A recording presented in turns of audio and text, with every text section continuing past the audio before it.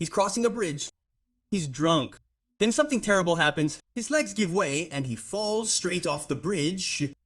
He watches himself fall, and obviously he can't save himself in any way. He's already drunk.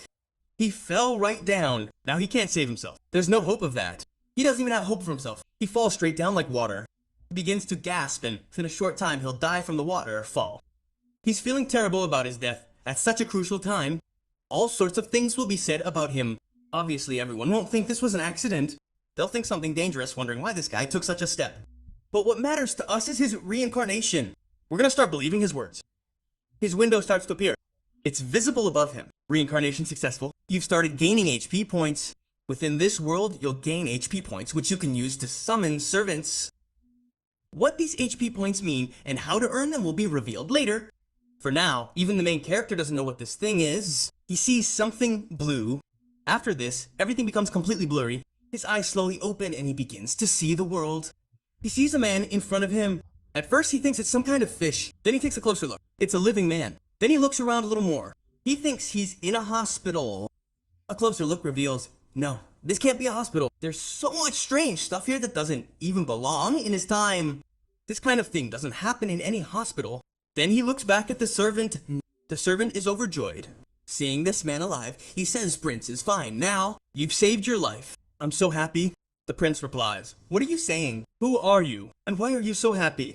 Hearing this, the servant is absolutely devastated. He's been treating this prince for so long, and now that he's regained consciousness, he can't recognize him at all. This is deeply disturbing to him. Then he immediately begins to introduce himself. His name is Pierrot, and he's a physician. He's the prince's personal physician. He's treated the prince for a long time, and now, finally, his treatment has been successful. His patient has regained consciousness. Hearing this, he thinks, well, that's great. I want him. But he still doesn't understand where he's at. He feels like he's being pranked. This whole thing is like a movie set where something terrible is about to happen to him. He immediately asks Pierrot, can you bring me some water? As soon as Prince says this, Pierrot brings the water within a second. He doesn't know where he got it from. His speed is incredibly fast. Everything that happens here is surprising the prince and the doctor. And this glass of water, the glass itself is quite strange. It's studded with diamonds. He understands it's some very expensive glass. All this is being done to pull a prank. Then, as Prince is drinking his water, he notices a nearby mirror where his reflection is visible. He's shocked to see who's in the reflection. It can't be him. It's actually Prince's face. The doctor's face has been replaced by Prince's. He looks at himself confused, wondering what this is. But the next second, he's delighted. He actually knows this face before. He's read this novel, and from here, something special starts to happen. The web novel this guy read was called Empire of Run Blade. It doesn't sound anything special. It's completely normal, but it's special. This guy's own name. His name is Letil Andrio Magnato. A light bulb lights up in his mind, and he finds a reference to Magneto City. The city where Queen Erica used to rule, and Landfront was married to Queen Erica, so there could be some connection. The doctor slowly begins to remember that he read this novel just before the night he was about to go out drinking, and perhaps he has already entered this novel. But he still can't believe it. He immediately asks the servant nearby, can you do me a small favor? The servant says, yes, I can. Tell me what it is. At this, Lachelle says, just slap me on the cheek. Stop. Hearing this, Lachelle's mind goes crazy again. What are you talking about? Slap your prince. He immediately backs away. What are you saying? I can't slap. Then Lachelle slaps himself so hard that he screams. He can't believe he's actually in this place. At this point, the servant tries to stop him. But Lachelle is overjoyed. He's so happy that he starts shouting, I've reached this place! Wow, my life has changed. The truth is, when this doctor was in his own world, he was heavily in debt, and because of that debt, many people could have come after him. His clinic had closed, so obviously he was in debt. A clinic closing means he's already in debt, worth millions. But now that he's in another world, reconnected, and now in the form of a prince, it means he doesn't need to repay his debt. He spent all his money and is now debt-free. However, it's not time to be happy yet. This guy's luck is very bad. The main twist in the series is about to come. Immediately, his body starts shaking violently. He's exhausted. He collapses on the bed and begins to wonder, what's happened all of a sudden? Why is my body so weak? Why am I so tired? Then he suddenly remembers that the character Lachelle Andrio in this novel doesn't live long. He dies at the age of 22, and the reason is that he has many illnesses. He's been sick since childhood. One illness ends, another develops, and because of this, his body has become extremely weak. He will die by the age of 22. He immediately asks Peru, "How old am I?" Peru replies, 21, and with that, everything ends. He's 21 years old and will die as soon as he turns 22, meaning life is only 1 year. He entered the other world after reincarnation, only to live for 1 year. At this moment, Li Xiao himself becomes very worried, and his trouble is quite obvious. He's about to die, and he's a prince here. Despite being a prince, the people here can't save him. This means they must have tried their best. Even this isn't enough to save this man. He can't save himself. This is what's bothering him. He starts thinking further. If he were in his own time, he could have saved himself. He needs a good doctor. Then his eyes fall on his mirror. He's actually looking at his own reflection. He sees a doctor inside the mirror, meaning he himself is a doctor. He doesn't need any other doctor. He immediately asks Peru to bring him a lot of needles. It doesn't matter what their size is. Just bring the needles. Peru immediately gets to work, and within a few minutes, brings a pot containing a lot of needles. In the time Peru does all this, Lichiel has measured his heart rate and blood pressure. He realizes the boot has shaken everything up. He'll have to work hard to straighten himself. Then when the needles arrive, he spreads them all over a bird and observes. One needle is the perfect size. He starts heating it up, and Peru asks, "What are you doing? What are you gonna do with these needles?" Then Lichiel tells him that he's actually about to get angry inside his own body. Peru gets worried, asking what he's saying. The needle is about to get angry inside his own body. No, don't try that. He tries to stop Lichiel, grabbing his legs and saying, "No, I won't let you hurt yourself. You can't do anything wrong to him like this. I promise I'll fix you. I'll put all my effort into healing you. Look, you've regained consciousness. I'm sure you can be treated further. You don't need to give up yet."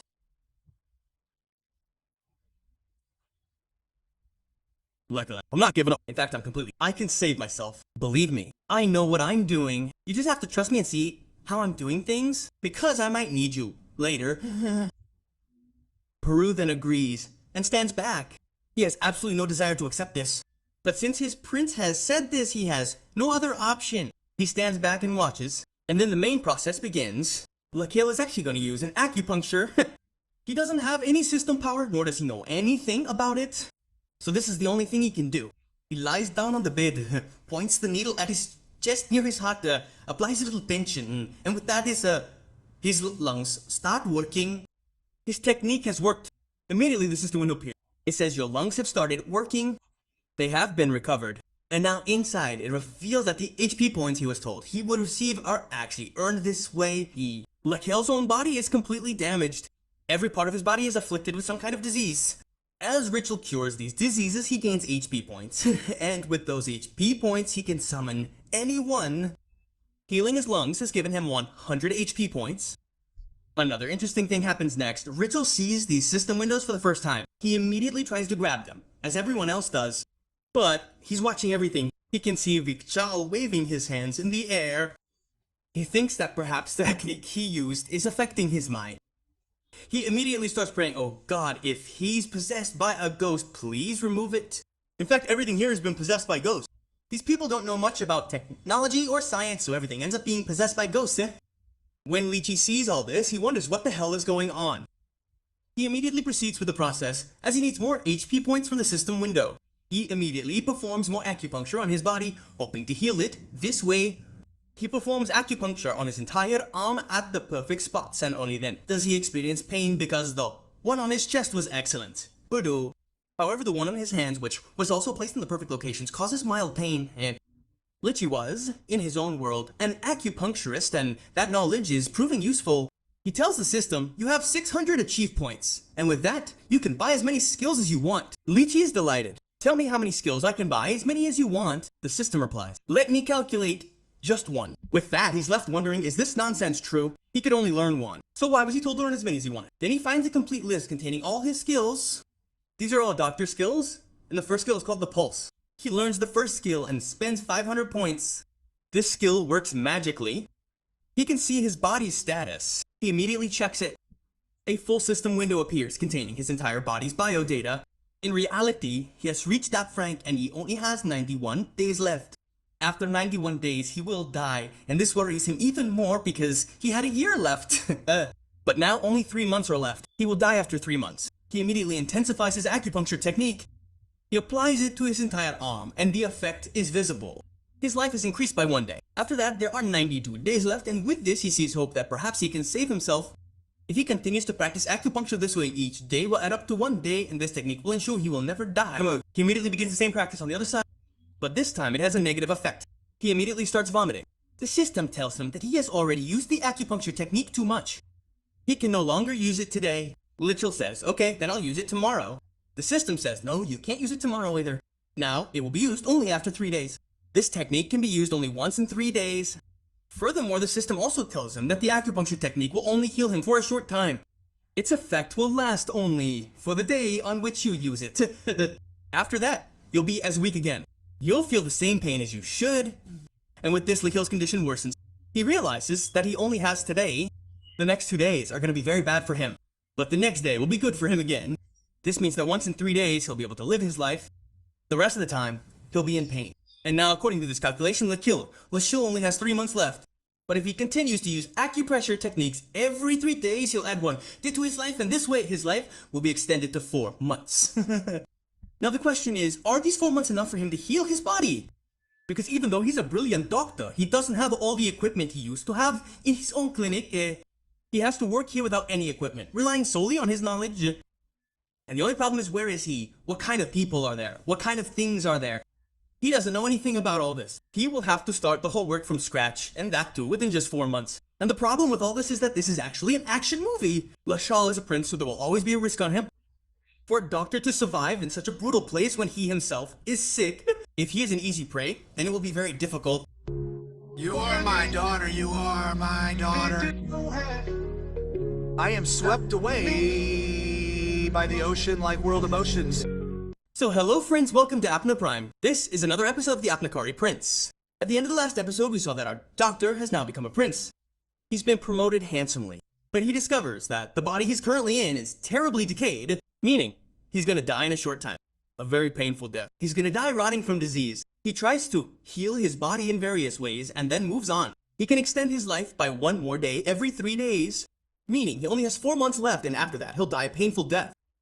From here, he has to treat himself, and this is going to be incredibly difficult because there are no medical equipment in this world. Without medical equipment, it's going to be incredibly difficult for a doctor who belongs to the future to treat himself in this place. He starts thinking about it, and then tells Peru that he needs some tonics, but Peru doesn't know what a tonic means. By tonics are a different form of medicine that has a quick effect on the body. He then explains that tonics require special ingredients that must still exist here. Here, he starts talking about poisons. This is an ancient kingdom, where various poisons are often kept within their kingdom still to use against their enemies, and since Andrew is a prince, he has easy access to them. Peru asks, do we have wolf fruit? Peru immediately agrees, yes, of course we have it, but why do you need it? It's highly poisonous.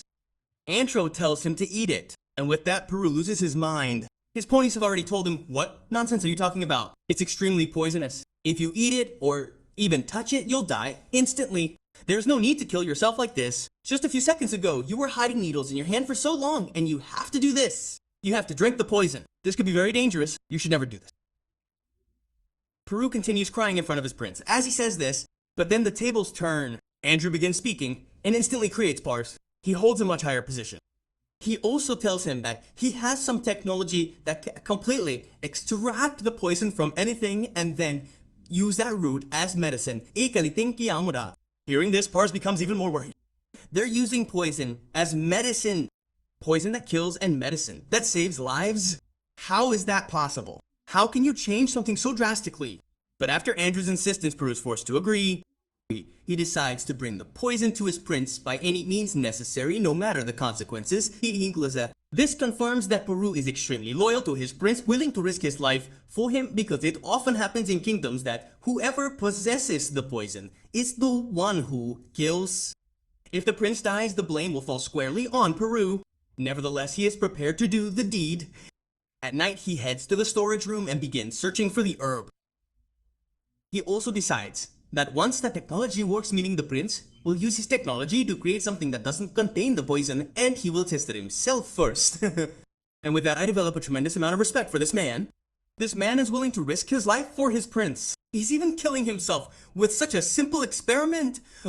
Then we see this from the prince's side. The prince is busy working. Someone is making soup with the root in a large pot, and Peruk is constantly trying to convince his prince not to do this. There's no need to do all this. Don't risk yourself unnecessarily. And it's quite obvious. For Peruk, having to do all this is absolutely disgusting. A poison is being converted into a medicine which is simply impossible. According to Peruk, he's trying to convince his prince for this reason. But then the prince is thinking, something strange? Andrew seems nice and enjoys it. He then says to him, well, is that so? You think I could die from this, so how about you test it before me? And as soon as Prince says this, he says, yes, I'm ready. As if the prince has finally spoken his mind. And seeing this, Prince becomes worried. His eyes fill with tears, wondering what has happened. Prince was enjoying Peru here. He thought Peru would be upset. But things have turned out the other way around. Hearing Pero's behavior, Prince becomes worried. He immediately remembers Novel. Actually, according to Novel, this man Berko is not a family doctor, he is a doctor's assistant. Yet despite this, he remains here until the end, in the hands of this prince. In fact, a huge crowd of doctors had come to this place to treat Prince. They all tried to cure him, but none were successful. Now, treating a prince has far more disadvantages than advantages, so no one wants to stay there until the end. Everyone leaves with their hands up, but this secretary stays there until the end to treat the prince. He hopes he can save him, but he fails. The prince dies, and everyone blames him for not treating him properly, and he is killed along with the prince. Yaki Dose. You see, what an amazing guy he is. This guy already knows his place is going to die.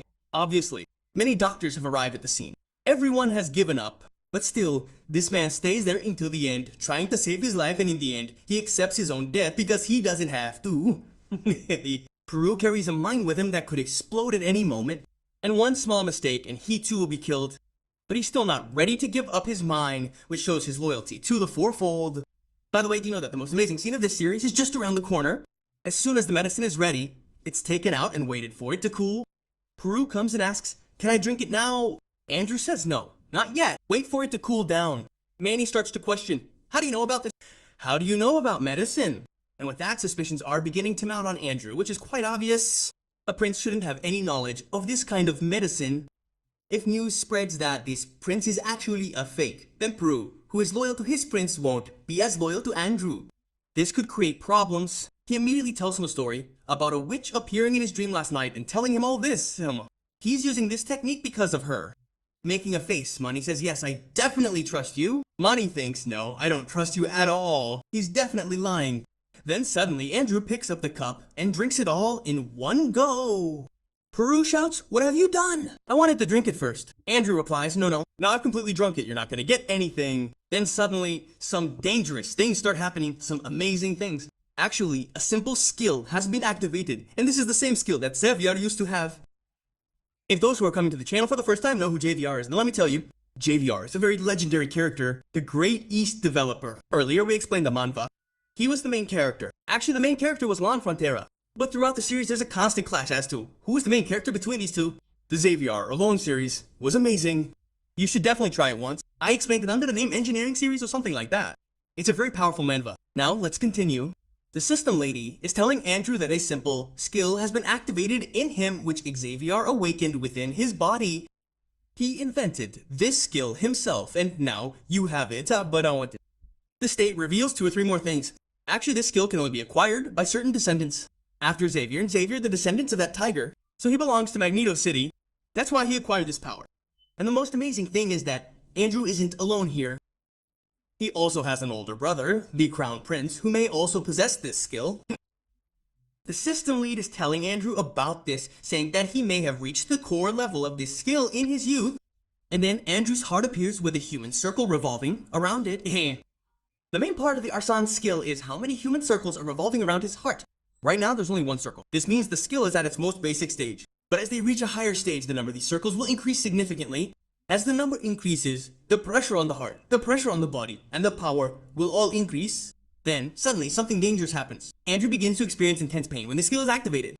The first time it's activated, it often causes intense pain within the heart. The same thing happened with Jem, and Andrew's condition is even more dangerous because he was already very ill and had forcibly activated the skill. The impact of this heart attack is extremely dangerous. He immediately sits down next to Jane and starts screaming. Pero is nearby. He panics, realizing the negative effects of the poison have already taken effect. He's about to die. Pero isn't thinking about his own life. He's only thinking about the prince. He tries to save him by any means necessary. Meanwhile, Andrew is constantly thinking about his past lives. Both of his lives in which he was a small child, His body was deeply troubled, in immense pain, and he was confined to a bed all the time. A deeply distressed state. Furthermore, his original life, in which he was a doctor, has become deeply indebted. He's being bombarded with negative comments. This further distresses him. He then writes on his schedule that because of all these negative thoughts, the circle above his heart is slowing down. Its area is also shrinking significantly. This is having a negative effect on his heart. Your heart has begun to compress. If this continues, your heart will be torn into and you will die. Andrew realizes at that moment that the new power he has acquired is having a negative effect on him. The circle is so small that it's starting to compress his heart, and this is how he's going to die. He'll either have to shrink his heart or enlarge the circle. Now, shrinking his heart isn't possible, so enlarging the circle is the only option. He needs to start thinking positive things, and he does. He starts thinking positive things about his future, about how he's in the body of a prince, about how he can do so much. He starts thinking about his home, about his original home, which he bought to become a doctor. He starts thinking about his family, and with that, the circle starts expanding rapidly. In his mind, Andrew is imagining himself inside his heart. He grabs hold of the circle and begins to pull it forward. He starts running towards it at a high speed, trying to increase his speed. After several hours of trying this, he finally succeeds. In reality, many hours have passed inside the heart. But on the outside, only a few seconds have passed and then his heart is completely healed. Andrew's screams finally subside. His pain has stopped. His heart has returned to normal. And now, finally, Peru's life is saved. Andrew tells him, "You shouldn't have consumed the poison like this. You should give it to me first, then you should test it yourself." At this moment, Andrew sees his window, which clearly states that his heart has started working. He has a mana circle that fits inside a slot. Andrew then discovers that he actually has an inventory slot inside his body, and now a mana circle has appeared inside that slot. In this way, he can fill all the slots, each containing an amazing item, continuously increasing his power. Andrew is immediately curious about what kind of power he's received. He immediately gets up, puts Peru to work cleaning the place, and goes into the room to rest for a while. But he's not going to rest at all. He's gonna test this power to see if it's the legendary power Jerry has acquired. He then sits down to meditate, examining his own body, examining every change. He then realizes that a slot has been activated inside his body. That slot is essentially an empty space capable of holding up to 10 liters of space. He'll need to put anything inside it, but he has to eat it and then put it inside. So he immediately starts looking for something empty. Water is nearby, so the first oxide he finds is water. After that, he drinks it, and all that water is immediately stored inside his body. The most amazing thing is that, as soon as he puts that 1 liter of water into his body, he doesn't even realize that he's consumed so much water.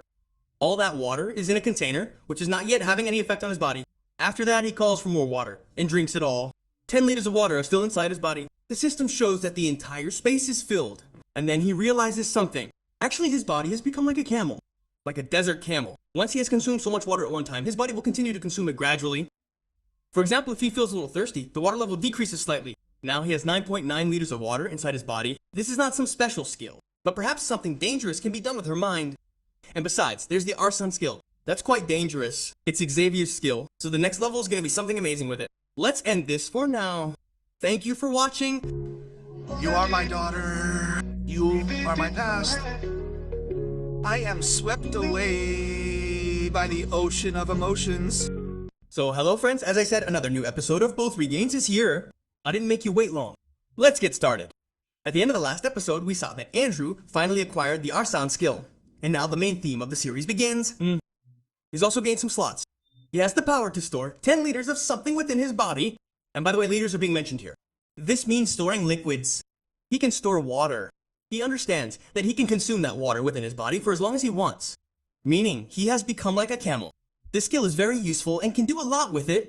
But this very thing becomes a problem for Andrew. He has stored a lot of water within his body, and now he can't store anything else because of the 10-liter limit. He'll have to wait for the water to drain, which will take a long time.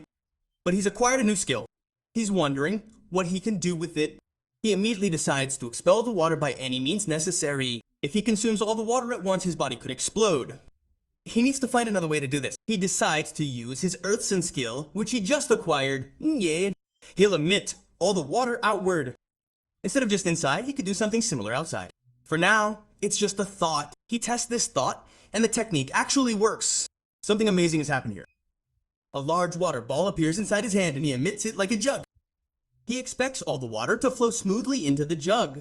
But instead, a water pulse emerges. It hits the jug like a bullet, causing it to explode. He's shocked, wondering what just happened. He was emitting water very carefully, but it was an attack. As the fight breaks out, everyone comes running to the scene. They've all come to protect the prince. Beru is also with them. Everyone shouts, "Is the prince alright?" Everyone is worried about him. Prince wonders what he should tell them now. Tell them that he broke the jug with water. They won't believe it at all, and something very dangerous could happen. He immediately makes up a story that he grabbed the jug himself and threw it against the wall, breaking it because he was so angry. He also thinks that he's actually very weak at this moment. Breaking such a jug with his bare hands is utterly impossible. This soldier's probably not a believer in caste at all. But on the contrary, they immediately agree to this because they know the prince's nature. All princes are always destructive. They can break anything. For now, the prince is asked to leave this place for a while until the place is cleaned. After some time, he is asked to rest. But the prince does not want to rest. He wants to test his skills. With great difficulty, space has been created above. But Beru is standing above his head. He is not ready to go there. But the prince tells him to go there. He convinces him to leave for a while. Leave me alone. Finally, Beru has come from there. And now it is time to test this trick further. After some thought, Andro realizes that he can actually use all the water stored inside his body as a weapon. That water will shoot out like a bullet. It's not necessary that he only stores water inside his body. He can store anything, and whatever he stores becomes a dangerous weapon. Using the sensation skill, he can emit anything that moves like a weapon, but that thing is extremely dangerous. It can destroy anything. Therefore, he must carefully consider using this skill, as he himself doesn't know the impact it will have on someone's body. Someone could even die. After this, the scene finally shifts, and we see some of the series' main characters, the main kings of this city, Maine. The most powerful man, the one sitting on the highest throne, Aslo, and Magneto is sitting in front of someone. He's actually here to gossip about the prince, claiming that he's been doing some wrong things for some time. They insert needles into their bodies. I don't know what kind of actions they are. This guy looks a lot like Beru, but the lightning effect is too strong. It could be anyone else.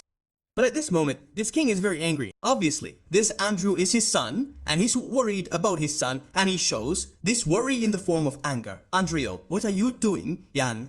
What's wrong with you? In the next scene, we see Andrew, who has prepared a lot of medicine again in the morning, about 10 liters. Baru is also present there. He's wondering why has so much medicine been prepared at this time. Andrew is thinking, I'm going to drink all this medicine at once. If Baru sees me doing this, she'll faint. I have to get her out of here first. He asks him to leave, but Beru refuses. He's very worried about Prince. He tells him, I know you're going to drink this medicine. I'm not going to stop. By the way, you know what happened last time? You got sick from taking this medicine. You shouldn't drink so much medicine at once. Andrio replies, are you crazy? How can I drink so much medicine at once? I'm only going to drink a little. I only had a few drops, so I had to make more. There's nothing like that. I can't drink so much at once. Beru laughs and says, yes, of course. You're right. I can't drink so much at once. No one would be crazy enough to try to drink so much medicine at once. Both of them start laughing. Then Andrio sees Beru standing there. Beru refuses to leave. He throws him out. He kicks him out. Then he locks the room and consumes all the medicine, all at once. He's actually stored it all inside his body. The water had already been flushed out. Now only this medicine is present in his body and it's having a very positive effect on his body. He resumes his daily life, and whenever he gets a chance or feels a little hungry, he consumes this medicine first. Gradually, his body has received a lot of medicine, and his body has completely begun to heal. And from here, a very important thing is revealed. In fact, all the body parts he is awakening inside his body are actually awakening. Each of them has its own brain. They have become like a living organism. For example, just now when he woke up his heart, this person is the heart. A little while before that, he woke up his lungs because lungs are like a set. So these are the twin lungs, and then there's the intestine, which is doing its exercise. Gradually, all three are getting stronger and enjoying themselves. And obviously, they all live inside Andrew's body. They're his body parts. They'll remain inside his body, but they can move freely. They see Andrew's world on a TV screen. They're looking out from the center of that screen. Currently, the lungs and intestines aren't experiencing any problems. His body is gradually becoming stronger. But his heart is in a slightly worse state, because the heart never gets satisfied with one thing. And Andrew is constantly eating only one thing, medicine, and his heart is completely satisfied. He starts asking his body parts, the lungs, what's for today? The lungs reply, the same medicine I ate yesterday. He asks, what's wrong? Medicine tomorrow, medicine today, medicine today. What will we get this evening? Lungs replies, we'll get the same thing this evening. Only medicine. We're going to be taking medicine for a while, and we won't get anything to eat. Sometimes the heart gets irritated saying I'm not satisfied with eating the same thing over and over again. I want something different. Something different every time. Something spicy. Eating the same thing over and over again. I can't tolerate this at all. Something has to be done to him. So what if he's the host? He'll feed us anything at any time. We have to do something about him. The others refuse because everyone else's condition is improving. Only the heart has its own problem. Obviously, because it's Andrew's body part, they're talking to each other inside Andrew's body. They're gossiping about Andrew, so Andrew can hear everything. The stem window also tells him that his organs are becoming secret from him.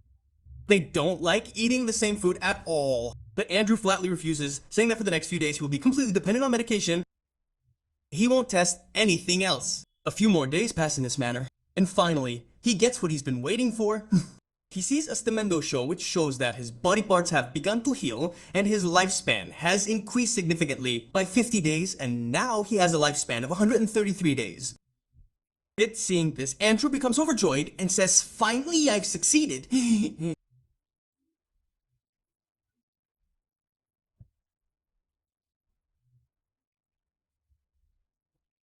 Andrew apologizes, saying, "I made a mistake. I shouldn't have yelled." But the waitress herself apologizes, saying actually she's bothering Prince, and Prince doesn't like such behavior.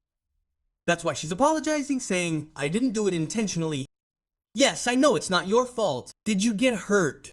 But the waitress is terrified. She can't hear Prince. She begs him, "Please don't whip me. I did it by mistake." And with that, Andrew loses his mind. Did he really ever whip her? He's thinking all this in his own mind. Have I ever raised my hand on girls like that? What a vile body I have. He asks her, have I ever done anything like that? Have I ever tried to hurt anyone? He's hoping that Beatrice will say no, and then exactly that happens. Beatrice says no. Andrew feels relieved. But Prince's quirks aren't so easy. Beatrice says, "You've never hit me yourself." And with that, Andrew loses his mind. "What do you mean by not hit yourself? Did I get someone else to do it?" Beatrice says, "Yes, when I spilled water on your shirt." And with that, Andrew goes absolutely crazy wondering what he's done. I mean, this old man used to beat girls. He didn't beat them himself, but instead got them beaten by his guards. He's a terrible person. He did make a mistake. He shouldn't spill water on his shirt. Andrew is deeply upset at this moment. He tells the girl, "No one's gonna beat you this time. Clean up comfortably and then leave." Hearing this, the waitress is overjoyed. She's not gonna be beaten. She happily leaves, and Andrew becomes even more saddened that a girl is walking away from him and is so happy about it. I mean, she's sitting there thinking I'm gonna beat her and she's not gonna get beaten by me. That's enough to make her happy. What a minimal happiness this is. People in my area expect me to beat them, and when I'm not beating them, that's enough to make them happy. What a vile person I am. People have so many dirty ideas about me. Well, not about me, but about this. About Andrew. Otherwise, I'd say hit him. No, I completely disregard feminism. I don't hit him. I mean, I don't think anyone should ever raise their hand on a girl. But spilling water on a shirt is too much. That shouldn't happen. Then there'd be no need to hit. Spilling water on a shoe shouldn't happen either. Stay in the kitchen. Wear a veil. Just do all that, then what's the need to hit? There won't be any need to hit. We don't want to hit anyone. Hey friends, don't take this at all seriously. I'm just saying it for the sake of comedy. Otherwise, I'm not that kind of person. I don't mention these things in videos like this. So yes, take care of your shirt, but there should be absolutely nothing on it. I love her very much. Let's stop all this and continue this series. The series will focus on him, taking it very seriously. Andrew summons Beru, and Beru begins to question him, tell me, what kind of a character do I have with you, and all the other servants. Beru tells him everything, truthfully without hiding anything. He describes how Andrew often raises his hand on girls. In other words, he does it himself, but he has to be whipped because it hurts his hand. Others come in for that. Soldiers are appointed to beat these servants. He has a distinct ego in front of all the servants. And with that, Andrew understands why those soldiers, to whom he concocted a ridiculous story about throwing the jar himself, believed him. Because his safety doesn't matter to them. In their opinion, their prince may die today, tomorrow, or tomorrow. It doesn't matter. Maybe some people are standing behind and laughing. It doesn't matter to those people. Andrew's next question is, why is Beru still with him if he's such a terrible person? I mean, why is he so loyal to Andrew? He should leave him. To this, Beru replies, actually, you may be worthless to the rest of the world. Your behavior with them is terrible. Then a flashback begins in which we see Beru in his younger days running away from somewhere. He spots a child, actually Andrew, sitting under a tree trying to save a small bird. Beru became very interested in that child at that very moment. He puts in extra effort to save her life because he believes that a child who's working so hard to save a bird can surely do a lot for the world and its people. As Beru wears out, Andrew suddenly feels a surge of hope.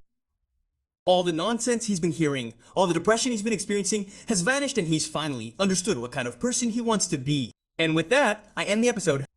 And I'll say it again, I'm not that kind of person at all. What have you brought? Yes, remember that. You've shown so much courage, you've even dropped your shirt. Now, where's my shabu? Okay, friends, thank you for watching. No, he's not the red one, he's the black one. He's just turned red. There will be more. You're my daughter, you're my past. You're an ocean-like world. I'm swept away by emotions. Hello, friends, welcome to Guna Prime. Another new episode of Princess here. Let's get started. You saw at the end of the last episode that Andrew has just discovered he's a very bad person, meaning the person whose body he's currently in is a very bad person. He's done a lot of bad things. He used to beat girls, harass his servants, and so on. But he also learns from Barros that he did a lot of good things as a child. But he's undergone a lot of changes since childhood. He asks why. Barros promises to tell him a story. But not now. Later, another person enters the place. A soldier has arrived, bringing information that the main king of this system has called him to his place. Meaning, he called Andrew to discuss something. This is definitely going to be related to the gossip that was spread last night. It's not confirmed who did it. It's likely Biru did it, but the chances are slim. Because he is incredibly loyal to his prince. He wouldn't do such a thing. But if the king asks for something, no one can refuse. Anything is possible. Sometime later, we see the prince, dressed in princely attire, heading to meet his father, wondering what he's suddenly summoned for. He has a vague idea, but not a complete one. As soon as he arrives, he kneels down to greet his father and introduces himself as the crown prince, his full name being Raquel Andrew Magnato. And then after this, some things are revealed. In fact, there's a lot that's hidden beneath his skin. He possesses some mysterious power. As soon as he sees the prince in front of him, he immediately goes into a tizzy. He's acquired a simple skill, a rare one. This guy shouldn't have it at all. But he possesses it, something that surprises King Kong. He then asks him, "Do you know why you were called here? The actions you've been doing over time have revealed how you're sticking needles into your body. You're trying to hurt yourself. How long will you continue doing these things and hurting us?" As King Kong says this, he notices that Andrew sitting in front of him is experiencing severe pain in his leg because he's in a very awkward posture. He should be made to stand up. But King doesn't make him stand up, instead continuing to talk to him in the same manner. Prince replies, "No, it's nothing like that." He's thinking, "Please make me stand up. I'm already hunched over. My leg is hurting a lot. I could fall at any moment." But he's not going to stand up. Standing before the king in this manner, without his consent, is considered an insult. And the prince absolutely doesn't want to make such a mistake. The king then continues, "By the way, I can see what kind of delusions you're having. Is all this because of the needles?" The prince replies, "What kind of needles? I didn't take any needles and I'm not having any delusions." The king continues, "Of course you're having delusions. Who told you you're now the crown prince? You're not a crown prince. You have the position of crown prince, but that too is going to be taken away from you because you're not worthy of it. It will be better for you. You calmly hand that position back to us and leave it. This position of yours is going to go to your younger brother, your second brother." The prince has thought all this through beforehand. He's not too shocked. He knew what was going to be discussed. He immediately refuses, saying no, that's not going to happen. He'll keep his position. This angers the king, who is furious. How can he possibly deny his words like that? He yells at the prince, "Don't play your card. You interrupted me. You're only the crown prince. You can't." When the king becomes angry like this, Andrew's trick works. He understands what's happening. The king has the power. He can take away anyone's position if he wants, even the crown prince, and he doesn't need to ask anyone for permission. He's asking for permission here. This means the crown prince's permission matters a lot. He's actually playing a different game here. A political game. If the crown prince's throne is forcibly taken away, this man will have to leave. It's obvious that after giving up their throne, no player is going to stay in the city. They'll leave. And whatever benefits they could have gained from this man, they won't. In fact, the king is thinking that after taking the throne from him, he'll hand it over to his younger son, and his eldest son will be used as a puppet. A prince holds immense value in any society. It doesn't matter how long he lives, how he behaves, or what position he holds. The only difference is that he's the king's son. That's enough to harness his power. And these people want to exploit that power. The father and son want to manipulate their eldest son like a puppet. Now that the king has realized that this tactic isn't working, he tries to be a little emotional. He continues telling the prince, "You know you've become a disgrace to us. We've always been embarrassed by you. We've done so much for you to keep you alive, to cure your illnesses, but you're not getting any better. And no one wants a crown prince like this, someone so sick and so weak. A crown prince should be very powerful. Only then will the message go out to the whole world. Yes, the king of this city is a good king. Very powerful. If someone like you becomes king, the city won't survive for long. Think about the entire city, not just yourself. The king is saying all this, but the prince is thinking something else. He has no problem with all this. In fact, he doesn't even want to become king. Being a prince is enough for him. If he wants, he can easily hand over his position to his younger brother and live a good life. But he's not handing it over because he's read the book. In fact, this is what should have happened in the book. The prince hands over his position to his younger brother. But what happens after that is quite dangerous. As soon as the younger brother becomes king, he immediately begins to rule the city in a different way. He becomes a dictator. His thinking is demonic, leading the city towards its destruction. This means that the villain of this series is his younger brother, who has a demonic mindset and wants to become king by any means. And the current ghost king of this city also supports him. This means that it will be very difficult for Andrio to defend himself and keep the throne of the crown prince. This means that now Andrio will have to fight not only for his own life, but also against his own people, his father, and his younger brother for his position. Standing up, he continues, I myself want our city to progress as much as possible. I can never think ill of my city or my people. I want everyone to move forward and no one to be held back because of me. I shouldn't be a stain on anyone. Hearing this, the king feels good. He feels his plan is working. He says, now you're saying good words. I'm very happy to hear that you're starting to listen to me.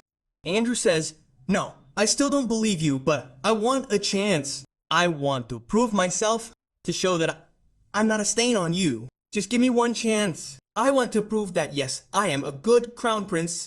This will be a level playing field between me and my younger brother. You decide who can become a good crown prince of this city and, in turn, a good king.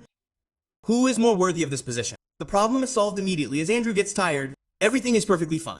A short time later, we see the prince with Beruki. Baru asks, what happened? Why did the king call you? What happened? The prince explains. Actually, it's like this. He wants me to hand over the crown prince's throne to my younger brother, Puraso. He wants to take my throne away from me. This angers Baru, who is utterly shocked. Then, what happened? Andrew explains. When you arrived, I said we should have a test and decide who is more worthy of this position. I've decided there will be a sword fight between me and my younger brother, and the winner will inherit the crown prince's throne. The prince is gone. Andrew then asks. Andrew replies, you shouldn't be packing like this. You should at least trust me that I can win this fight. But no one on this side has any faith in Andrew's victory in this fight, and it's quite obvious. How can a man who is destined to die in a short time, a mere mortal, possibly a temporary figure in this world, defeat his younger brother, a powerful fighter with all the skills a Prince Cross should possess? This fight is completely one-sided. Right now, not only Baru, but Andrew's father also believes Andrew will lose this fight disastrously. In fact, he's back to square one. They wanted Andrew to hand over his throne to his younger brother by any means necessary, and now things have become even more serious. It's going to be decided in front of everyone who will inherit the crown prince's throne, and after a crushing defeat, Andrew will voluntarily hand over his throne to his younger brother, and everyone will be there to witness it. The king is currently looking at Prince Andrew's castle, and inside the castle, Prince is constantly trying to persuade Baru. Please stop. We can win this fight. Baru replies, you're absolutely right. You're gonna lose this fight. You could get badly beaten. Baru has no faith in Andrew at this point, which is quite obvious. How can a sick man win this fight? It's time for the fight. There hasn't been any time to prepare. The two princes stand face to face. Many people have come to this place to witness this fight, which is quite obvious. This fight is about who will become the crown prince, meaning all these people have come to see their future. Whoever wins this fight will take the future of this city forward, or the demons will lead to a fight. All the people present here are fully aware that Prince Henry is going to lose this fight badly, and that Prince Theodore, his younger brother, will easily win. Then Theodore enters the scene, and as soon as he arrives, he starts talking to his brother, telling him there's no need for us to fight here, Bopier. This isn't a last resort. We can talk to each other and come to a better decision. Do you know what the outcome will be if we fight out? Given your condition, you're absolutely incapable of winning, and the consequences could be very dangerous. We shouldn't fight at all. This man is speaking to his older brother with utmost respect. It's clear from his face that he's such a decent man. He's so handsome, and why are all the girls present here supporting him? He seems like an amazing guy. But Andrew isn't afraid of everyone just because of his appearance. He asks, what will the outcome of this fight be? That will be decided after the fight is over, and whoever wins will get everything I talked about. This is going to be a duel between you and me. Theo replies, yes, I know everything, but I still care deeply about your health. I can't see anything beyond your health. I don't want to fight you at all. I don't want to cause further damage to your health by fighting me. If you try to move around too much or attack me with force, that would be enough to seriously injure your body, and I can't see my brother getting hurt by that. He's trying to gain a little sympathy as he says this. Andrew, fully aware of this, lets out a slight smile. He understands the trick being played here. He immediately forms a shield. Holding his shield in his hand, he continues, "But I'm not going to give up on you either." Now the fight will happen, and we'll decide after it what will be the outcome of this fight. Not before the fight. Let's get it started. When Prince Andrew says this, everyone standing in the crowd starts questioning Andrew. In fact, one of the main reasons for this is that the second Prince, Theodore, possesses the Arson core skill, which Prince Andrew also possesses, and he has also activated a circle, which Andrew has also activated. But that's the only difference. Everyone knows about Theodore, but no one knows about Andrew. Everyone feels that the fight is completely one-sided, and Theodore, who has learned his fighting skills from a very powerful fighting knight, can easily defeat Andrew in the fight, and Andrew, who remained lying on his bed the whole time, cannot win a fight against a fighter in any way. Well, what will be the result of this fight, we will know in the next episode. For now, let's end this episode. Thank you for watching. You are my daughter, you are my BP. You are the world like the ocean. I got swept away in emotions. So as I said, another new episode of The Apothecary Prince has arrived. Let's begin. At the end of the last episode, we saw that a dangerous fight was about to take place between Prince Andrew and Prince Theo. The winner will inherit the throne of the city, meaning he will become the crown prince. The entire future of these two fighters depends on this fight. Everyone is hoping that Prince Theo will easily win this fight, while our main character, Andrew, will be badly beaten in this fight. Theo even shows a little sympathy, saying, "I don't want to beat you and all that, but the fight is definitely going to happen." Andrew is completely confident at this moment. He stands with a shield in his hand, and from here, we see a flashback from a while ago. In this, we see Andrew preparing himself for this fight. He's already devised a strategy for how to win this fight. While training, he tells Beru, "If I can somehow survive the fight for 3 seconds, I can easily win it. Potata, I just need to survive 3 seconds of the setup, and then this fight will be completely..." Hearing this fight, 3 seconds. After that, I'll win the fight. Barry doesn't understand this. Just to boost his motivation, he says, "Maybe I'll win the fight now. Try my best." Andrew replies, "I know this is fake motivation for you. You have absolutely no faith in me that I can win this fight. But I'll show you, and everyone, how strong I am." Then, we see the scene in the fight area again. Andrew is standing there holding the shield in his hand, and the fight is about to begin. The king announces to everyone that whoever wins this fight will inherit the city's throne.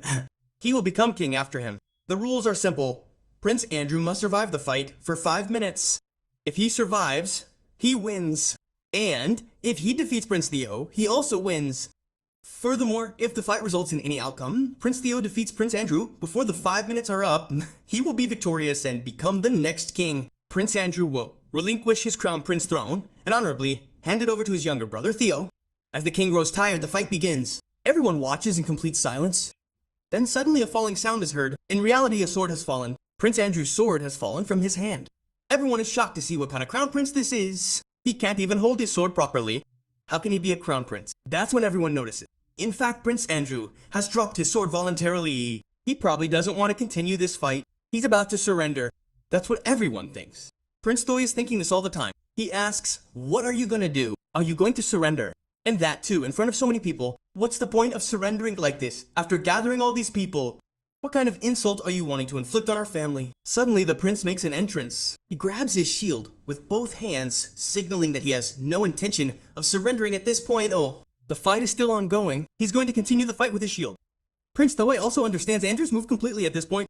Andrew's plan is to survive this fight for 5 minutes. He'll use his shield to block each actor, and after 5 minutes, he'll win. But winning the fight this way is impossible because Prince Theo is incredibly powerful. He's going to easily throw him out of here in just a few seconds, easily winning the fight. He immediately activates his power. A slight smile appears on his face, and then he leaps forward and attacks him with his sword. His sword is incredibly powerful. When the king sees this, he understands that the fight is over. Prince Theo has put everything into this attack, all his mana, power, strength, and the perfect angle to destroy the shield. The fight is over.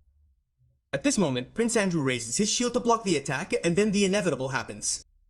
The sword and shield collide. A loud noise reverberates around the area, and a faint smoke appears. The energy of both sides collides. This is the reason why the smoke is visible, and Prince Theo imagines that perhaps he has already won this fight. The fight is over. Prince Andrew will surrender right now, and he also thinks that if Prince Andrew had surrendered a little earlier, he would not have suffered all the injuries. He will surely be badly injured after this attack, and it will take him many days to recover.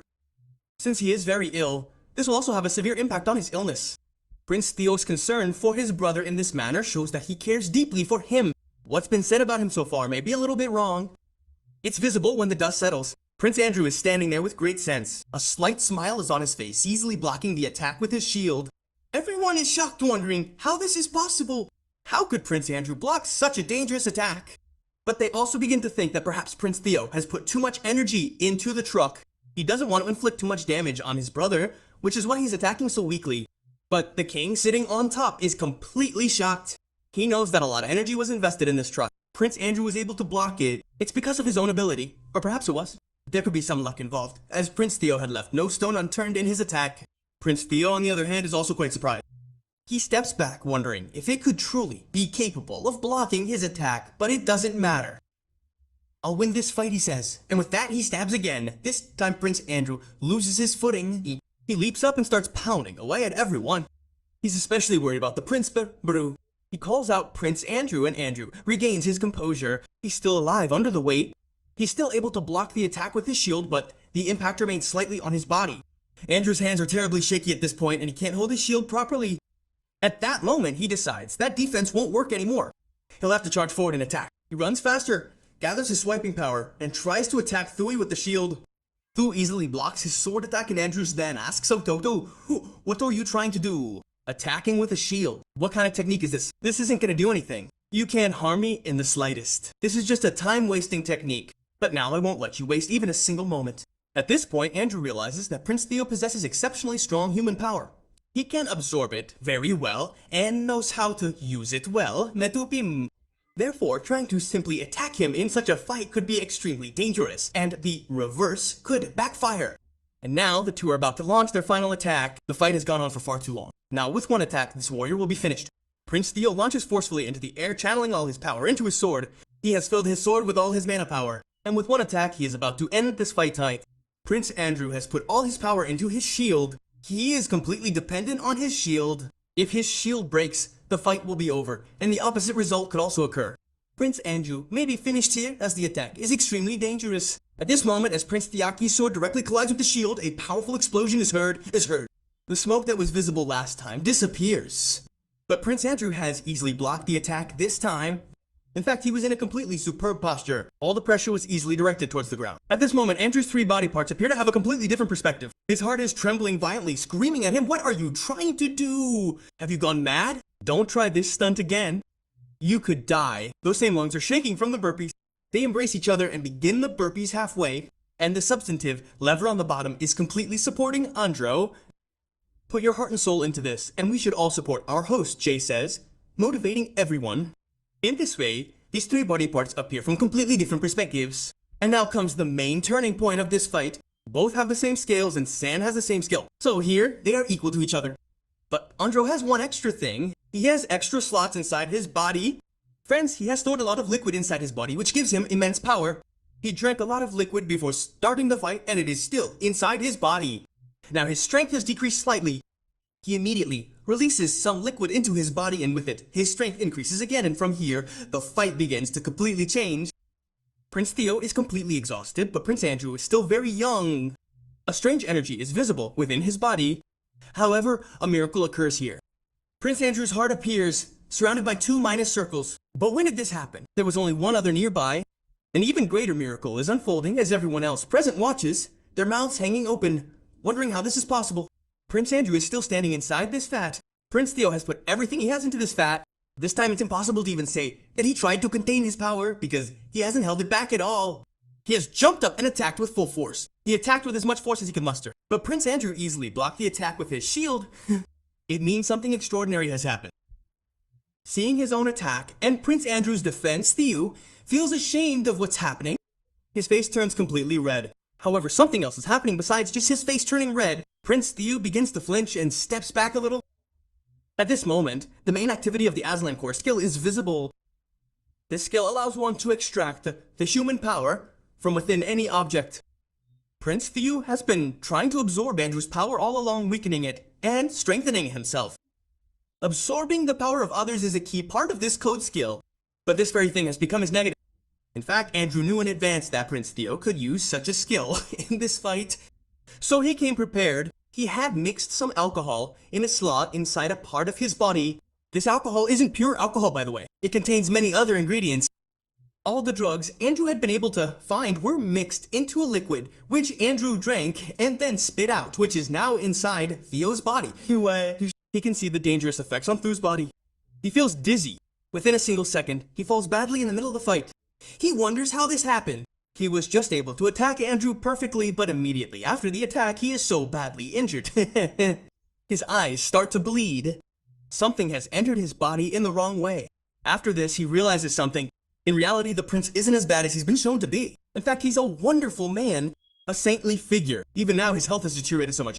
But despite this, instead of thinking about himself, he's thinking about the throne he'll soon receive. He's thinking about his city, the city that needs him. He's also thinking about his brother, whose health is also very poor. If he becomes king, he'll face numerous attacks and his health could deteriorate even further. That's why, to save his brother and his city, he wants to become king. To do this, he must defeat his brother in a fight within 5 minutes. With this thought in mind, he prepares to attack again. He somehow regains his concentration on this fight and prepares for the final attack. He puts his whole being into one final attack. He begins to rapidly advance towards his brother. And after this, the fight is no longer a fight, but a stubborn one. It's not a fight about right or wrong. Both sides are right at this point, and both are putting their full effort into this fight. At this point, Andrew realizes it would be better to add more space to the fight. He offers him some more cocktails. He releases some more cocktails from his body, which immediately go into Theo's body. Theo arrives at a strange place. He's inside a real bar. He's noticing something strange, considering he was in the middle of a fight just moments ago, because suddenly he's in a different place.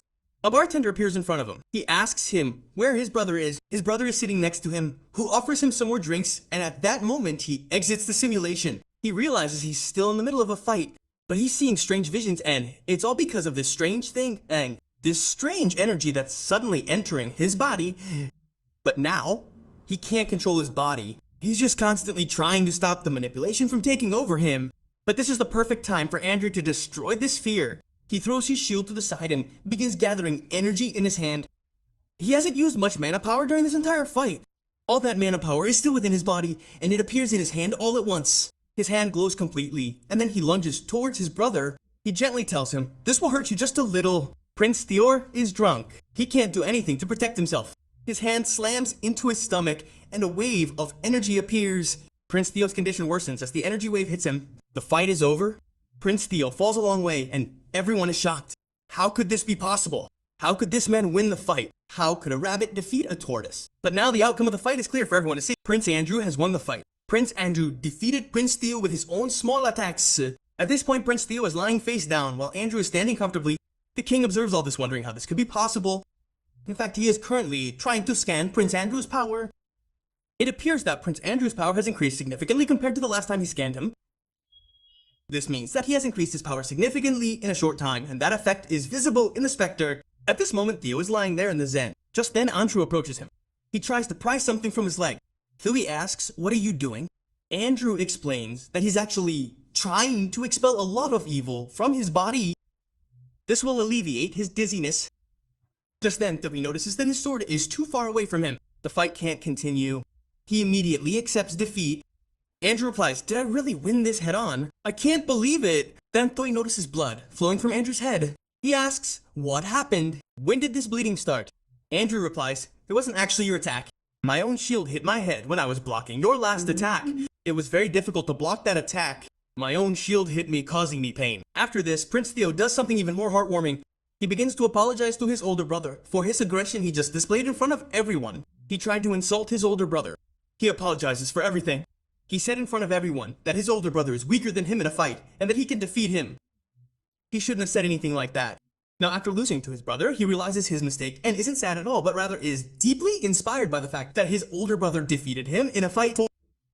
Andrew then stands up and asks him how he's feeling. Theo replies, "I feel very ashamed." Andrew replies, "Why are you feeling ashamed? It's normal. We fought. It was inevitable. And by the way, I'm asking about your physical condition, not your mental state. How are you feeling physically? Are you in much pain?" Theo replies, "No, it's not hurting at all. I can't feel you at all now." Everything is wonderful. Andrew then says, there was some alcohol in your system, which I've taken out. You're all fine now. And then another amazing scene unfolds at this place. How many times will this man with only one heart win? Prince Theodore Magnato kneels before his brother and speaks to everyone present. I announce this to everyone.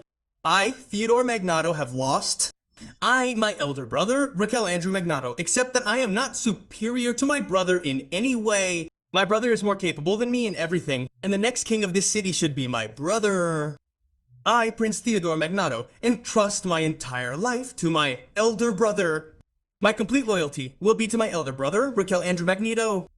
If I have to sacrifice my life at his command, I will be willing to do so. His position as king will not be tarnished in the slightest. I will serve him with all my heart as long as I live. This is my promise to Prince Theodore Magneto. From today until I die, my complete loyalty will be to my elder brother, Raquel Andrew Magneto. I will not think twice before sacrificing my life. And with this, the atmosphere of the place changes completely. Everyone who were until now completely shocked after hearing this pledge starts booing loudly. The hooting turns into anger. Everyone is overjoyed. Prince Theodore Magneto is going to fully support Prince Andrew Magneto. And this very thing makes everyone very happy. They're all shouting loudly, and only then does Andrew realize that he has truly won this fight. He feels victorious, realizing that he has truly gained something special. The throne isn't important, but a brother like this, willing to fully support him, willing to sacrifice his life. Having found a brother like this, what more could one want? The throne he already has, which he was willing to easily give up to his brother, none of that matters. But having a brother like this, that's amazing. There can be no greater trophy. For Prince Andrew, this is a huge achievement, and the system itself is accepting that there can be no greater achievement. Because of this achievement, something new has been unlocked. A new skill has been unlocked. Before being unlocked, the skill itself is saying, yes, there can be no greater achievement than this. He was already a king. He was already a crown prince. But now he has become an elder brother. There is no greater achievement than this younger brother. And for this reason, a skill has been unlocked as a reward. Barrio is also standing to the side, wiping away tears. And Prince Andrea, meanwhile, is confused by the look on his face. And this was the 5th episode of the Apotheosis Prince. Tell me, how do you like the episode? How do you like the series? Do you want to continue? Before you guys reply, I will definitely start working on the next episode. Please leave lots of positive comments. If you guys comment, the next episode will be out very soon. So thank you for watching. You are my daughter, you are my past. You are the ocean of the world. I am swept away in emotions. So hello friends, welcome to Prime. This is another episode of The Apothecary Prince. The previous episode was quite amazing, in which Prince Thunder wants to defeat his brother in a fight for his safety and become the crown prince so that his brother doesn't face any problems. But Prince Andrew wins the fight, finally taking the crown prince's throne forever. Now he will become the king, and all the problems that will befall this city will fall solely on Prince Andrew. When Prince Theodore announces to Theodore that he will fully support his brother, this is considered an achievement. Along with this, a skill called Treatment is also activated. This skill is quite amazing, and it's quite normal. If Prince Andrew ever treats someone, he will receive a small proportion of the life increase that Prince Theodore receives. This means that after just a little treatment, Prince Theodore has gained 0.5 days. This means his lifespan has increased by half a day. So a little of this effect has also reached Prince Andrew, which is quite significant. Until now, Prince Andrew had a skill that allowed him to keep himself alive. But everything was like pouring water into a broken pot, and it was flowing out at a rapid rate. But now things have changed. He now has the concept of fees. And the more people he treats, the more his life expectancy will increase, and this way he can replenish the monastery faster. He won't run out of life for a long time. While Andrew is contemplating all this, King approaches him and asks, when did you learn the Arsan skill? It's a very difficult skill. How did you learn it? At this point, Andrew obviously can't tell anyone that he learned it by pricking needles and drinking decoctions. He simply tells everyone that he knows nothing about it. The power activated automatically while fighting. He doesn't know anything about it. King explains himself. Actually, when these two children, the two princes, were young children, he activated this power in their hearts, meaning both of them have had Arsan and the skill in their hearts since childhood. But fully activating this power requires extensive training. But because Prince Andrew was chronically ill, he was never able to train to activate his power, nor could he ever do such training. BC. His medical condition was too poor to activate it. But now, a miracle has happened. Somehow, Prince Andrew activated this power, and that's why the king is here in front of everyone congratulating Prince Andrew, saying you've done a great job. Despite your poor medical condition, you activated this power. It's a miracle. After this, a strange game begins. Until then, Prince Andrew's been completely calm. The king comes and says, "You've shattered my expectations. I thought you were gonna lose this fight." Andrew apologizes. The king again says, "You don't need to apologize. You fought very well." Andrew says, "Thank you." King says again, "But you still broke my hopes." Andrew asks for forgiveness again, and so the series continues. King leaves. Remember right now, you're the crown prince. From here on, it doesn't matter what I want or what's right for this city. What matters is that you won this fight, and I promise that whoever wins will be crown prince, so you will remain crown prince, but I will always keep my eyes on you. If I ever feel that you've fallen short of being a true prince, I will immediately give your position to someone else, and I won't even think twice before doing so. My eyes are always on you." King leaves, and Andrew remains completely silent. King doesn't like the fact that Andrew is standing so quietly. He yells, "Why do you have the nerve to answer me? Answer me quickly." Andrew says, "I think you should start exercising a little bit. You're sitting on your back all the time. That's why you're gaining weight. And besides, you should start eating vegetables because they are essential for your health. Your obesity is only worsening your health, and this way your lifespan won't last long. And besides, I can suggest some medications that will be very beneficial for you." Andrew continues talking, like a doctor, constantly listing the medications. King doesn't like the fact that once he starts talking, he keeps talking. He says, "Who are you? You're the one to tell me all this. Don't teach me what to do. You're not my advisor. You don't know anything about this." Andrew replies, "Believe it or not, I know a lot. I'm a genius." And with that, the matter ends there for now. Obviously, he's a king. The king of such a big city. He won't pay attention to this little nonsense. He leaves. And then, another side of this king is revealed. This king is traveling somewhere in a carriage, constantly thinking about his son, Raquel Andrio Magnanto, and how he won the fights. He was fighting beautifully, but that doesn't change the fact that he's very ill and may die soon. At this moment, he's worrying about his son and thinking about him and his other son because they're both completely related. One son lost his mother, so obviously the second son's mother must have died as well, and the first son, due to his illness, couldn't recover from the impact. Because his father didn't have time, his condition worsened due to his inability to devote time to his son. This is why the father feels very bad that his son's condition has deteriorated so much because of his inability to devote time to him. He should have tried to help him in some way, but now nothing can be done. It's too late. And with this, it's confirmed that no one here is Andrew's enemy. Everyone wants the best for him, but the situation has become a little complicated, and accordingly, they are thinking ill of Andrew, but only for his own good. Then we see Andrew again, who is actually remembering his real father, who died of a heart attack, and the cause of the heart attack was obesity. He is trying to fix that very thing.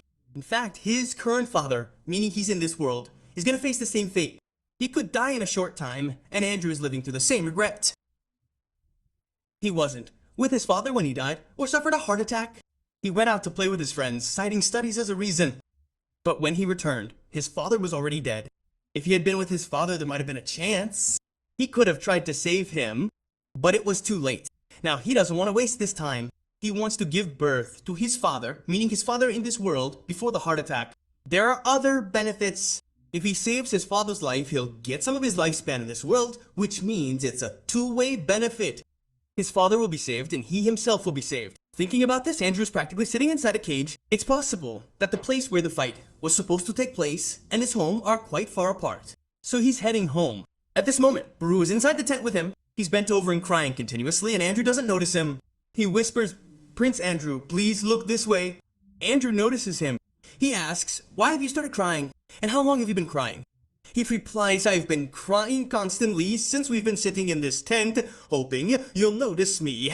But you're not even looking at me. Just look at me, have mercy, and ask me why I'm crying." Hearing this, Andrew asks, "Tell me, why are you crying?" Pedro begins to explain. "Actually, the reason for your recent success is the way you defeated your brother in the fight, proving to everyone that you are incredibly capable, This post should remain with you. It was absolutely amazing, and I was overjoyed to see it.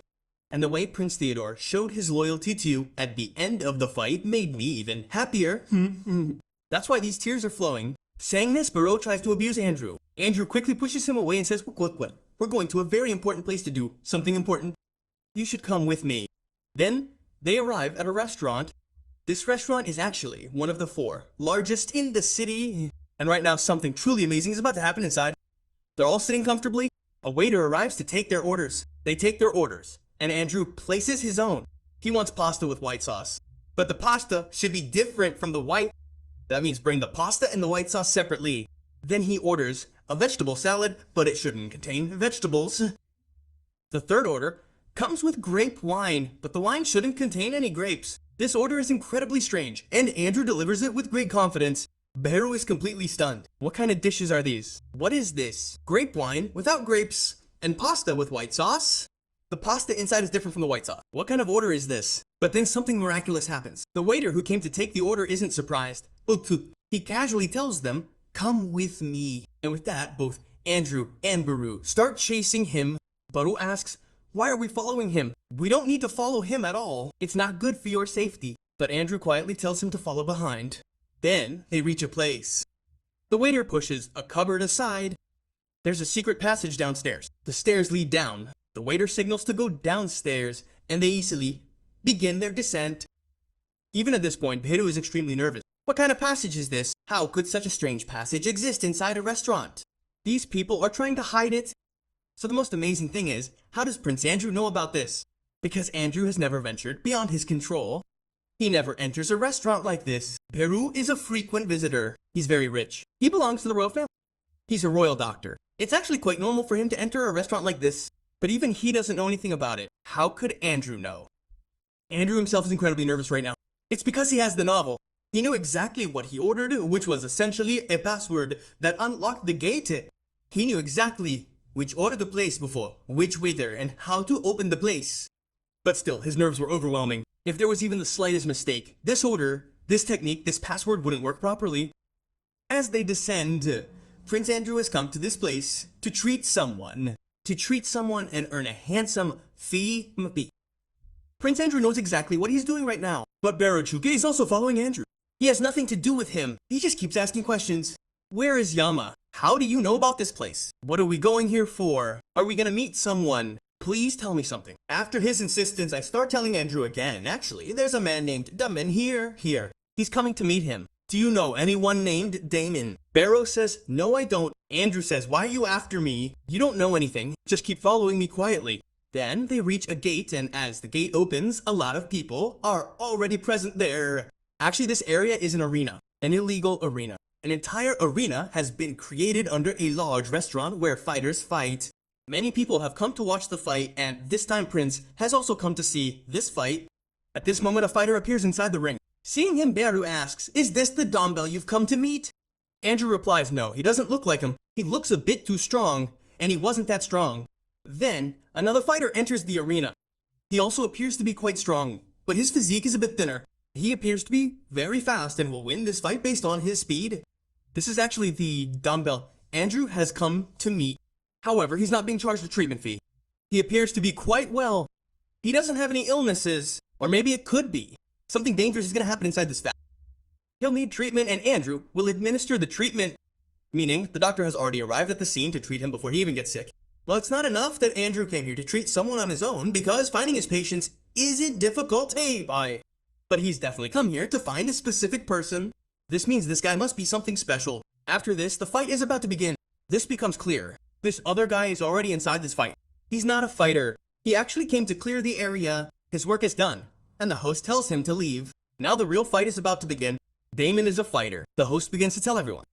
Our first fighter is Damon, who joined our arena at 17 and has been unstoppable ever since. He's won all his fights so far, and this time his opponent is a lot more dangerous. After this, a wall appears. A cage appears. The cage wall begins to open. There are glowing eyes visible there, but they're a bit too tall. Perhaps this guy's height is a bit too much. His habits are clearly visible. There's a monster here. An oak, meaning they're making a human fight a monster, a living monster, with immense power, and Andrew is shocked to see this. What's all this? He didn't expect Damien to fight a monster here. Well, after this it becomes clear he's definitely going to need a doctor. But I think, more than a doctor, he'll need a priest who will cremate his bones, because after this, nothing will be left of him. This doctor is going to grind him to dust, and no doctor will be able to treat him after that. The only thing left will be to cremate his old man, who has already been reduced to ashes. Now, what will happen next in this matter will be revealed in the next episode. For now, let's end this episode. Thank you for watching. You are my daughter, you are my daughter. I am like sea of emotion. Hello friends, another episode of Prince of Aput has arrived. At the end of the last episode, you saw Andrew arrive at an underground arena where a large number of people have gathered to watch a fight. They've mainly come to meet a special person named Damin, a very powerful being. He enters the arena and learns that his fight will be against an ox, a massive monster capable of destroying anyone with a single attack. Andrew is also present at the scene. When he sees with utter anger that a small human is about to fight such a large monster, his legs begin to tremble.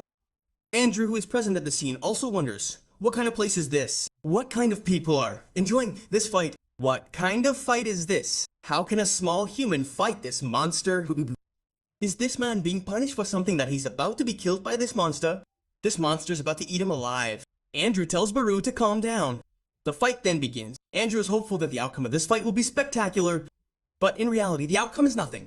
It's just a joke in the name of a fight. He tries with all his might to protect Domin, but nothing comes of it. His speed is very slow, although quite fast compared to a normal human. Dummy's speed is on a different level.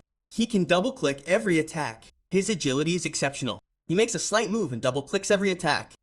Everyone is stunned by this, and then suddenly, Domin attacks and he can't defend himself. He simply takes out his sword and, with a single blow, rips the monster in two, dead. He's won the fight. A few seconds of silence follow, and then suddenly everyone erupts in cheers. Chants of Domin's name are chanted in the area. Baru, trembling with fear, wonders what kind of fight was this? A human being so easily defeated such a large monster. How is this possible? His entire body trembles at the thought. Andrio is in a similar state, but the fight wasn't entirely unexpected for him. He knew the outcome. Domin would win the fight easily, but he didn't expect it to be so easily. The man named Domin is the main character of the series, the main protagonist, and is often compared to Xavier, who once existed. A very powerful fighter. No one could stand against his sword. Even Dragos had to give up on anything. He's compared to Xavier, so this guy had to be powerful. No one else could stand him. Now it's time to do what Andrew came to this place for. He immediately starts chasing Domin. He takes his Biru to that place as well. Here, in front of Domin's room, a man is standing outside blocking everyone's view. When Andrew reaches him, he tries to stop him too. But Andrew gives him a large gold brick, with which he immediately calms down, and Andrew gains entry. As he enters, he sees Domin cleaning the blood from his face. His eyes are fixed on Andrew. Andrew gives him a lot of sugar. His liver's failing him right now. What are you doing? I'm so nervous. Andrew himself is very nervous, and there's a strange sound coming from his stomach. He then goes straight to the medicine, picks it up and says, this medicine is completely useless. It's actually the medicine Domino often uses to treat diarrhea. It's a painkiller that has a very negative effect on the body. He says you shouldn't use this kind of medicine at all. By doing it this way, your body will become completely numb and you'll become very sick. The man asks, who are you? And how did you get here? How did you get permission? Andrew brushes it off to Flair, explaining that he's the person most needed here. Who do you think I am? Domino says, I think you're a doctor and know a lot about medicine. You've come here to talk nonsense with me, but I don't need any knowledge from you. Andrew says, you're absolutely right. You don't need any knowledge from me, but your body actually needs knowledge from me, and you must get it. Otherwise, your body will become very weak. All of Andrew's words are directed at Domino, but they are also frustrating him immensely. He draws his sword to protect Andrew, but Andrew doesn't calm down at all. He's in a state of suicide. He begins to explain how painkillers affect the brain. Painkillers don't actually attack the area where the pain is occurring. They don't try to cure the pain. They simply tell the brain that there's no pain. In reality, there is pain in that area, but the brain has already realized that there's no pain. Domain still has no interest in all this, because according to him, everything being discussed here is complete nonsense. He simply insists he go to Andrew, but Andrew refuses to listen. Obviously, he's a doctor, and he's being asked about his field. He needs to explain everything about himself, so he's not going to calm down at all. He has a wealth of knowledge, and he keeps telling Domain everything, and Domain keeps repeating his blatant monologue. This guy talks too much, saying I should just cut his head off right now. Yes, that would be perfect. Then he calms down completely, and then he's really thinking, how did this guy get in here? I should listen to him completely, why he's here. Maybe he's talking for my benefit. Thinking this, Domain prepares to endure Andrew's ordeal for a while longer, but then suddenly stops him and asks, who are you? Tell me everything about yourself. Andrew reveals that he is actually a crown prince and his full name is Lachil Andrew Magnato. Domain is completely displeased with the fact that a prince has come to this place. This is simply impossible. This means this guy is completely lying. He immediately draws his sword and tries to attack the prince. Then Andrew calms him down and lies, saying he was joking. In reality, he was sent to this place by a man named Kazbin, and this Kazbin is actually a very powerful person. A new character enters the scene. Kazbin is the person who acts as a middleman between Dome and the various stadiums. He is essentially a broker who takes such fighters to different stadiums.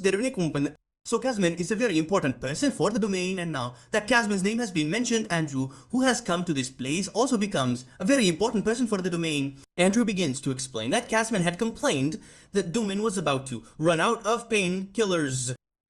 Andrew was informed about this, and that's why Andrew came to this place. Andrew has used his knowledge very effectively to fix that problem.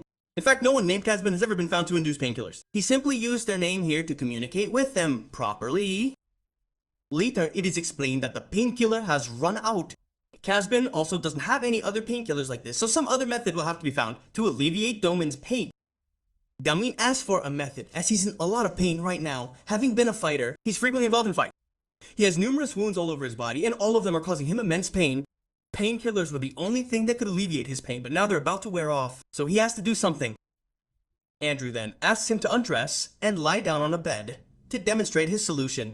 He reassures him by explaining that he's going to work on his core, the core of all the illnesses and injuries he suffered. He won't be trying to eliminate the pain, but rather he'll be working on the injuries themselves. When he undresses and lies down, he can see numerous wounds on his back.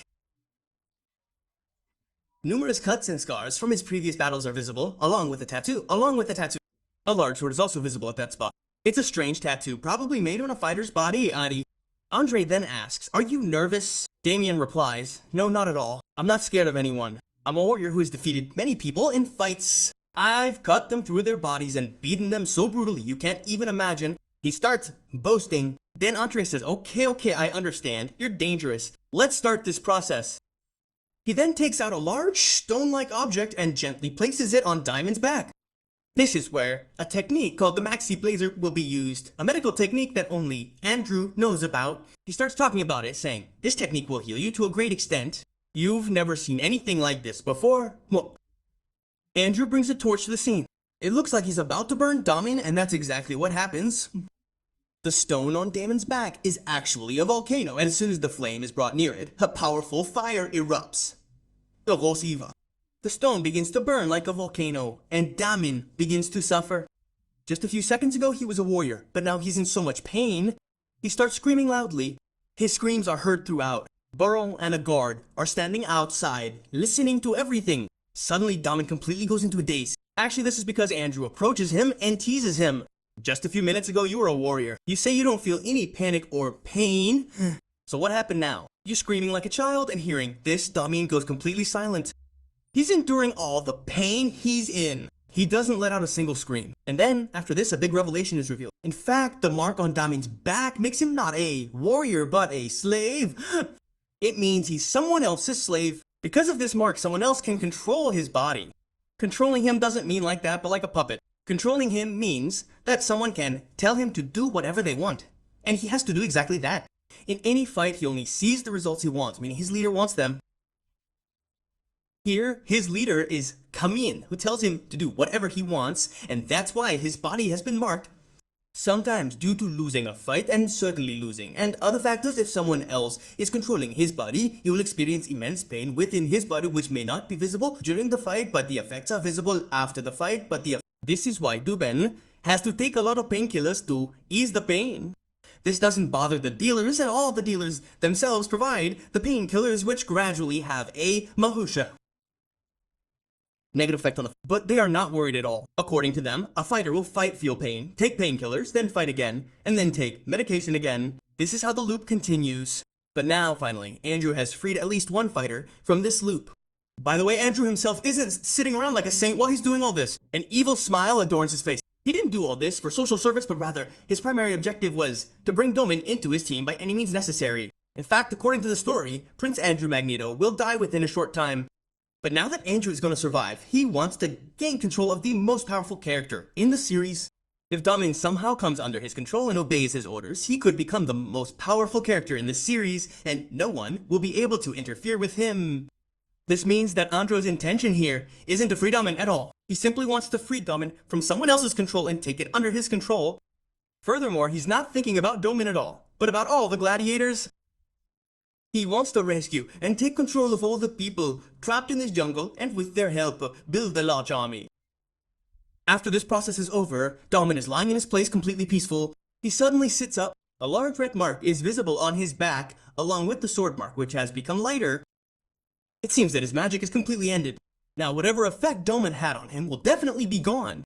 Andrew asks, "How are you feeling?" "I'm sure you're feeling a lot of relief from your pain." And at this moment, Damen is sitting in his place completely peaceful. He feels much lighter. He tells him, yes, of course, it's amazing. It feels like I was possessed by someone else for so many years, and now I can finally move my own body. I can feel my own body. I haven't felt like this in a long time. After so many years, I feel so good. But then, like a good doctor, I introvertly instructs the guys not to fight for the next few days.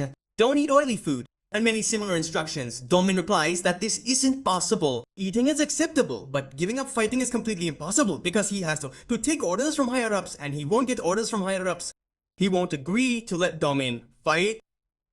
He'll have to fight even if he doesn't want to. And Andrew tells him, "Now you don't have to listen to anyone. From today on, you won't fight and I'll make sure of it. I'll see to it that no one forces you to fight." And Andrew says this with a very confident expression. Damen asks again, "Who are you?" And Andrew says, "I told you before, I am Crown Prince Lekil, Andro Magnato, and from now on, you're with me." Hearing this, Damen believes that indeed the Crown Prince is standing before him. He sees a glimmer of hope that he can finally get out of this. Then he asks, "What do you want from me?" "I'm sure of it. If you're a prince, you won't try to help me without your own benefit." And then Andrew appears from his ceiling. He tells him, "From now on, you'll only obey me. I want you to stay in this room until I come to call you. This room will be completely safe for you. No matter how much noise you hear outside, you must not try to leave at all." He asks, "But why?" Andrew says, "Why? What do you mean?" "I told you, your prince is telling you to stay inside your room. Don't try to leave at all." This time, Domino agrees. Sometime later, we see Andrew with Bairu, who are hurrying somewhere. Bairu asks, "What kind of sound is that coming from inside? What kind of treatment were you trying to follow? What did you talk to that man about?" Andrew doesn't have time to offer any other jobs right now. He tells Bairu that they came to this place to do two things. One was Domino, that job is complete. Now the second task is to find another man at this place. This other man is quite large in appearance, has a long ponytail and plain eyes. With only this description, they try to find him. Whether they can find him or not will be revealed in the next episode. For now, let's end this episode. Thank you for watching. You are my daughter, you are my BP.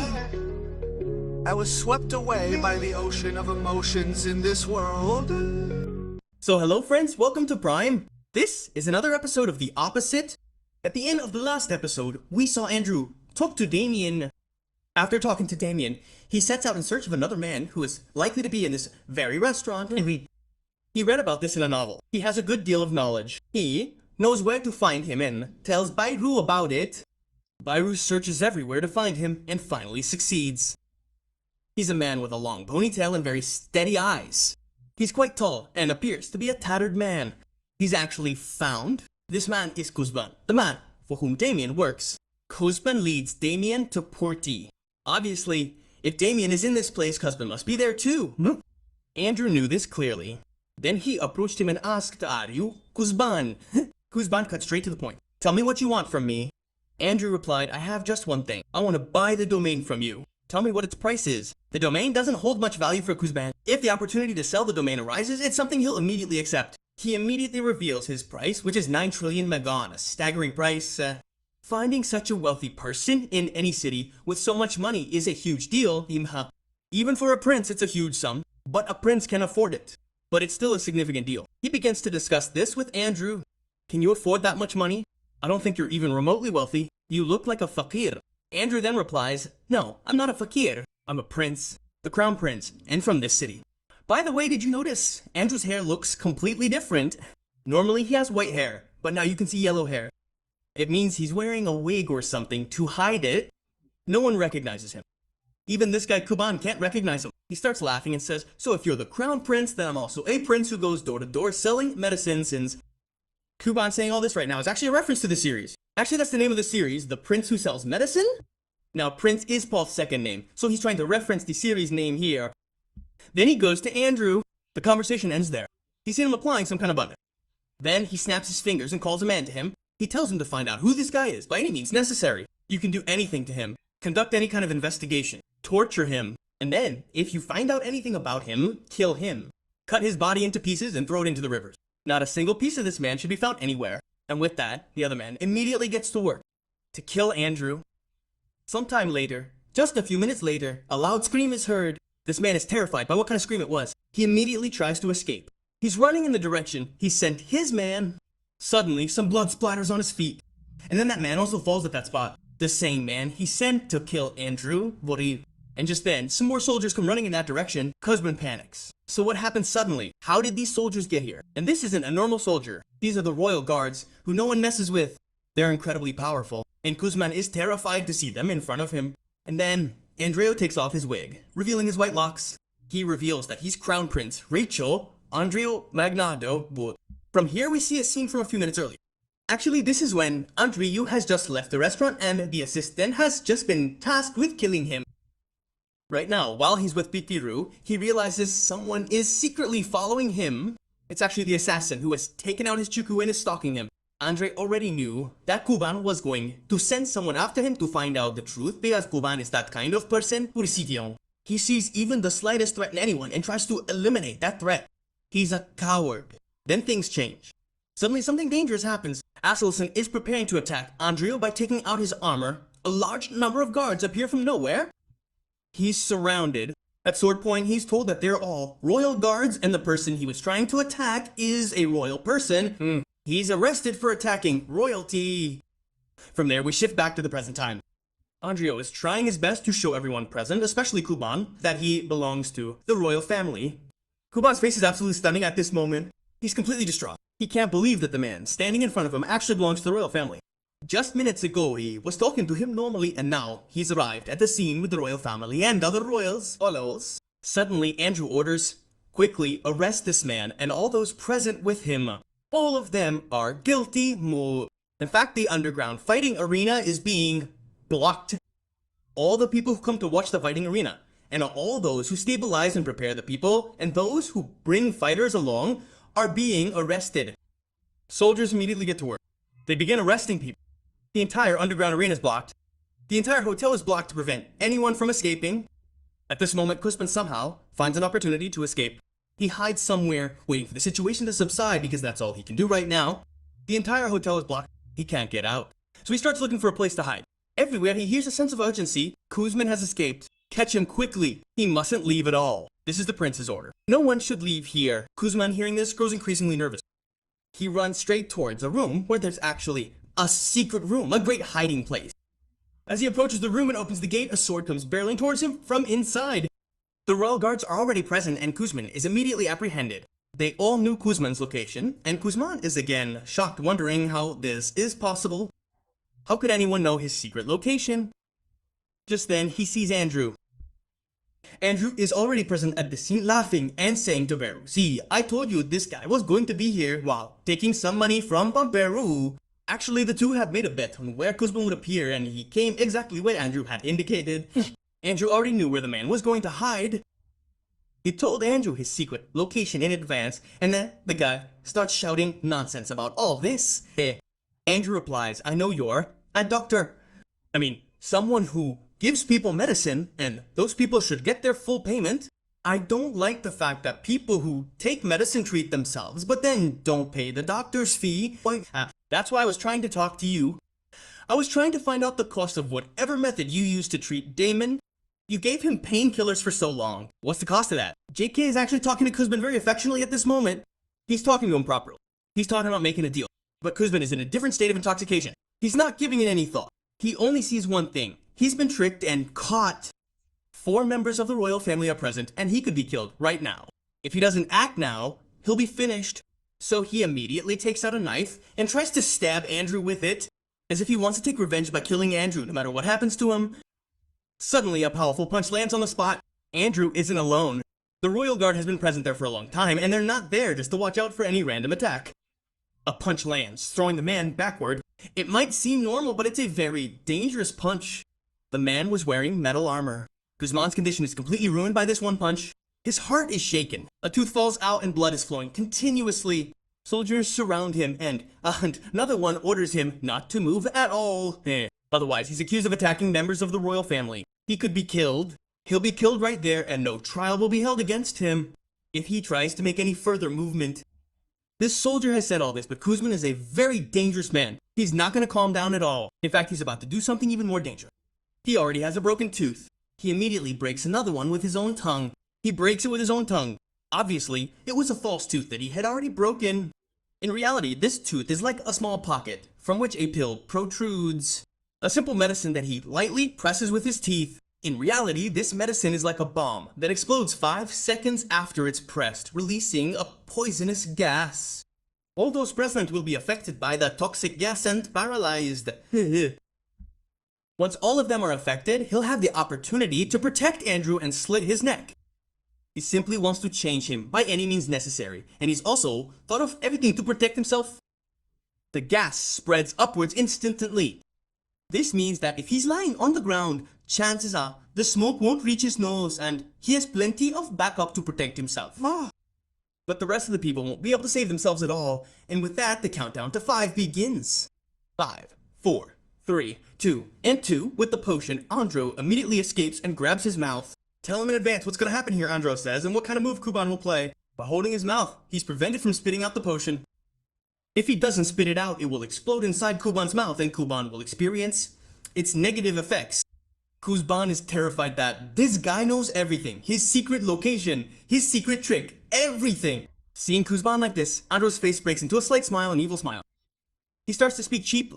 You're trying to spit here? This is absolutely not right. When you're captured, you shouldn't spit in front of them. It's considered an insult.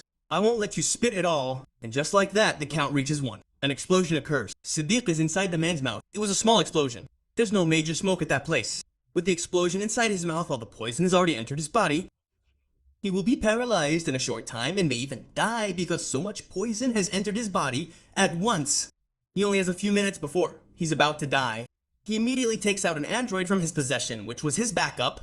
If he gets caught in the smoke, he can use the android to heal himself. But then, Andrio catches his eye. He immediately pulls the android from his hand and, looking at it, asks, "Oh, what kind of bottle is this? What were you going to do with it? Were you going to drink it? Let me test it." In fact, what Andrew is holding right now isn't a simple medicine, but Kuzban's life. And Kuzban watches the medicine being destroyed before his eyes. He's watching his life slip into someone else's mouth. Andrew immediately drinks the medicine, and Kuzban can't do anything about it. He's watching his life being destroyed.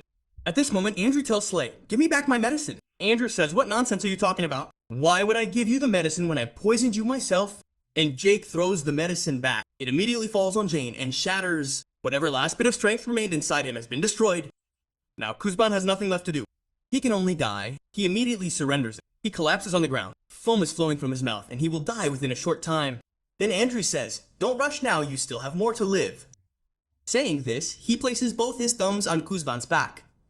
The medicine he had just taken had actually been stored in one of the slots in his body.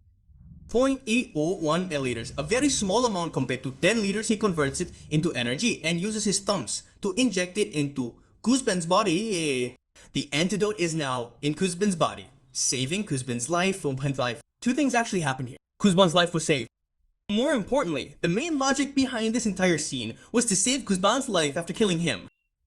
Thus, 21 years of his life have been saved. He will live another 21 years. His medical system will save him this much, and because of this, Andrew is also going to get a significant bonus. 3.81 days, which rounds to 4 days. Andrew now has 118 days. He used this same trick on Domain. He tried to cure him, but there were no changes in Domain's life. His life remained the same. That's why Andrew didn't benefit at all. But here, he's benefited significantly. 4 days worth of benefit. Andrew's experiment was a complete success. He's starting to hear things. And then he gives the order to arrest everyone. Everyone looks down at the scene of the underground arena, where someone is trying to fight with all these spaces. It's actually Domin, trying to protect all these fighters, all the people present there. In his efforts to do all this, he has killed many of the royal guards who had come to capture him. Their corpses lie around. Whether they are alive or dead, we'll find out later. For now, Tom holds them all back and stands here, trying to scan the entire space, saying, "There's no need to fight us. We belong to the royal family here. All the royal guards out here, and there's no way you can escape, B. It's in your best interest to surrender, and that way you'll save your lives. If the crown prince himself comes to this place, none of you can escape." And then Andrew enters this place. In fact, the domain hasn't bothered with any crown prince at all. But when he sees Andrew in front of him, he understands that the crown prince is actually Andrew himself. Finally, he calms down and says to Andrew, "Do you believe now that I am the crown prince? Lacho Andrew Magnato." And with that, this episode ends on this note. Thank you for watching. You are my pet. You are my past. You are the ocean of the world. I have been swept away by it. So, another new episode of App Out Reckons has arrived. At the end of the previous episode, we saw Andrew recruit Damon to his team. Then we see a flashback. This flashback takes place when Damon was a small child. His mother had just died, leaving him alone in this world. It's revealed that this scene is actually a dream, but then he wakes up. He finds himself inside a castle. Standing in front of a bed is Baru, who begins to introduce himself as Baru, a special doctor who has come to treat the prince and is also going to treat all these people. Just then, Andrew enters the room, taking Baru with him. It turns out that not only Endamin is present in this room, but all the fighters he had captured are also present there. All the people have been laid down together on multiple beds. And obviously, there are many questions in everyone's minds. Why has he brought them all here? Why is this prince keeping all of these people in his own castle? What is his business? Obviously, if a prince does someone a favor, these people will have to pay a heavy price. And these people want to know this price, whether they should really accept any favor from NB, or if not accepting, it could be so costly that they might even have to lose their lives. This is why Andrew is constantly questioning him, and Andrew also constantly thinks, yes, my background is quite bad. These people cannot trust me at all. If I tell these people that I am trying to help them of my own free will, because taking advantage of them will benefit me. If these people's lives are prolonged, I stand to make a small profit from it, so they won't listen to me at all, or trust me. Therefore, I must show my selfishness. Then Vast tells the people, keep one thing in mind. Nothing in this world is free. Everything has a price. You have been brought here. There is a very important purpose, which you will soon discover. But before that, I want to tell you that all of you are going to be cured here. I will treat you because very few doctors exist in this world who can treat you. I am one of those people. I have personally invented a technique that can treat you. If you want, you can ask your friend Damon about it. It has been tried on him.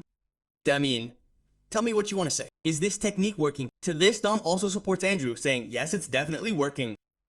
After using it, all the pain and headaches in my body have disappeared, and I haven't needed any painkillers. Andrew then tries to win their trust by becoming a little like them. He tells them that he's no different from them. He's been very ill for a long time, and he doesn't leave his room often. A man stands up and says, we already know this. Tell me.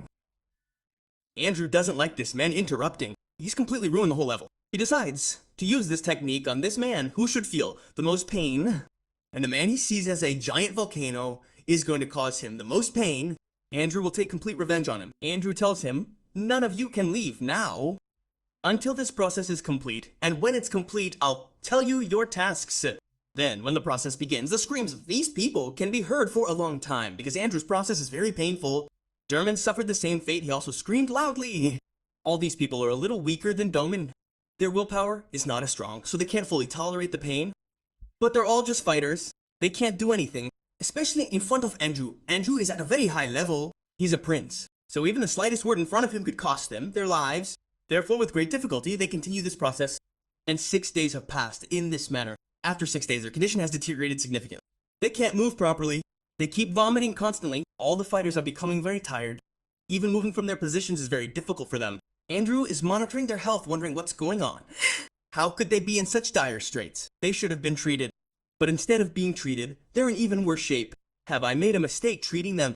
They weren't experiencing much pain, even when they were using painkillers. But now, this treatment is causing such severe side effects, their health isn't improving at all. At this point, Andrew's attention turns to his first experiment, Damon. He asks him, are you feeling no pain at all? Damon replies, I'm in a lot of pain. Andrew asks, then why can't you see anything on your face? Damon explains, in fact, he knows how to suppress his emotions very well. His pain isn't visible on his face at all. He knows how to keep it well within his body. And hearing this, Andrew is completely shocked. How is this even possible? So much pain, which all the other fighters can't hide at all. But Damien doesn't show any of that pain on his face. Perhaps this is what a series protagonist does, he doesn't let any pain show on his face. He shows how strong he is even if he's completely broken inside. And now, Andrew Crutcher moves on to another fighter named Sergio. He's extremely nervous. Andrew goes over to him and tries to talk to him, but he flatly denies it, saying he's not nervous at all. But his nervousness is clearly visible on his face. That's because he's been using painkillers for a long time. They've become like a drug to him, and he's become deeply addicted. Now he needs more painkillers. 6 days have passed, and the same nervousness is visible on his face. So Czech uses a new technique called acupuncture. It can help reduce his drug addiction. He's used it many times on himself, but this time, he's gonna use it on someone else for the first time. He hides it under his leg. By this time, Sergio feels as if he's being punished, and as soon as the needle pricks his leg, he goes wild. Andrew starts to leave, but then Sergio suddenly attacks him. He grabs him by the neck, throws him into jail, and tries to strangle him. Andrew doesn't even utter a sound. He's not strong enough to throw a fighter off himself, and the attack comes suddenly. He doesn't get a chance to react. Then, out of nowhere, another attack comes, this time on Sergio. An attack on the neck renders the person unconscious. This attack is actually carried out by a dummy. He saves Andreo's life with this attack, and it also creates a bit of confusion because Sergio doesn't attack anyone like this. He's a very calm person, but he suddenly attacked Andreo in this manner. This is very strange, but Andreo knows this very well. Why was he attacked? Actually, this attack happened because in Sergio's mind, even, a needle prick was equivalent to a sword cut. He must have felt so much pain at that moment that he couldn't bear it and tried to attack the person who hurt him. So if acupuncture needles are to be used on these people, a slightly thinner needle will have to be used. This will help them feel less pain and keep them under control. And now, a major change is about to come in this series. Andrew receives a letter. He had actually spoken to Blacketh about thinning the needle, but Blacksmith doesn't have any way to make it thinner. The letter states that Blacksmith is asking for a pie, saying he can't make a needle thinner than this, and Andrew is perplexed about how to make a thinner needle to treat these people. His stress has increased significantly. Meanwhile, everything inside his body is working together to rebuild his heart. The lungs and liver are all serving the heart so that it remains completely under control. Suddenly, Andrew's skin window appears. This is actually the skin window he first saw when he first arrived at the welcome, where he learned that he could summon monsters using his points. He had completely forgotten about this skin. Now finally he remembers that monsters can be summoned. The system then tells you that you have the opportunity to summon a monster named Gocha. You want to summon it. Andrew immediately casts a hug for it. Summoning this monster costs 300 points, and he has a total of 500 points. This means he can summon an imposter. The system then tells you that you can only summon one imposter. What kind of skill do you want in your monster? Andrew is completely fixed here. A monster with the power to create very thin sweeps. The system immediately starts working on it, and 3 gifts appear in the area. There are 3 surprise gifts, and each of these contains a different type of monster. Now Andrew must decide which monster he wants. Here, he is told the names of the 3 monsters. The first monster is Oink. The second monster is named Iron Discharge, and the third is Actus. The system has revealed the names of these monsters, but the key element remains hidden. These 3 monsters possess different attributes. Andrew has specified the skill he wants, but all 3 monsters possess completely different variations of that skill. One monster possesses 100% of the skill Andrew specified, the second possesses 50%, and the third possesses 0%. Andrew will have to rely on his luck to determine which of the 3 he selects and what percentage of his chances of receiving the skill he desires. There's no need to overthink this, as the names clearly define it. The monster named Cactus must possess the power of Carto. His heart is telling him exactly that. Quickly ask for Cactus. That's exactly what's gonna happen. Andrew does exactly that. Following his heart, he asks for a cactus. The summoning process begins, and a monster is summoned that looks very much like a poppy, with a large number of thorns on its back, moyi. Obviously, Andrew's wish has been fulfilled. When the monster is summoned, it also has some seeds. This is exactly what happened with the Landfronter. The seeds are said to be similar to the mustard. These seeds are actually 2 types of seeds: the red seed, which will increase the monster size, and the blue seed, which will reduce the monster size again. However, when the red seed is used, its effect will only last for 12 hours. And obviously, there's no way that eating these seeds will increase the size of the human. The effect will only affect the monster.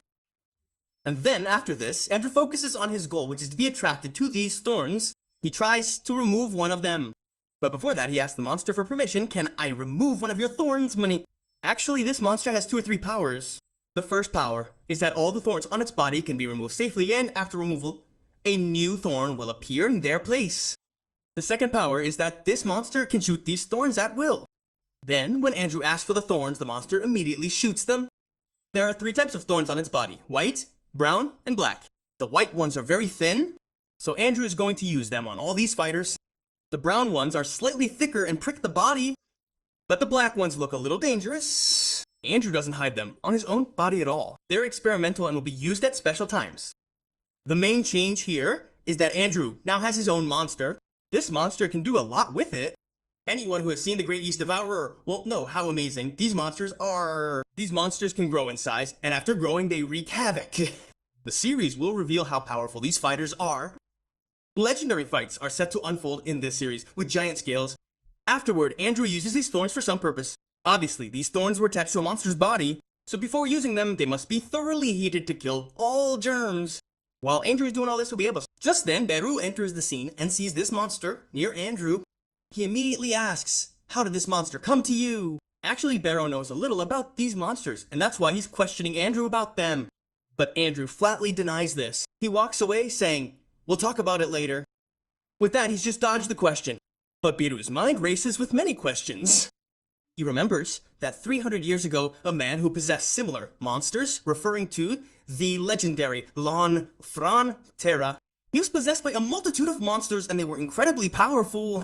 They possessed various mystical powers. It's said that these monsters were so powerful that they could conquer the entire world. All these thoughts constantly swirl through Beru's mind. Could it really be possible that the monster Andrew has is somehow connected to the monsters on La Frontera? But how could this be possible? How could it summon a monster in its place? But now the main legendary elements of this series are about to begin. Anyone who hasn't seen the Great East Developer before is going to be in for a treat. Just wait a moment, the transformation will unfold, and this monster will appear in its full form. Its true power will be revealed. Andrew himself doesn't know what he's found. This isn't just a small forest mouse, but an entire forest. By the way, one more thing. If you haven't seen the Great East Developer and are here to watch the series directly and want to see the Great East Developer, I'll leave a link in the description. Go there and watch it. We have explained it completely from zero to the end. It is a wonderful series. Well, there is no mediation for it. You can go and watch it. But if you want to watch something legendary, something really amazing, then definitely try the Great East Developer once. It is a wonderful series. You will enjoy it a lot. And then you will definitely have to continue this series. Now, thank you for watching. You are my daughter, you are my past. I am drowned in the ocean of worldly emotions. So hello friends, welcome to Banana Prime. This is another episode of the Prince of Apot. The last episode was quite amazing, in which Andrew has already encountered his first monster, a Pokio Pine. Let's name it Pokio for now. This monster has the power to detach its needles from its body. Andrew is about to use these needles. They're the perfect technique for his acupuncture technique. He needed exactly these needles. Next, we see the main fighter. This is actually the fighter who attacked Andrew some time ago.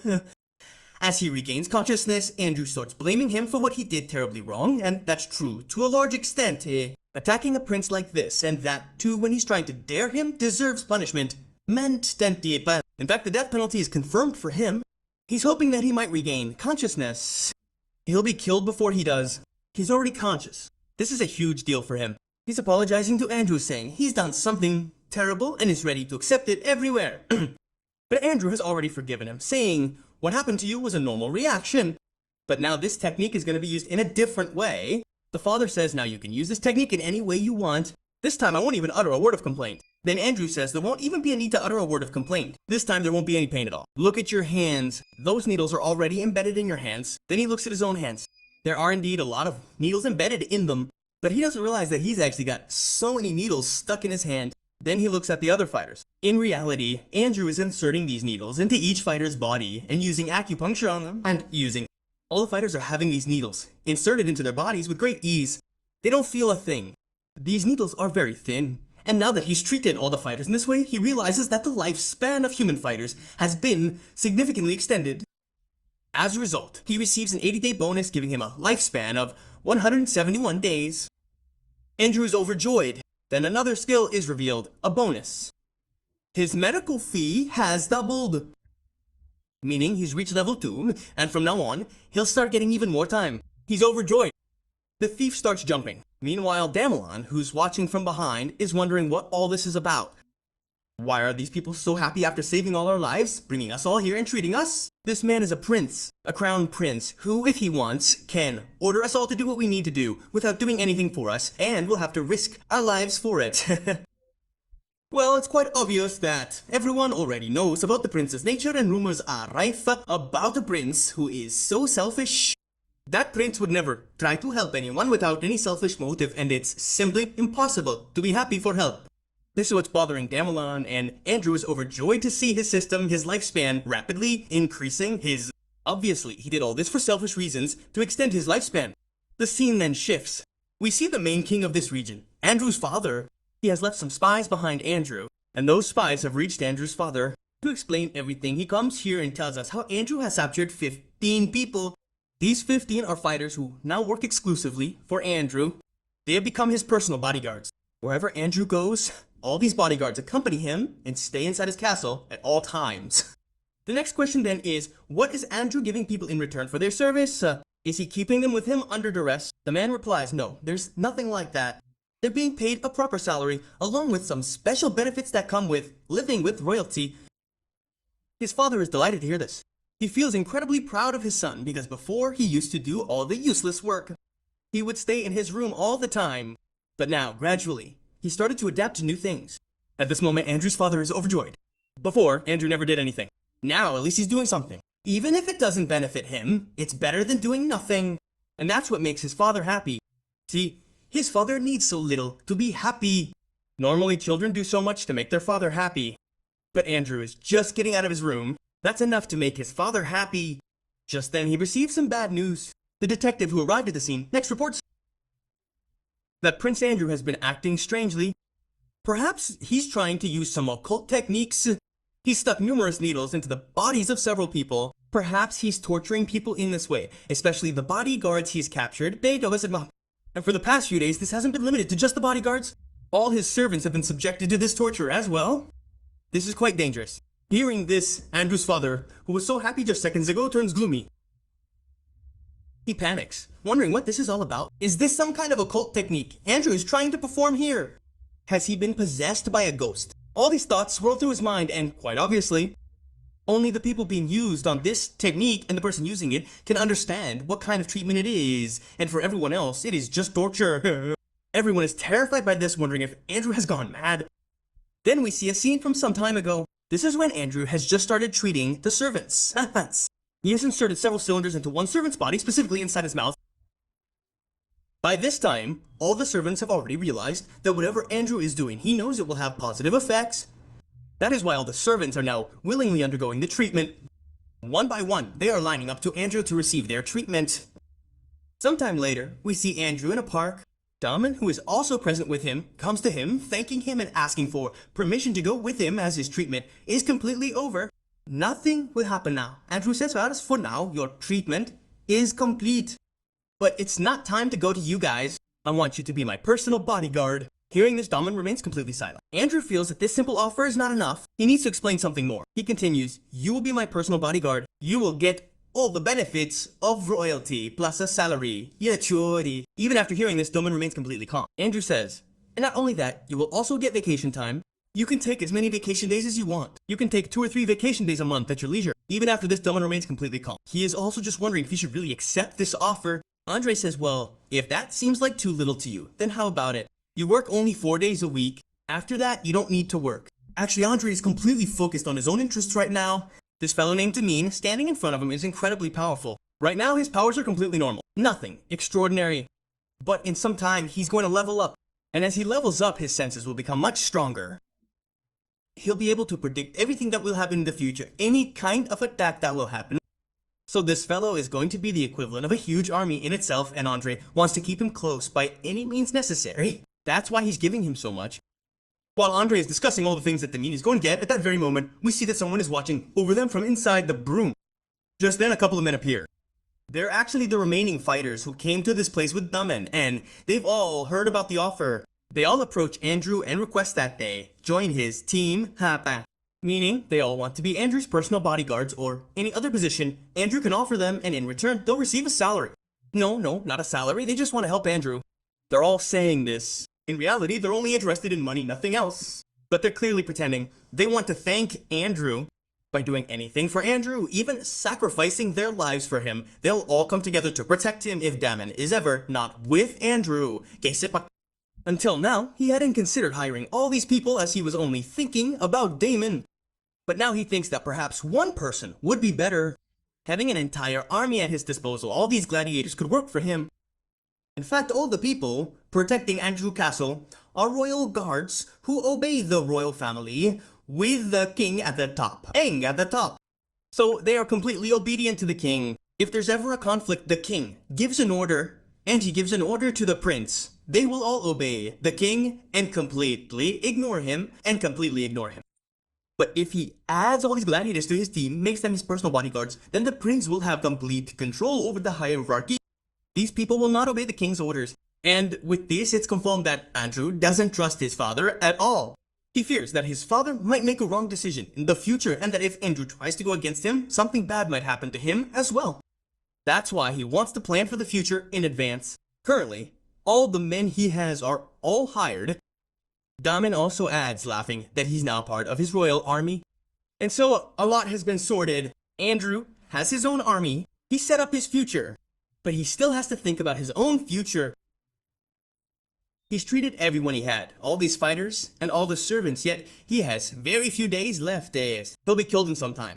He barely has 200 days left to live. So he has to quickly catch people and start treating them. He can't waste his time at all. The problem here is that if he gives someone 2,000 days of life, Andrew only gets 1 day of life in return. So in reality, it's equivalent to 5 years. 1 day of his life is equivalent to 6 years or 5 years of life. Anyway, the information has changed a bit since the scale was updated a while ago. Previously, there was 1 day in 2,000 days. Now there's 1 day in 1950 days. Not a major update. It's still gonna take 5 years if Andrew wants to increase his 1 day lifespan.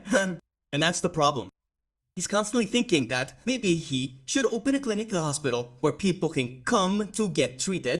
If he starts catching people one by one, it will become a huge problem. He begins to tell his people about this. Damon and Beru are present at the scene. Damon has heard the word for the first time. What is a clinic? Beru, on the other hand, already knows about it. Now, being a doctor himself, he should have known about it, and that's why he's overjoyed. He starts praising Andrew, saying that he's actually going to do something like this. In fact, he feels like Andrew is going to do all this for free. He'll open a free clinic for people, invite people to his clinic for treatment, and take care of their health. It's essentially a social service. And that's why he's praising Andrew, saying, "You're doing a great job. I have so much faith in you and so much pride." Andrew happily replies, "Yes, of course, I'm doing this for the people, only for the people. There's no selfish motive behind it." Damon, however, stands still, completely calm. Perhaps she still doesn't fully trust Andrew. She still feels that Andrew's actions are merely to fulfill his own selfish motives. He's going to do something dangerous in the future, and all the small tasks he's doing now are just a small reflection of that dangerous task. Andrew and Barrow then begin a discussion about how to set up a clinic. Barrow has some ideas. They set up a clinic immediately. Andrew doesn't want to put in much effort here. He started using a side section of his own castle as a clinic. The only problem is bringing people from outside to this place, as it's a princess castle. This is going to be extremely difficult. Any normal citizen would think twice before entering a princess castle because it's a princess castle, which could kill anyone at any time. A prince who has so much power that if he kills someone, no one can even point a finger at him. So people are afraid to even approach him. But Andrew has solved this problem. He is a prince. He can use his fear in a different way. He has his own people working for him to start healing first. When their stories spread, they will attract even more people. This is his idea. Basically, he wants to work in an advertising way. And now only a few days have passed, and within a few days, Andrew has treated almost 500 people, benefiting from it for just 2 days. Meaning all the people who came to him for treatment were already completely healthy. They came to the place to get treatment just because of Andrew's name, and Andrew, in a playful way, extended their stay, benefiting himself by only 2 days, meaning it's useless. All the people there are already healthy, so Andrew's treatment is completely useless to them, and he's not benefiting himself in any way, anyway. This troubles him, wondering where he'll find patients who are dying so he can extend their lives and prolong his own. He's constantly confused, wondering where he could find people, but he can't think of any ideas. Then Andrew's mind fires. He remembers that the people who work in this castle are naturally very healthy. In reality, these things are like criteria. Only healthy people are hired in this castle. Useless people are not hired at all. So, treating these people was a bad idea from the start. So if he wants to bring some unhealthy people to this place who are gonna die sometime, then he'll have to grab someone else instead of these people. By grabbing someone else, he means grabbing the families of all these healthy people. They might have some diseases that could kill them in the future. After this, Andrew immediately summons the documents from the case. These are all the documents belonging to the people who work in this case. Obviously, if someone is going to work for Prince, their complete information will be taken. So Andrew is studying all the information on the stomach, including how many members each person has in their family. He's basically trying to identify diseases to see who might be sick. Despite checking numerous documents, he finds nothing. In fact, all these people keep their families completely healthy. Everyone is perfectly healthy. All Andrew's efforts are gonna waste. He's actually trying to find sick people. He's trying to find people who are about to die. And only one thing is running through his mind. Someone must be dying. Someone must come in front of me who is on the verge of death. And he's thinking this, even speaking this thought. At the same time, as he continues to say these things, Domain is listening to all this. He gets a little angry. He immediately asks Andrew, "Can I tell you something?" Andrew says, "Yes, of course. Say." He replies, "What are you doing here?" This is absolutely wrong. To think like this, that someone in someone's family must be sick and you can cure them, is just too much. A doctor's job should be to treat people, not to keep finding new kinds of patients. You're trying to fulfill your own selfish motives here. You're experimenting with your art on people, and for that, you're forcibly requiring patience for your experiments. This is extremely wrong. Domin's words are taken as Andrew's bluff. Baru immediately tries to calm him down. Andrew then says, "Baru, calm down. This guy is absolutely right." And now Domin gets another point for taking Andrew to task. He says, "This is also not right. If someone is supporting you, you should respect their support. You should have said, 'Yes, I made a mistake.' And what Baru is saying is absolutely right. I should have supported Beru because he is supporting you." This is extremely wrong. And then Baru tries to calm Domin down again. "Please be quiet for a while. I don't need any kind of support. Everything Mr. Andrew is saying is absolutely correct."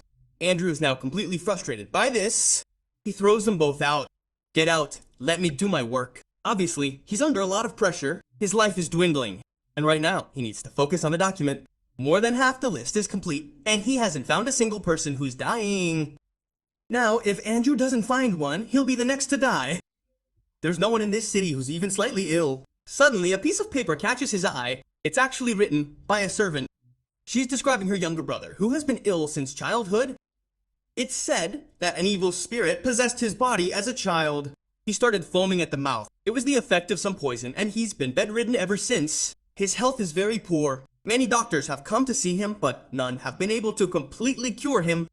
All of them say that no method can expel the evil spirit from his body.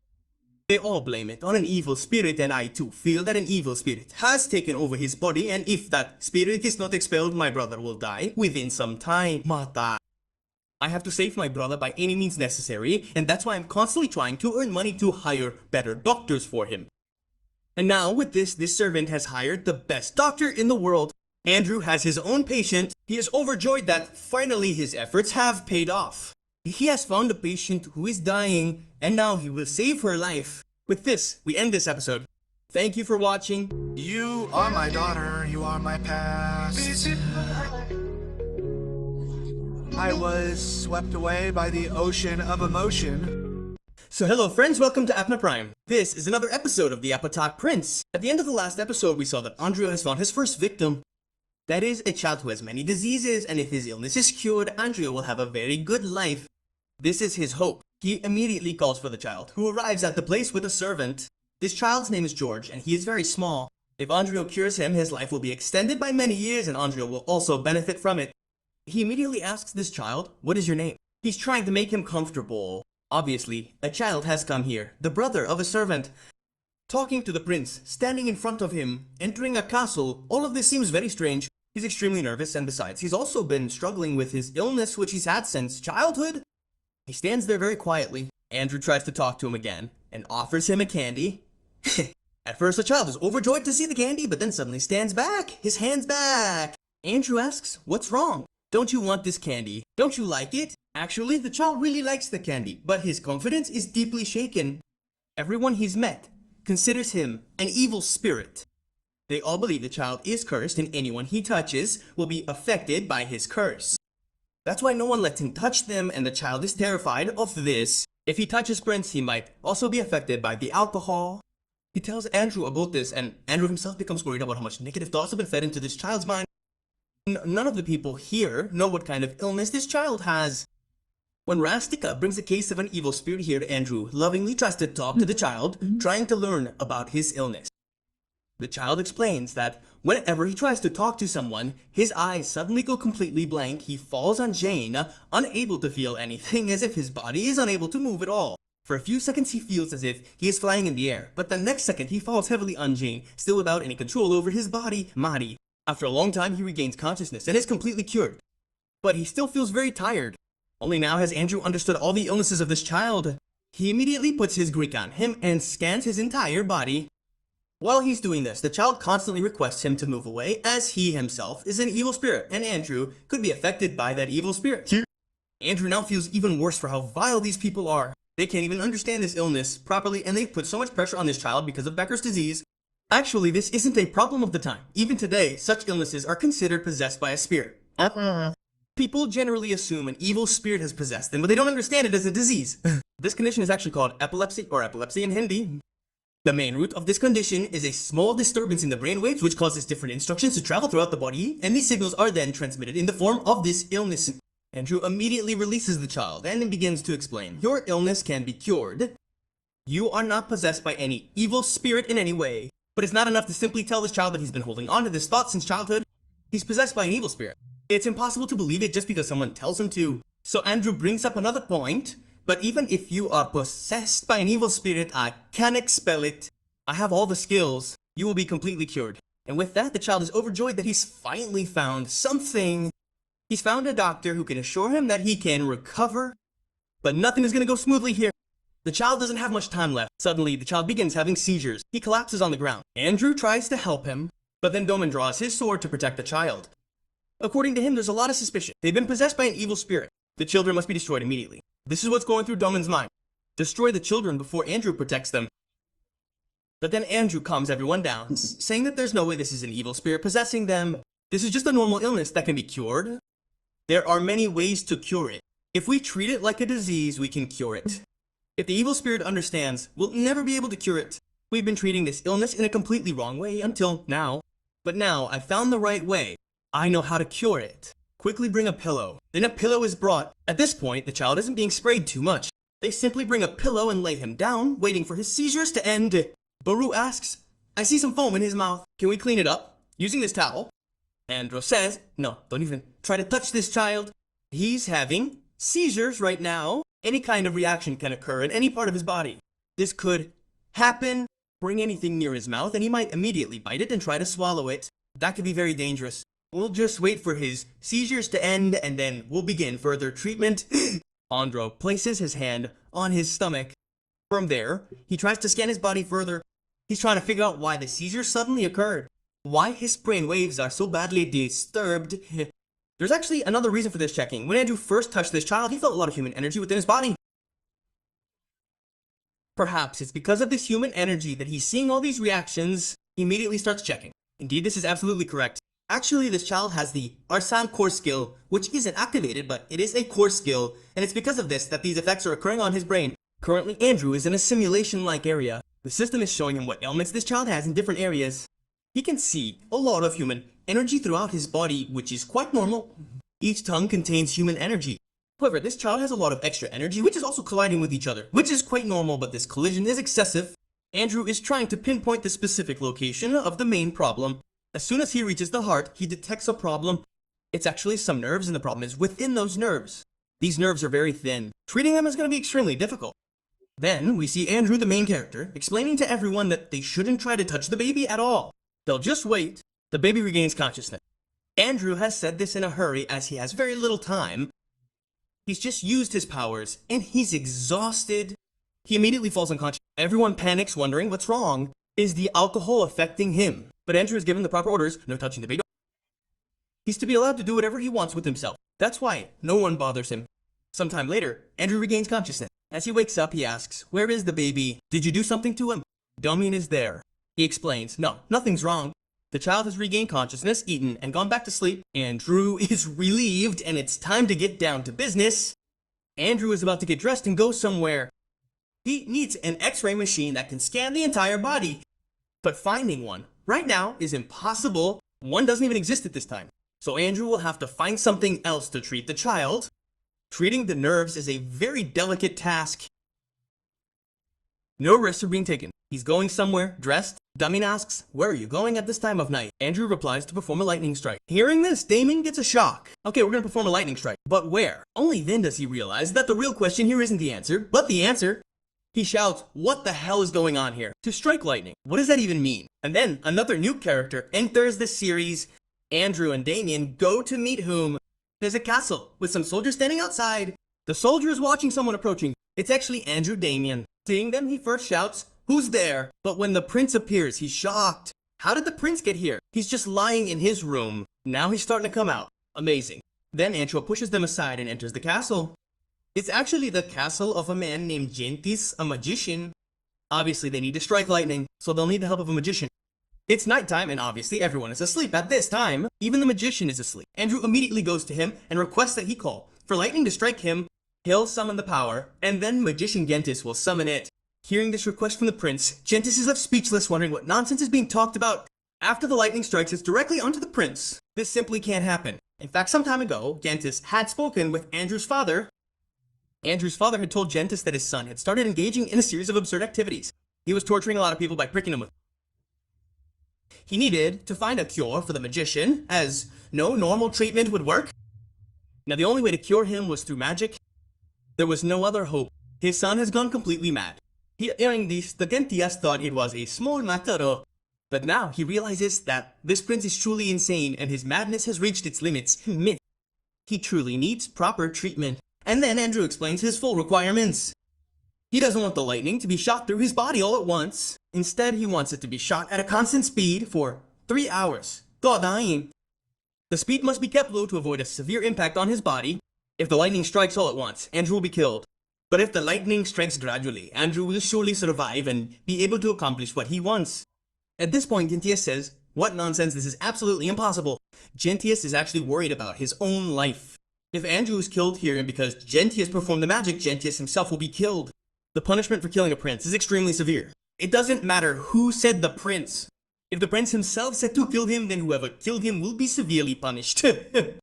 So, if Andrew is killed here, Gentius himself will die a very terrible death. He will be punished much more severely than hanging, and this is a society of kings. People here are killed very horribly, and this man is a magician. He will die very slowly. Even if Gentius wants to do the work right now, it will be extremely difficult for him, because electricity is energy that is completely uncontrollable. Controlling that uncontrollable energy and entering someone's body at a constant speed, at a speed that leaves no trace on the body. It's like applying even force to an egg lest it burst. This is where Andrew's about to. Another example, a cart capable of traveling at thousands of kilometers per hour, but kept to a maximum of 10 kilometers per hour. If driven above this speed, the car will surely explode. Here, the car is sure to explode, and Andrew will surely be killed. Gentius is telling everyone that this is completely impossible. But Andrew, on his part, firmly assures that if something like this happens, if he dies for any reason, the magicians will not be held responsible. He will not lose his life. Furthermore, all his soldiers, including Damon, are present and they all testify that they are witnessing this. Wabosang yu shudi. I told you myself that you can do this. They will testify that yes, it's not your fault at all. Hearing Andrew's words, Gents doesn't like it, but all the soldiers are terrified because if anyone finds out that Gents was present at the scene when he was killing the prince, the soldiers will surely die. They also start refusing. "Sir, please have some mercy on us. Don't bring our names into this whole case at all. If our names even come up, we'll die a terrible death right now." So far, Gents hasn't had much of an impact. Then Andrew starts doing something unusual. He starts praising Gents, saying, "You're a wonderful magician. You can definitely do this. Of all the magicians I've seen in this world right now, you're the best. I'm sure you can do this. You should try your hand at coaching. Is it possible that someone would ever come to you willingly to say that they should be struck by lightning? I've come to you personally to give you a chance. You should definitely accept this opportunity. I think this could be a wonderful experience for you." And this is how Andrew is constantly building him up. He's placed right on top of a tree watching everything from above. He begins to realize that maybe he can do this, and now he's finally in the bottle. He immediately picks up his mittens and says, "Yes, okay, let's try. And now with this magician's nod, the lives of this prince, all the people present, and even the magician himself are in danger. He's put everything on the line. Now everything depends on the magician's skill. Either Andrew will be completely destroyed, his body will be completely destroyed, leaving not a trace, or else this magician will have a blast. The greatest magic ever. This magician is scheduled to perform tonight. Whether his magic fails or succeeds will be revealed in the next episode. For now, let's wrap this episode up. Thank you for watching. You are my daughter, you are my daughter. I am swept away by the ocean-like world of emotions. So hello friends, welcome to Banana PE. This is another episode of The Apothecary Prince. At the end of the last episode, we saw Andrew about to release lightning into his body. He's going to store some of it inside his body, and for this he's enlisted the help of this magician. The magician initially refuses, but after much insistence, he's forced to agree. Right now, his life is in danger because if something happens to Andrew by mistake, the magician will surely die. Not only this magician, but all the people who are watching this happen and are not trying to stop it, or should I say, they have no authority to stop it, will also die. If anything goes wrong with Andrew, even by mistake, then the process begins. Andrew is sitting in his place. The magician is standing with his wand. He asks Andrew, should I start the process? Andrew doesn't have a single answer. The meaning is clear. He's in a meditative state and the process needs to begin. The magician understands the signal and immediately fires a powerful electric shock at Andrew. It turns out it's not even that powerful. It's just a thin string, a very thin string, fired at Andrew, and that's the most difficult thing. This magician has a lot of practice in launching dangerous attacks. He can easily perform them, and the person in front of him can be destroyed. But the magician isn't practiced in using such a small attack, so he keeps firing this tiny string for a long time. He's completely concentrated. Meanwhile, Andrew is playing a different game in his mind. In fact, all the electricity being directed at his body is being stored in slots within his body. He started using the slots in a very dangerous way. Initially, he used to store liquids, then medicines, and after some time, poison. Now, he's storing things that aren't even things. He's storing electricity. He's used his slots like batteries. Just then, Andrew interrupts the magician. It's only been a few minutes. He talked about hours, but he stopped within a few minutes. The magician tries to figure out why the hurry. Andrew explains that this entire process will be repeated throughout the day with intervals of several minutes until his work is complete. Then, we watch from outside Andrew's room. A large number of people have gathered there. Andrew is about to perform a miracle, and they've all come to witness how Andrew will treat a child possessed by a spirit. Obviously, it's about removing the shadow of a spirit. Everyone is interested in such things, and they've all come to see it. But Andrew has already explained it. This isn't a spirit possession, but a medical condition that can be cured. Then, he's holding a needle. Using this needle, Andrew is going to inject his own body's electricity into the child's body. But this needle will require a prick. The child asks, will it hurt? Andrew replies, it'll only hurt for a few minutes. After that, you'll be cured forever. Then, using the needle, Andrew inserts the needle into the child's neck. It's just a small prick, and the needle is very thin, so it won't hurt much. And now he's slowly started transferring all the electricity stored within his body into the child's body into the child. Essentially, he's trying to signal Andrew's body to use the energy he already has within it, to manage it properly. This is the function of signals of that electricity. There's just one problem, the electricity within Andrew's body is limited. That's why he's brought the magician to this location. But at the same time, the child's electricity is still flowing within him, and gradually he's starting to feel pain. Sitting in one place is simply not possible, so Andrew has to complete his process quickly. He has to send signals rapidly within the child's body. Right now, Andrew is moving within the child's body in his mind. Essentially, he's examining the child's entire body, looking for any deficiencies. And then he realizes that the baby's body has more defects than he had anticipated. It's going to take another 3 to 4 minutes, or maybe even half an hour. And holding the baby still for that long is quite difficult. So from here on out, he has two options. He can either stop the process right here, or continue it again on another day. But the second option is to complete the process today, using any method. Andrew knows using all those methods, even at the risk of his life, this process must be completed today, right now. Andrew immediately selects the second option and tells the magician to increase the speed 3 times. Actually, Andrew has increased his level even more. Previously, Andrew was storing electricity inside his body like a battery and then releasing it later. But now he has changed things. He is storing the electricity directly and then directly putting it inside the body of this child, meaning there is only a wire in the middle, which will keep the required amount of electricity inside his body and will keep putting the rest inside the body of this child so that this thing continues in continuity. Apart from this, to increase the speed, he has increased the electricity 3 times, and this is going to cause a lot of pain to Andrew. The magician explains that this could be extremely dangerous, but Andrew refuses to listen. He orders them to start working 3 times faster, and the process begins. The electricity has become very dangerous. Andrew is now experiencing pain.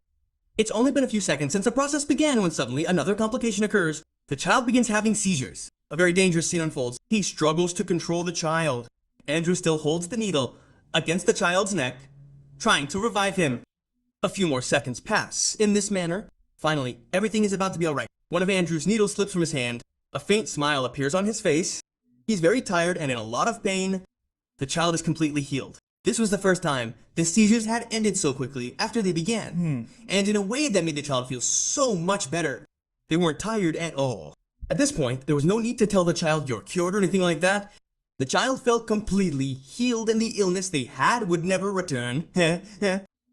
Andrew also received a window into the news that the child was cured, and as a reward he received three days. This meant Andrew had 161 days. And then another amazing thing happened because Andrew had used his core skill a lot. All the electricity that was flowing from his own body into the child's body was being significantly slowed down by the core skill. So here, Arson's skill budget was triggered, and as a result, his level had been upgraded. This level up isn't exactly like the one that happens with jewelry. In reality, whenever a jewelry upgrades, it gets an extra minus circle. But that's not the case here. Currently, Andrew has only one minus circle. He's leveled up, but that one minus circle has reached level 2. Still only has one minus circle. So this isn't a significant level up. It's just some HP and a slight increase in attack power. By the way, the rewards aren't over yet. There's one more reward left. Andrew has acquired another body part. He previously had 3: lungs, heart, and large intestine. I thought it was the liver, but it was the large intestine because the liver has now awakened. Andrew gets a message saying your liver has also awakened. You now have a new organ, and along with it, there's a space inside Andrew's body where all his organs are gathered. The gate opens, and a child enters, throwing his luggage forward. He expects a crowd of people waiting for him, hoping to applaud him. But nothing happens. Everyone just stares at him. A new person has arrived. At this point, most of Andrew's body parts aren't reacting much. But Hart is overjoyed. He quickly runs towards the person. Obviously, a new person has arrived. Hart would be happy. He goes up to him and tries to talk to him. Just then, Liver slaps him. And with that, Hart is completely broken. Tears well up. Liver has told him not to mess with him too much.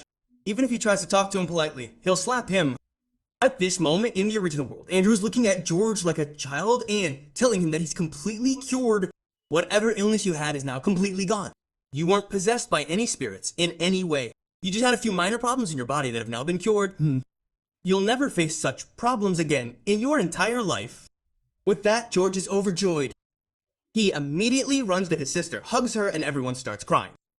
His sister is also overjoyed, having tried for so long to get her brother to see a doctor, but finally, her brother is cured. Uditin. Everyone present is overjoyed. Meanwhile, Andrew has a willful smile on his face. His days have been extended. 3 days have passed. 3 days have passed in one go. He's overjoyed by this. Then suddenly something strange happens. Everything goes completely blurred. He falls into a dizzy state only to regain consciousness a few hours later. He's on a bed. It's nighttime. Several of his men are present. Andre looks at everyone and asks, "What are you all doing here?" "I'm sleeping. You can't see me. I hate being watched like this." And then Beru reveals that Andrea has been sleeping for the past 2 days. He's got 3 days and 2 of them have been spent sleeping. It means nothing has worked. All his hard work has been covered up. Then he sees that the magician is also present. In fact, the magician was the one who caused Andrew's unconsciousness. Everyone assumes that the magician used his magic and rendered Andrew unconscious. And if the king is even accidentally told that Andrew was unconscious because of the magician's magic, then the king won't dwell on it. He'll be the first to behead the magician. For now, however, what happens to this magician really doesn't matter. He's already old. Even if he dies, it won't matter. For now, Andrew's main focus is on his experiment, namely George. He looks around to see where George is. George comes running over to him, wanting to thank him.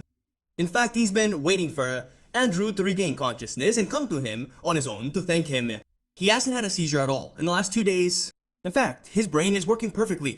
He doesn't feel even the slightest illness affecting him. His life has completely changed, and that's why he's thanking Andrew. Meanwhile, Andrew is thinking to himself that none of this is affecting him.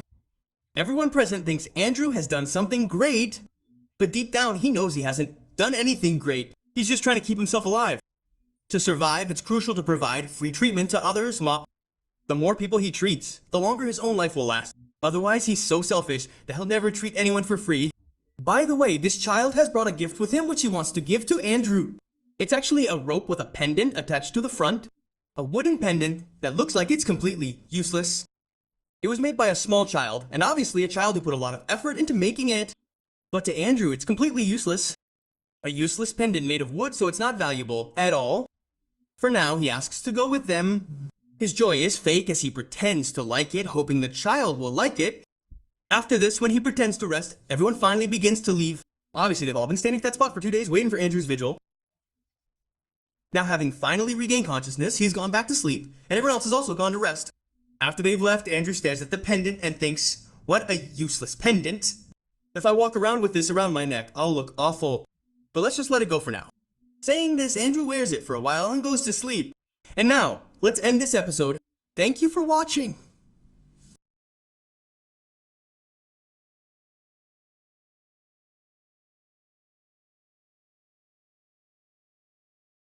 So hello friends, welcome to Apna Prime. This is another episode of Apna Repents. At the end of the last episode, we saw that Andrew had finally cured George and completely cured him, and now his accolades have spread widely. At the beginning of the episode, we see Andrew's servants, who are currently not around Andrew. In fact, they are not even in his care. They have now returned to their homes. Andrew has given them 5 days off, which is a miracle. Normally, no prince ever gives his servants leave. They have to work 24 hours a day, 7 days a week. Obviously, a prince may need a servant at any time. Therefore, these people are never allowed to leave the castle. But this time, all the servants have been given a 5-day leave at once, and this is surprising. When they arrive home and inform their families, they are shocked to learn they've all been granted leave. How is this even possible? Leave without asking? This simply doesn't happen. Then, they show a poster. Andrew has a plan. He's already demonstrated his immense abilities, his ability to heal people. But now, spreading this ability outside is the ultimate challenge. And of course, if all those servants are stuck working inside the castle all the time, how will this FI spread outside? That's why he's been granted leave. And he's also distributed a number of flyers telling everyone about his clinic. He's distributed not only to these servants, but also throughout the city, saying that anyone with any kind of illness can come to Andrew the Prince with a diagnosis that he'll treat them thoroughly. Andrew has set up his clinic well. Previously, if he'd done something like this, no one would have believed him. Everyone was afraid to come to the prince. But now, because he's already treated someone once and has treated all his servants individually, it becomes even more important for people to come to him. Hearing his advice, they'll be drawn to Andrew. Later, we see Andrew, who is currently inside his castle. He's waiting for his plan to work perfectly, for his clinic to function perfectly. Just then, Baru arrives, determined to take Andrew away. The clinic needs to be opened, and Andrew needs to be there. A lot has happened in the series so far. Baru has always asked Andrew numerous questions, and right now, he has a lot of questions, and it's obvious. Andrew has treated a lot of people. He's a genius. He shouldn't have any such knowledge at all.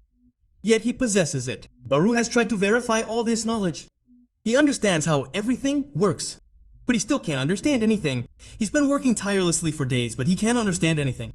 That's why Andrew asks Andrew, where did you learn all this? I'm a doctor myself. I've studied a lot, yet I still can't understand all this. But you, a prince, never studies. Obviously, he's not a doctor. He's just a normal prince with nothing to do. His servants do his work for him. And in fact, he's always sick. So he has nothing to do. How did he get this knowledge? Do you know what's so amazing? Andrew understands perfectly well why Baru has all these questions. Obviously, he's a doctor, and someone else is doing his job better than him. And without all that education, so questions are bound to arise. So, in the end, Andrew has only one option left, tell her the truth. He tells Baru everything, that he doesn't belong in this world. He's come into this world from another world, and now Andrew has told Baru everything about himself, absolutely truthfully. When the story ends, Baru looks at him in complete shock. His mouth hangs open. In fact, he thinks Andrew is playing a prank on him. He asks again, don't joke. Tell me the truth. With that, Andrew decides, now he won't tell him anything. Now he'll have to tell him a false story. And then, for Flair, the matter is postponed, and for Flair, Baru has come to the conclusion that he should simply be taught all this. He doesn't care where Andrew learned it. What matters to him is that Andrew has all this knowledge, but he doesn't. He wants to become a good doctor himself. Andrew immediately agrees. And now it's time to go to the clinic. As soon as he reaches his clinic area, Andrew doesn't see anyone there. He immediately opens the window, expecting a crowd outside. Obviously, he's a prince. A prince's call should bring a crowd. But in reality, there's no one there. The entire area is empty. Andrew is shocked. He's worried. His clinic still isn't functioning properly. Despite so much advertising, no one has come to the place. Then Baru's nature strikes. He immediately tells Andrew to look a little further down, not up front. And then there's a huge crowd of people. They're all trying to get to the front of the line. No one wants to stand in the back. They're all waiting for their turn to come, and then their turn finally begins. The clinic has opened. People come in and get treated. Andrew has been treating them for quite some time. And after treating so many people, some of his skills have leveled up. Initially, it was his senses. Andrew used to check their nerves. At that time, he was checking them before himself. But now, all his body parts that have become conscious are going to help him. Meaning, if there's any problem with any of these body parts, his liver, lungs, heart, then Andrew will know about them separately. He doesn't need to go deep and investigate. His body parts are going to help him. Meaning Andrew's body parts are no longer a sad character. He's gonna stand up and come forward. He's gonna become a hero himself. Right now, the man Andrew is treating has a liver problem because he's been drinking too much. Andrew immediately advises him to stop drinking completely. And this isn't a doctor, but a prince, he says. If you're caught drinking again, you'll be punished immediately. You'll be imprisoned for years. And in this way, Andrew is already punishing everyone he treats like a prince, and everyone starts to panic. Obviously, he's doing all this to save his own life. If he simply stops someone from drinking tomorrow, that would be enough to prolong their life, and Andrew will get his fee. And this is how the day ends. He hasn't seen much improvement. He's received all those upgrades, but he hasn't seen much improvement in the past few days, because all the people who came were gonna live a good life anyway. But as the day is about to end, another man enters the place bringing an emergency case. Baruch himself has brought the man. A woman arrives at the place, brought there by her husband. She is unconscious. She is laid on a bed, and it is discovered that she has a very dangerous fever, which is mainly caused by winter, meaning the body becomes cold, and this causes a high mortality rate. Due to this disease, an entire army was wiped out at one time. At this time, Andrew is very worried because this disease is caused by a specific type of insect which is found in a dirty area, and just now, her husband has told that the inside of their house is very clean, which means that the insect had come from somewhere else, He immediately starts asking the husband whether such a scene has ever happened in which this lady was bitten by an insect. The husband clearly denies for the time being that nothing like this happened, but after a little recollection, he realizes that actually something like this had happened 15 days ago. An insect had bitten her, but she was not at home but at a farmer's house because she wasn't traveling somewhere, and the carriage broke down on the way. She had to stop there, and she had to stop there, and she was bitten by an insect there, and she was bitten her. And now with this, it is confirmed that someone has bitten her, and the disease which Andrew is thinking is the same disease that she had. The most alarming thing is that it's been 15 days since the illness began. By then, the disease would have spread quite badly throughout her body. Immediately, Andrew orders that all her clothes be removed and burned. He then goes to her house and tells everyone inside to stay away from any clothing or objects she may have touched, as this is an infection that can spread through anything. Treatment for the woman has begun. The only problem here is that Andrew doesn't have the specialized equipment to treat her. He's doing whatever he can using the traditional method. He's trying to administer some medicine, etc., but none of this is working. The wedding is finalized, and now a few days pass in this manner. The lady's health is deteriorating. A good thing has happened. This lady belongs to a good family, making it much easier to get any kind of support. Antiope is constantly thinking about where to get some support. Then he remembers that his father has a special warehouse that stores medicines that are not normally available.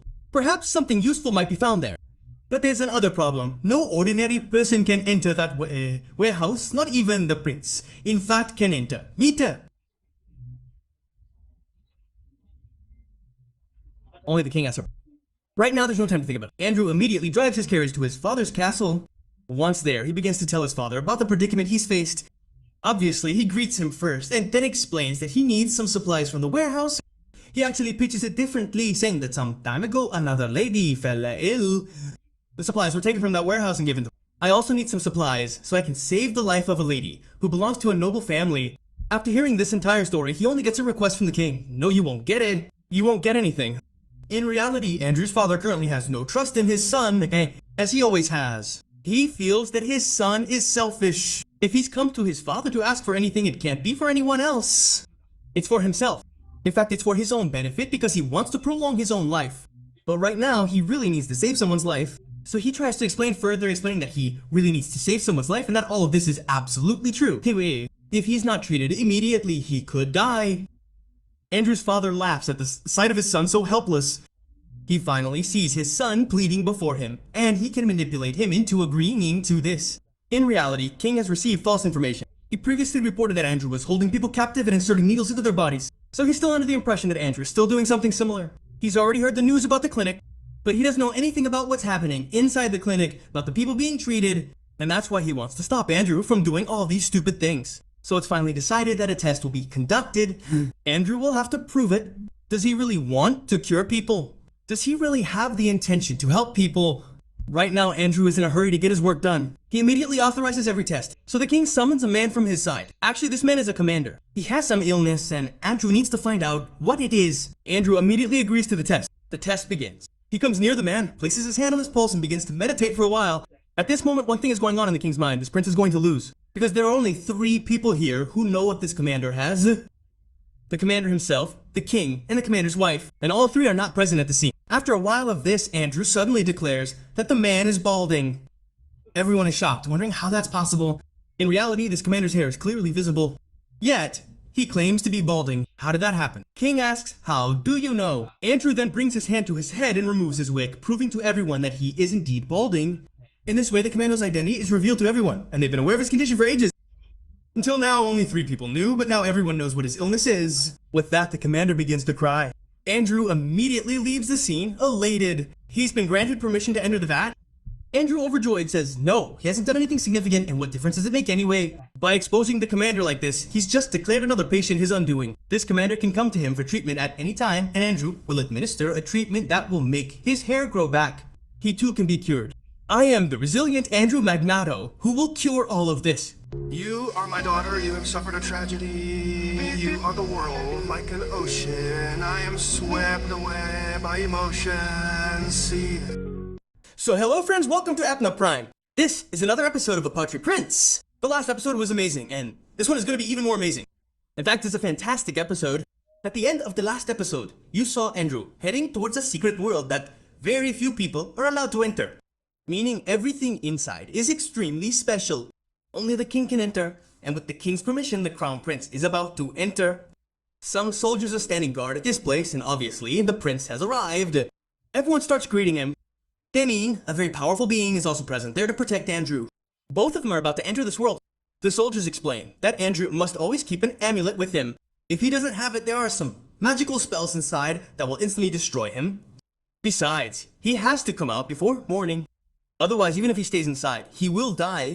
Andrew immediately gets to work. There is very little time. They came to this place at night anyway. Morning will come in just a few hours. He has to finish his work quickly and get out. He quickly moves towards a gate. Then he is told that there are actually 3 gates in this place: intermediate, medium, and basic. So he is only allowed to enter basic, medium, and intermediate. He cannot go inside them at all. He should have told Andrew this in advance, but he was still trying to figure out how to get permission.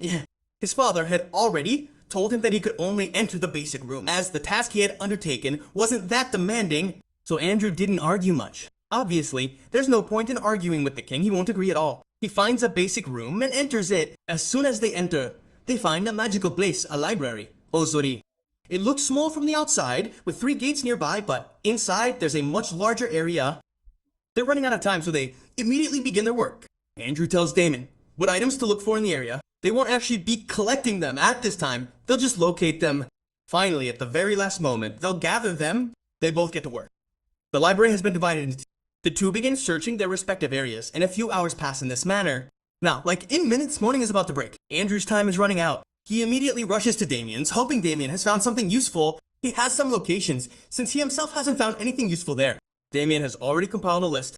He's already found a lot of amazing items at the site. Andrew immediately begins to examine each item one by one, and luckily, he finds a remarkable shield. It's a snow shield that can be used to create a shield.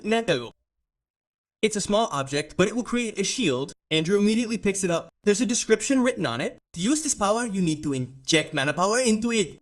Then, the shield is fully created. As Andrew does this, he holds it in his hands and pours some mana energy into it. Simultaneously, a shield appears at the scene. Andrew understands that he has a legendary item in his hand. It can't do anything amazing here. Obviously, it's a basic wand. There are 2 more levels above it, so you can't get everything with it here. And now, before the time for his discussion ends, they leave the place. At this moment, Damon has a new sword. Obviously, he has the opportunity to enter a royal place and take whatever equipment he wants. He has direct permission from the king, so he will definitely take some kind of weapon. He has kept the sword with him. He has at least 1 item with him. Meanwhile, Andrew's voice is heard on the other side. He shouts, "You have tarnished my name. I told you to do your work properly." When Andrew arrives at the scene, he's carrying a lot of equipment all over his body. He's not even looking. He's just picking up the equipment, just because he had a little time. So he's grabbed as much as he could. They'll check later what's gonna happen with it. He only has one shield, which he knows about. How did he take all the other stuff just like that? Gold items are visible throughout his video. All the soldiers watching, wondering if he really knew what he was carrying. Then the scene shifts. We see Barrow, who has woken up in the morning. As he wakes up, he looks out the window. He sees Andro and Damien. They're talking to each other in a completely normal way, like two friends. He's overjoyed, thinking it's a good thing. Andrew's finally making some good friends. He wasn't like this before. He wouldn't talk to anyone. He used to think his younger selves were too small. But now he's finally started talking to some people. He speaks kindly to everyone and tries to do something good for them. He's treating people well, which is quite a blessing. This makes Barrow very happy. He starts preparing some food and taking it to Andrew. Andrew and Damon are constantly thinking about their friends. But at that very moment, Andrew is ready with his shield. Damon is preparing to test his sword. The two attack each other. Specifically, Damon attacks Andrew with his sword.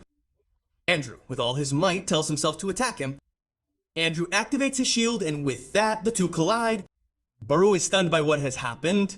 He has no idea what's happening. He sees Damien protecting Andrew with his strength. If Damien is protecting someone, that person will be killed. If something happens to Andrew, Dayan won't survive. He will die too. Meaning both of them are gonna die, and since Beru is watching this fight and can't stop it, he himself will die. Thinking this, Beru faints. Meanwhile, Andrew and Damien are oblivious to what has happened. They are focused on their fight. Andrio blocks an attack, and Damien says, "This shield is very strong, Kotung. It blocked my first attack. I should attack again." Andrio's hand starts shaking. This attack was very dangerous. He had used all his strength to block this small attack, but Damien hadn't used all his strength. He was only using 20% of his power here. Now he's about to use his full force, and that's why Andrew's entire body is shaking. Then Damien strikes again. This time, he doesn't use his full force, but the shield shakes badly. It's not broken, it's just slightly broken. Damien understands. The shield can be broken. Then Damien launches another dangerous attack, and this time he's put in a lot of effort, Inu. As the attack is made, a crack begins to form on the shield. And finally, with this attack, the shield is broken. Andrew isn't shocked by this, he's overjoyed. He'd already been told that no shield like this would be able to stop any of Damien's attacks. He absolutely wanted the shield to break. In fact, he needed all these pieces. These ice fragments lying around the area, he needed them all. He immediately begins gathering everything, and then Beru falls unconscious beneath him. Unaware that Beru has fainted upon seeing them, he begins talking to his father. Why is he sleeping there? From here, we see a flashback from a few minutes earlier. This flashback is from a time when Beru was watching the two of them talking from upstairs. At that time, Andrew had actually asked David to attack him, meaning to attack Andrew. But David flatly refused. He understood that Andrew wanted to test the shield. But there could be other ways. The shield could be placed on the ground, and then David would attack with all his might. This way, nothing would happen to the prince. But this cannot be done here. Because the shield is very important, so mana power must be continuously injected into it. If the mana power is stopped for even a second, the shield will instantly disappear. He even demonstrates this. The shield exists for a second, but the next second, as soon as he stops the mana flow, it disappears. This means Andrew will keep this shield in his hand the entire time. He will try to block every attack with his body. If the shield breaks here, the impact will be on his own body. After this, Damien makes another statement, saying that he wants money for every attack he launches on Andrew.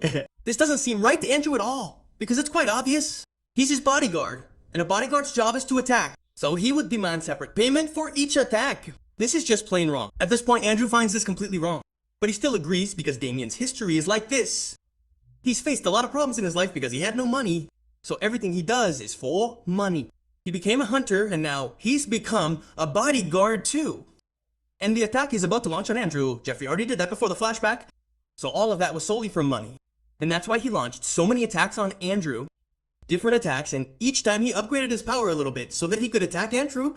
The more attacks he launched, the more money he'd earn. And now we return to the main story, where Andrew's primary task is to treat the lady. He prepares a soup or something with all the ingredients he's collected, especially the ingredients from the shield, and with that, he creates something spectacular. 10 days of hard work are put in, and finally, the woman is finally treated. But in the process of doing all this, Andrew's situation becomes extremely difficult for him. He has worked so hard for this woman and spent so many of his time, and yet, despite all this, her health hasn't improved much, so Andrew has suffered a major loss. The only benefit Andrew has gained is that much. His respect has increased even more. He has gained a lot of HP points. He has only 1500 HP points.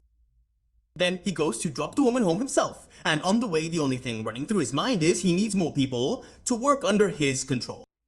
He currently has servants, but they don't have those 3 knowledges. Andrew has to do all the work himself. Obviously, what can those servants do? Just run things around. That's all he can do. Andrew will have to handle the rest of the treatment on his own. So he needs some nurses and some other doctors who can take over for him. And for this, Andrew starts talking to a lot of people. Specifically, people whom Andrew has treated. First, he brings this woman's husband along, and in a secluded place, quietly explains to him how and when he needs the money. Obviously, he's not asking for money after treating anyone, so he wants a few more things, so he can recover. So this guy immediately agrees, saying he's ready to repair it anyway, but Andrew refuses, because he doesn't want anything from him. He wants his wife. He wants her to be a nurse, but this hasn't been fully clarified yet. If he says he needs a nurse, they'll already know what a nurse means, because most doctors who exist are predominantly male. No women are likely to be involved in a nurse at this time. That's why Andrew is here to talk to this guy. Actually, this guy is also an artist, so Andrew will be very useful against him. Basically, Andrew is about to start hiring, and there's only one expert in hiring. We see a scene at Frontera Plaza, where a statue of Ian Frontera is installed in. He also has his shovel with him. People are wandering around, and news has already reached that Prince Andrew has started hiring. He wants as many people as possible to join his staff, offering them a good salary. Hearing this, many fathers are sending their sons to this place. The sons refuse on condition, but after hearing about the money, they all agree. From here, we see a scene from a special exhibition. Inside a huge building, numerous paintings have been displayed, and many people have come to this place. They have all come to become his staff. They are mainly looking at these paintings to take the exam and interview. Andrew has used a woman's husband to create these paintings, and her husband is overjoyed to see so many people come to see his paintings. The most amazing thing here is that Andrew has made this man a royal artist. Now this is entirely Andrew's job. Furthermore, with this man's help, Andrew is trying to do some advertising. There's no printer or computer here, so they specifically need someone to create all the advertising. So some pictures have been created in which he shows how he's with all his people. He's inviting them over, telling them, yes, you're capable too. You can join us. Furthermore, there's a large picture in which Andrew is with a nurse talking about treating people. Below, a poster reads, if you want, you can join us. Anyone who wants to join should apply here. There's a counter nearby where a long line forms. Everyone has come there to apply for the nursing position. While all this is happening, a very special girl is seen here. A girl who has kept her face completely covered and is following this entire process throughout. Then another week passes from here. Obviously, all the work is being done manually, so each process is going to take a long time. After a week, the next test begins, and this test will decide who will advance to the next round. Here too, the girl has reached the perfect temperature and has memorized her rounds for the first time. The girl is very beautiful and looks very energetic. But besides this girl is also very angry. Some time ago, when she received the poster, she immediately crushed it.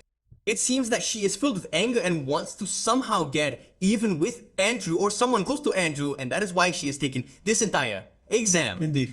Now, what is this lady's secret? We will find out in the next episode. For now, let's end this episode on this. Thank you for watching. You are mine, but you have been a victim. You are the ocean-like world. I have been swept away by emotions.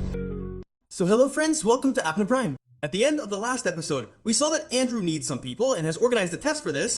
Many people arrived to participate in this test, and now, after this test, Andrew will have a huge army.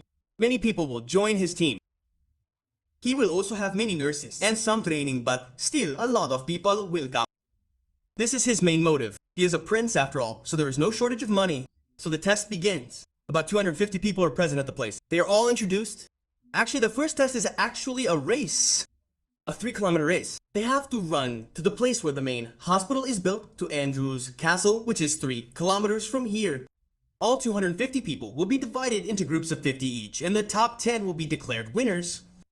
This means that 10 people from each group will win, and 40 will lose. After this brief explanation, the race begins immediately. None of them expected anything like this. A race.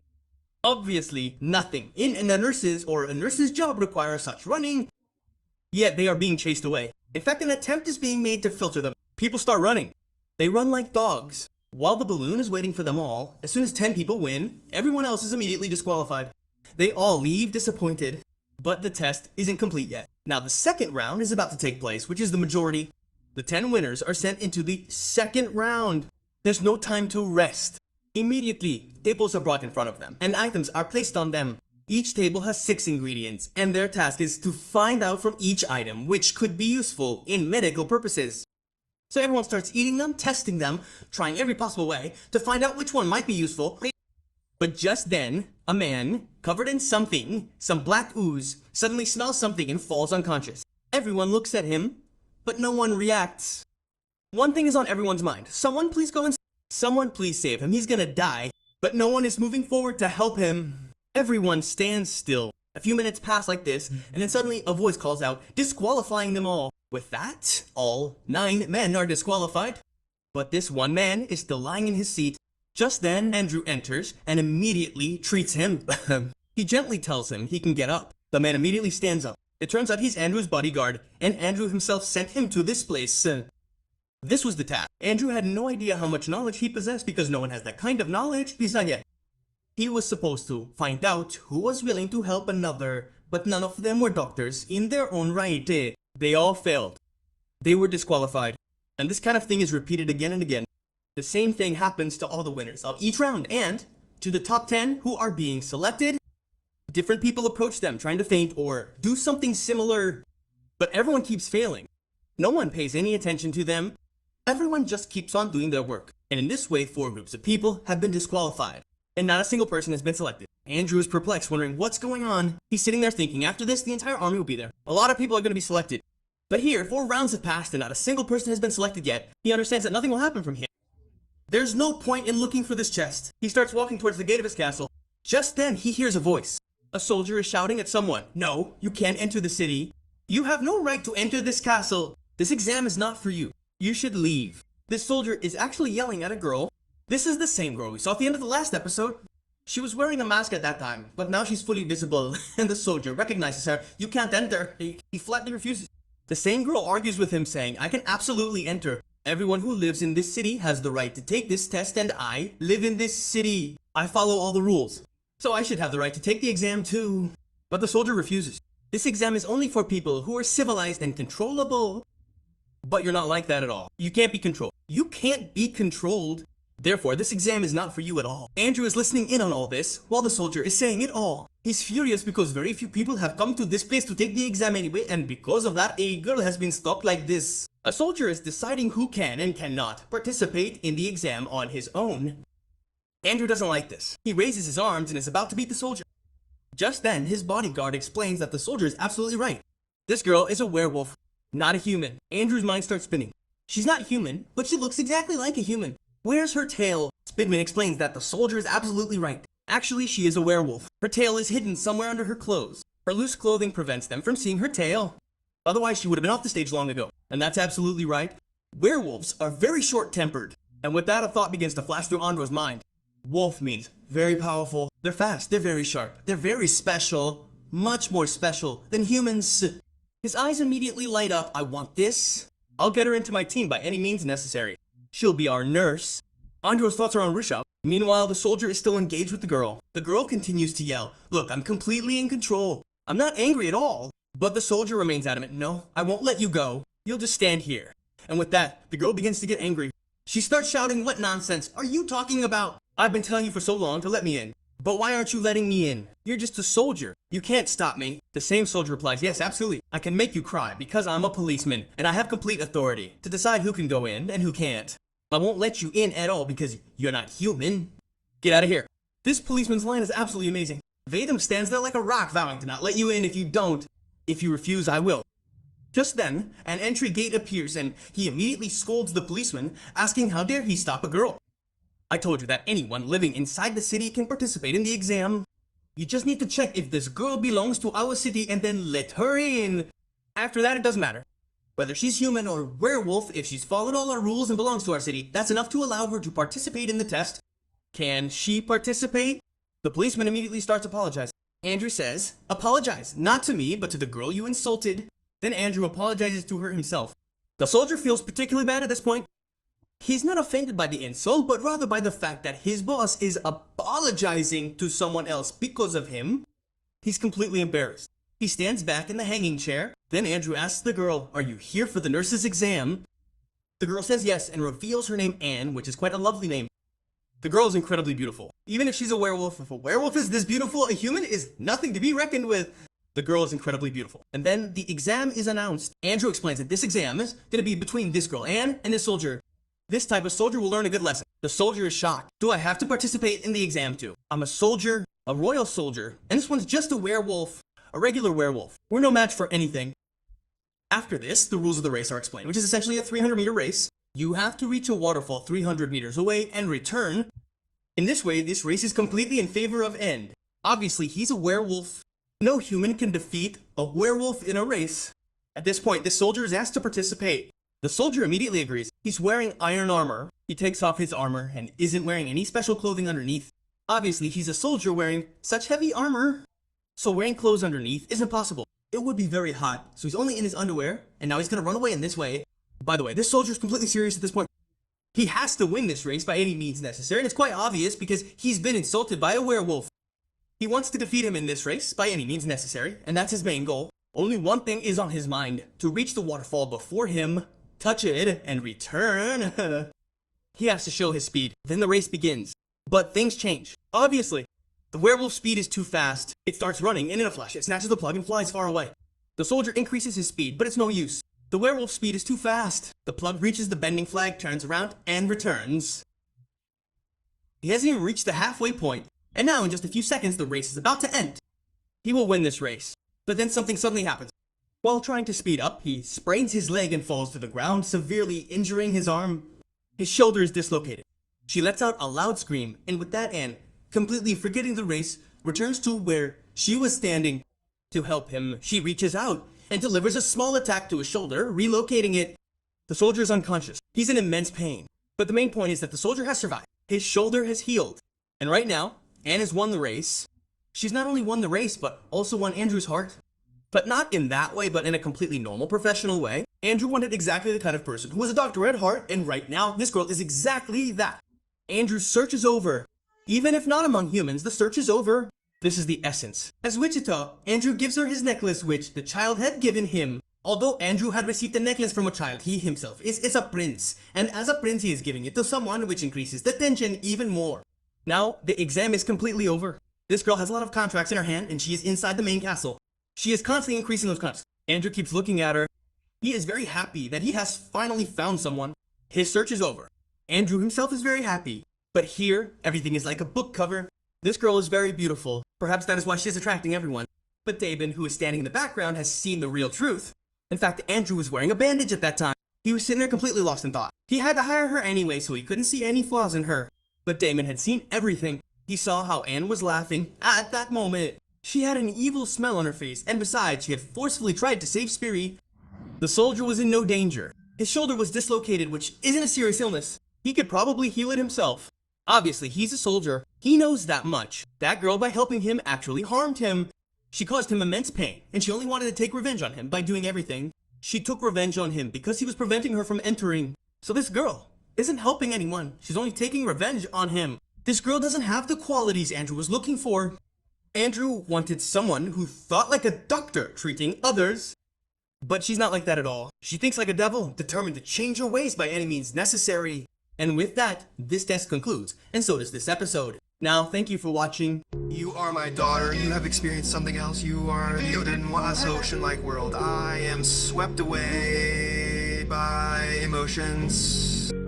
So now another episode of Prince has arrived. This one is going to be quite amazing. In the last episode, you saw Andrew find a wolf lady who will fulfill all his needs.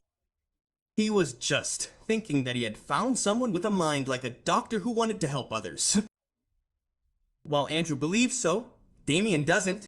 He thinks this girl is too mean and only thinks about her own revenge. Everything she has done is solely for her own sake, and Andrew's selection could be a big mistake. Right now, this wolf lady, meaning Annie, is reading a contract.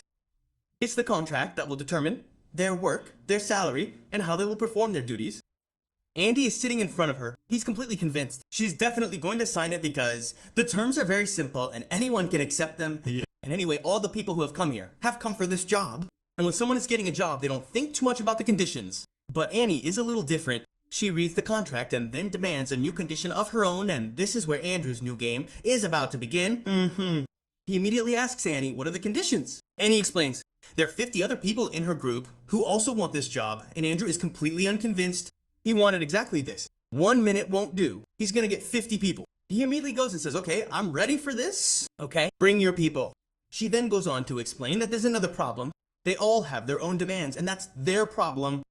Whenever they get a little excited or are in a different mood, they get distracted. This reaction is visible in their tail, and they can't control it at all.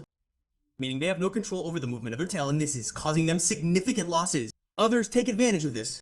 In fact, whenever they try to scam someone, which is something that businessmen often do, they get caught. They can't scam anyone. But if someone else tries to scam them, it works perfectly, bunny. Because the scammer knows in advance when a scam is working and when they've backed off. Meaning they're no longer going to be caught. So they immediately back off or use a different strategy. Annie has explained her problem. But Andre, it's not a major problem for him. He just starts giving the usual advice, hide your tail, as he has just done. She can even tie it up. Annie explains that this is impossible, as the tail is incredibly strong, and its movement is dangerous. If it's tied in any way, the tail will free itself and become visible again. Sometimes, when the excitement builds up, it tears through the clothing and becomes visible to people. This technique won't work. The next session is given to cut off the tail. And she explains that she's tried this several times, but after a short time, the tail grows back. Furthermore, these wolves rely on their tails all the time. They have to move, and everything happens because of the tail. If the tail is cut off, their movement stops completely. And now with this, Andre's face falls. Just a few seconds ago, he was overjoyed that he had found 50 nurses. But now, in a split second, everything has been taken away. None of them are coming back, and until they all do, this one girl, Annie, isn't going to work here. Meaning, Andrew still has nothing. He has to do something impossible. He can't control cut or hide that tail. They've already tried since childhood. So what's Andrew gonna do that's so different that he can hide that tail? Disappointed, but not ready to give up. He starts pushing the limits. He proposes a different idea. How about building a bridge? Meaning, a person with all the information, a person with vast knowledge who will work as a go-between for all the wolves and all the other dealers. Medieval. If the wolves ever need anything from the outside world, they can turn to that person. And if anyone from the outside world wants to sell Wolf anything or make a deal with him, they can use that middleman. This way, there won't be any scams. But this isn't a perfect solution either. Annie doesn't like it. Obviously, even if this solution works, it will only work for a limited time. Later, that person might try to scam someone. As mentioned, he's very smart, and smart people are like that. They try to scam everyone. A smart person who doesn't use their cleverness properly isn't smart at all. And this method will only work as long as Andrew is on their side. If something ever happens to Andrew, obviously, he's a prince, and no one knows how long he'll live. And besides, someone could change Andrew's mind, and things would go back to normal. So this isn't a session. Hearing this, Andrew says, so you want a permanent suspension, so you never have to face such a problem again, and all your fellow wolves can live their lives like normal humans, like everyone else. They don't face any problems. Anne is delighted. Yes, I definitely want that. And as he says this, she tries to get closer to Andrew. She's very excited. Slightly excited. Her clothes haven't torn yet. A little more excited. Her tail is visible at that moment. A slight tuft of hair is visible. Just a little left. Andrew should ask for some more calm, and something dangerous could happen. Annie asks, do you have any ideas? Andrew gives a very rude reply. No, I don't have any ideas. And that's why Annie's mood is completely ruined, and the girls too, thinking, I have no ideas. Still, the thing understands that at least this guy is honest. He's not giving us false hopes. He's trying to fix our problem. But this is such a big problem that it can't be solved in a minute. Andrew on his part says that solving this problem will take time, so you can stay inside the castle until then. Annie insists that she should leave. But believing Andrew's words, she agrees to do it for good. While Annie was inside the room, Andrew was extremely confident, saying, yes, I'll do whatever you want. I'll tear everything apart. Whatever you want, love.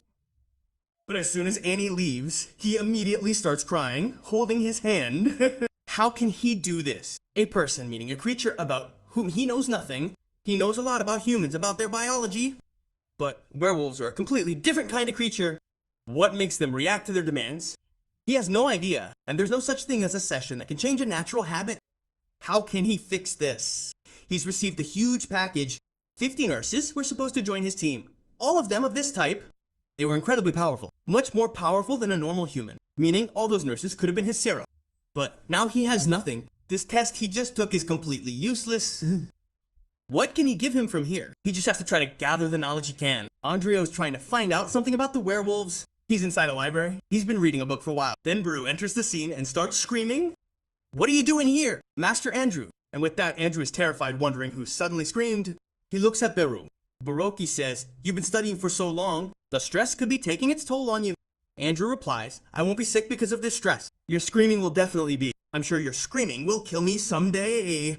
Not from any disease, but just hearing your screams will cause a heart attack and kill me." Andrew and Beru then begin to discuss something, and Beru offers Andrew an idea. Why do you need permission from them? Just tell the hunters to do the work, and they'll work on their own. You don't need anyone's permission. Remember, you're a prince. Everyone will work for you according to your wishes. They don't have any conditions of their own. Andrew flatly refuses because he's not that kind of person. He wants the person to act on their own free will, and Virgo wants a similar answer, that Andrew should put aside his own will and consider the wishes of others, asking for their permission rather than giving them orders. After this, Andrew starts to think of him as a... However, Biro has helped Andrew immensely at this point. Someone else used to think the same thing Biro just said. That man, Kuzban, immediately comes to mind. He used to have a poison that paralyzed the body. He couldn't use it properly. But Andrew can use that poison properly if he wants, because the work is meant to paralyze the tail. If the tail is paralyzed, it will stop moving. If the tail remains alive like this, it can't regenerate. But after being paralyzed, her movement will be lost. So this could be a perfect idea. Kuzban's poison isn't completely perfect. It may have some flaws, but it's still more than enough for today's times.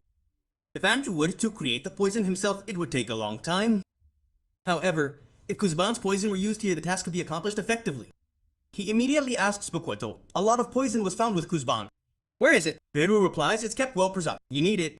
And with that, Andrew's job is done. He immediately asks Beiruru to bring all the poison to Annie's room, and we see a scene in Annie's room where Annie is constantly engaged in some exercises. We understand why she's in such excellent health. Why was she so beautiful and so fast in the race? When Andrew and Barris arrive at the scene and Rakin immediately stops her exercises, it's nighttime. Why is Andrew here so late at night? She begins questioning him, and Andrew immediately begins taking her to a location, telling her on the way that he's already received some sort of sedation. He lays her down on a bed and begins scanning her entire body. He's actually trying to check the flow of blood throughout her body. This body isn't at all like a human's, therefore any poison won't affect her the same way it does on humans. This effect must be applied in a completely different way. It should only affect her tail. Therefore, they must find the perfect point where the poison will affect only her tail, leaving the rest of her body unaffected. After this is complete, Andrew immediately asks her to transform. She initially asks a few questions and answers, but she doesn't begin to transform. But later, she agrees to the magic. Now she looks exactly like a werewolf. She's grown. Her fingernails and toenails are clearly visible, much longer. She looks quite ferocious. She could tear someone apart with just a glance. She looks so dangerous. Anyone would be scared to death. Andrew doesn't seem too frightened when he sees her. In fact, she's taller than Andrew. But even then, he had expected these werewolves to be quite dangerous. They might be very large, but this one isn't that big. He starts questioning her. You don't look that dangerous. And then, after completing some more tests, Andrew returns to his main office. All the work that needed to be done with Annie is done, meaning nothing has been done yet. Only her body has been scanned, and next to her, he has some tablets. In fact, these are all the same drugs that Damien and the other fighters often use to relieve their pain. Essentially, these drugs pedal their bodies, effectively eliminating the pain completely. And here, Andreo is going to use these drugs. There's just one more problem. Andreo doesn't know exactly what ingredients are used in these drugs. Now, there are 2 or 3 things that can be. They can proceed, as a matter of fact. They can force Annie to take them and wait to see what kind of side effects they experience. If everything goes well, then it's fine. If nothing goes well, then they'll bring another one of their 50 elephants and repeat the experiment on them. Another option could be to use it on another normal person. That is, other fighters like Darwin have already tried the drug, so it won't have much effect on them. They won't die. After a moment of deliberation, Andrew immediately abandons the plane, saying it's completely useless. All the people on board are idiots, so it's extremely difficult for Andrew to extract any information from them. So there's only one way. Try taking the medicine himself and examine each cell one by one. He has a storage system. All the poison will be stored in his body unaffected. That's his theory. But as soon as Andrew takes the medicine near his body, near his mouth, his entire body, every part of it immediately starts functioning. What are you doing? Have you gone mad? You're about to ingest the poison. The others didn't know it was poison, but you know the dangerous effects it could have on his body. Absolutely do not try to eat it. At this point, all of Andrew's body parts have become completely numb. They're having a meeting. If he accidentally ingests this poison, who's responsible to cure him with this poison? Meaning, who will be the first victim? Liver steps forward and says, well, the responsibility is mine. With that, everyone points fingers at him. Well, you'll cure this poison if he accidentally ingests it, and it's your responsibility to go and stop him. Then, simultaneously, Andric is shown on screen telling all the body parts not to try to eat this poison at all. Furthermore, Lever, who has all the responsibility, offers an idea. How about summoning a monster? First, he has a monster nearby, and summons another monster that can consume this kind of poison and doesn't suffer such effects on its body. Or, Prince can use his powers. Bring a poor beggar and use this project on him, but not on himself. He's a prince. He must protect himself. No one is like that. No scientists test their reactions on their own body. They must test them on someone else. They must invite. At this point, Andrew's idea appeals to him. He immediately agrees, but he faces a problem. There's no confirmation about which one will be the most successful. So it's not at all certain that he'll get the one he wants the most. He immediately starts talking to his body parts about it. Do you know anything about it? They start referring to it as a body part. Actually, the liver, which was the most awakened at the end, had noticed before awakening that all the body parts and all the monsters that Anderson is controlling are all within a system space in a comatose state. As soon as he awakens, he immediately reaches the manhole. So Andrew asks the next question, what other monsters are there inside that system space? The liver tells him the exact monster you want and you'll get that monster. Andrew then proceeds to ask the next question, tell me exactly which monster is that? I'll summon it directly. Andrew has asked for too much. The liver slams him down. What nonsense are you talking about? This is absolutely impossible. And with that, every body part inside Andrew's body begins to understand. In fact, every body part knew about this. But no one had ever revealed it, and Andrew becomes extremely irritated by the fact that his own body parts are not his relatives. He doesn't want to reveal this infection. And then Andrew resets, realizing that the butter isn't coming out with a straight finger. He'll have to bend it. He threatens his own body part. If you guys don't listen to me, something bad will happen at my hands. He starts again, and they know Andrew can do nothing wrong, but in reality, Andrew can do a lot of bad things. He immediately closes his nose, he completely stops breathing, and with this, his body parts, which were laughing merrily just a few seconds ago, suddenly start deteriorating. Everything goes to hell, including his lungs and the heart. The heart needs blood to flow every second, and the lungs are already deteriorating. The other body parts are watching, wondering, what is happening? Our body parts are already dying. They start screaming, what are you doing? Are you trying to kill yourself? Andrew doesn't respond. The body parts are losing health, so finally the liver has to comply. But only this time the monster summoning skill is activated, and thanks to Andrew's threat, a monster is summoned directly to the scene. It's a fish-type monster, immune to any positional effects.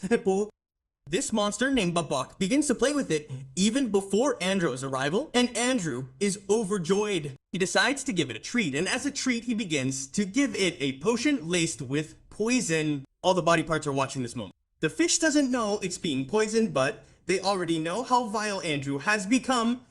He's about to feed it poison as a treat. At this point, Andrew has very little time left. He immediately breaks the capsule and feeds the powder inside directly to the fish. The fish is constantly receiving its treats, but in reality it's not like that. As soon as a potion enters its body, it begins to feel pain. This fish's special power is actually this. Whenever a potion affects its body or it dies, it will revive immediately. But it will feel all the pain caused by that potion. So Andre has found the person he needed who could feel everything. This fish dies and revives immediately, but it can see all the effects feel them on its body. And now, after this, its next skill activity is to feel everything on its body. And although it can't speak, it will tell it in writing. It has a sheet of paper on which everything was written, including the ingredients used in the medicine. That is, what is in the medicine and what it felt on its body. He's written everything down on paper and handed it to Andrew. Andrew has a proper dummy product, which is the best. He's going to explain everything about the various items Andrew has, what substances have been put into each substance, and what effects they have on the body. By the way, do you know the most amazing thing here? It's Beru. None of the people present here know much about these monsters, but Beru knows a lot. Andrew immediately calls Beru, and as soon as he sees two monsters in the place, he's completely baffled.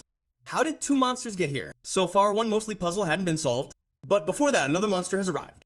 Andrew asks, how did the monsters get here? And like always, Andrew doubles down. Instead of answering the question, he's given Beru a new task. We'll see that in the next episode. Let's wrap this up for now. Thank you for watching. You are my daughter. You are my daughter. I am swept away by the ocean of emotion in this world. So another new episode has arrived. At the end of the last episode, we saw that Andrew now has another new monster. It's a poison-type monster. And as soon as Baruch sees it, he's completely shocked. He's had questions for a long time, and now those questions have increased significantly. He asks, where did this monster come from? And Andrew dodges the question once again. He says, I don't know where this monster came from. It just came from somewhere on its own. Perhaps I've become very popular, and my popularity is so great that most of these summons are being attracted to me. And now, another amazing thing happens. Baruch talks about a very legendary character here, Ian Frontera. He starts explaining that another person existed in history who possessed similar monsters. He had 5 monsters, one of which Thaisa could make. Numerous iron elements appear, helping to create the entire city. Frontera City was built on the strength of that one monster, and the other 4 monsters protected it. Such was Lan Frontera, upon whom the statue was built. History has it that before Lan Frontera's emergence, this city was completely deserted like a town. But with his arrival, he transformed that small town into the most magnificent city in the world. The whole world was attracted to him, and everyone wanted to conquer him. But no one dared. As long as he was alive, no one could dare to look him in the eye. Even today, when everything has been upgraded, we can't say that the entire world cannot match Frontera alone. Frontera City still contains much that is far beyond today's times.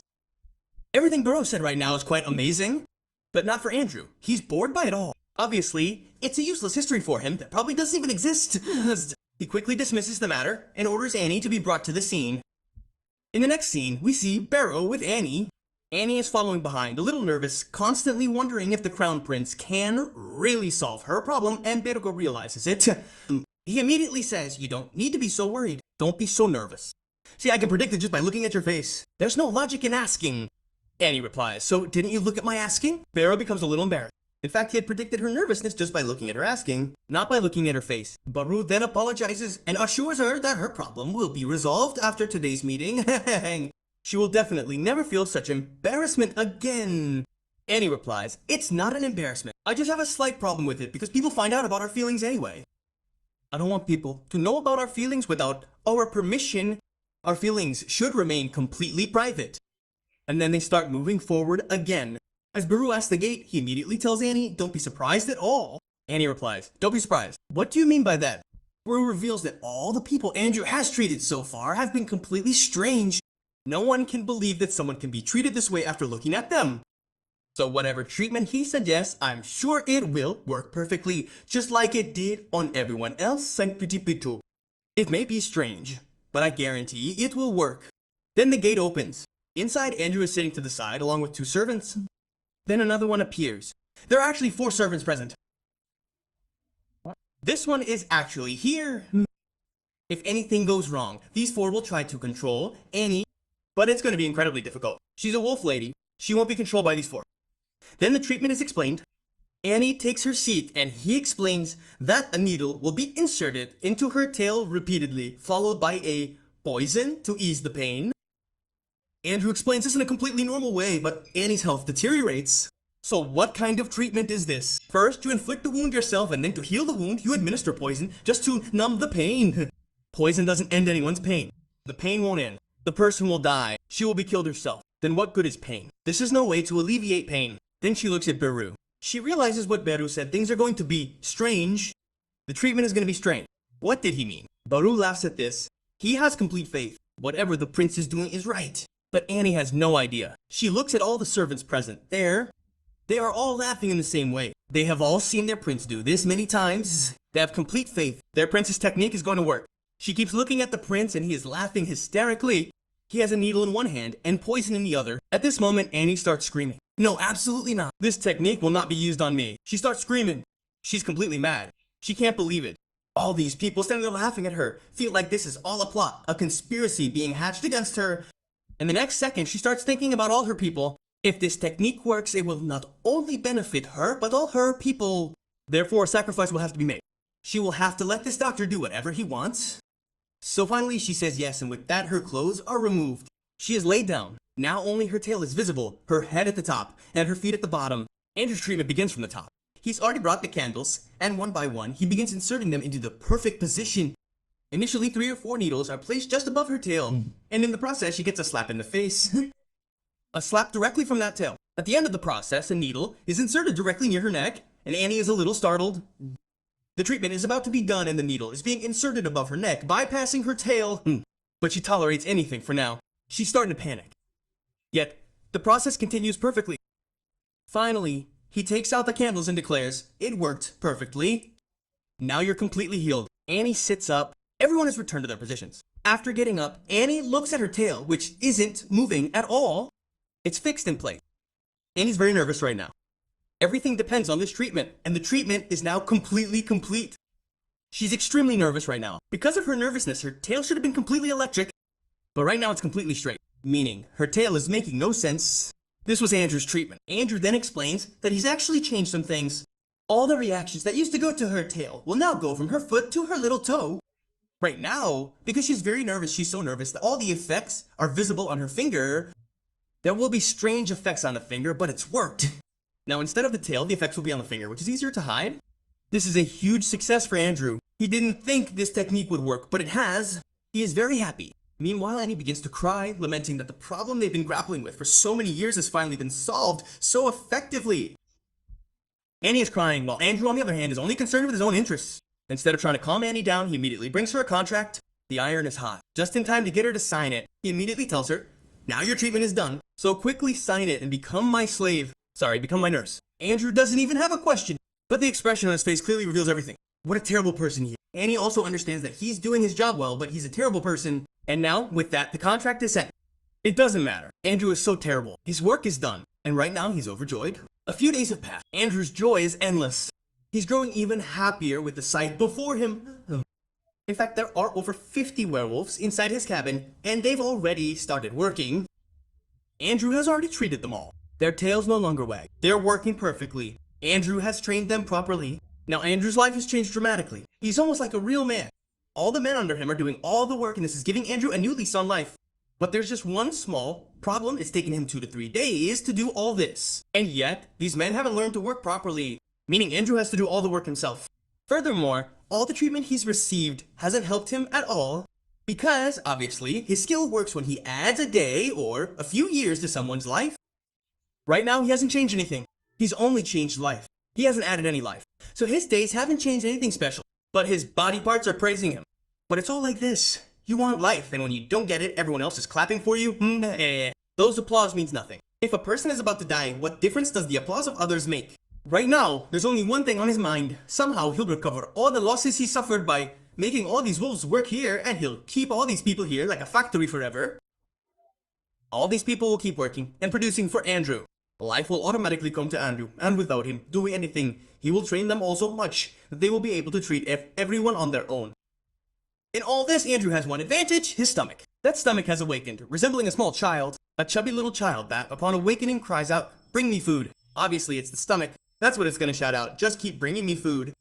Because this is Andrew's body, everything is interconnected. If even one body part awakens, the others become very happy. This has effects on everyone else. The stomach awakens, demanding food, and Andrew eats a candy. The candy immediately reaches the stomach, making the stomach happy. The other body parts also become happy, and Andrew receives 700 HP points simultaneously. This means he now has 1,000 points. This isn't much, since the main reward for the stomach is about to be received. The Arsan Core skill has also been activated.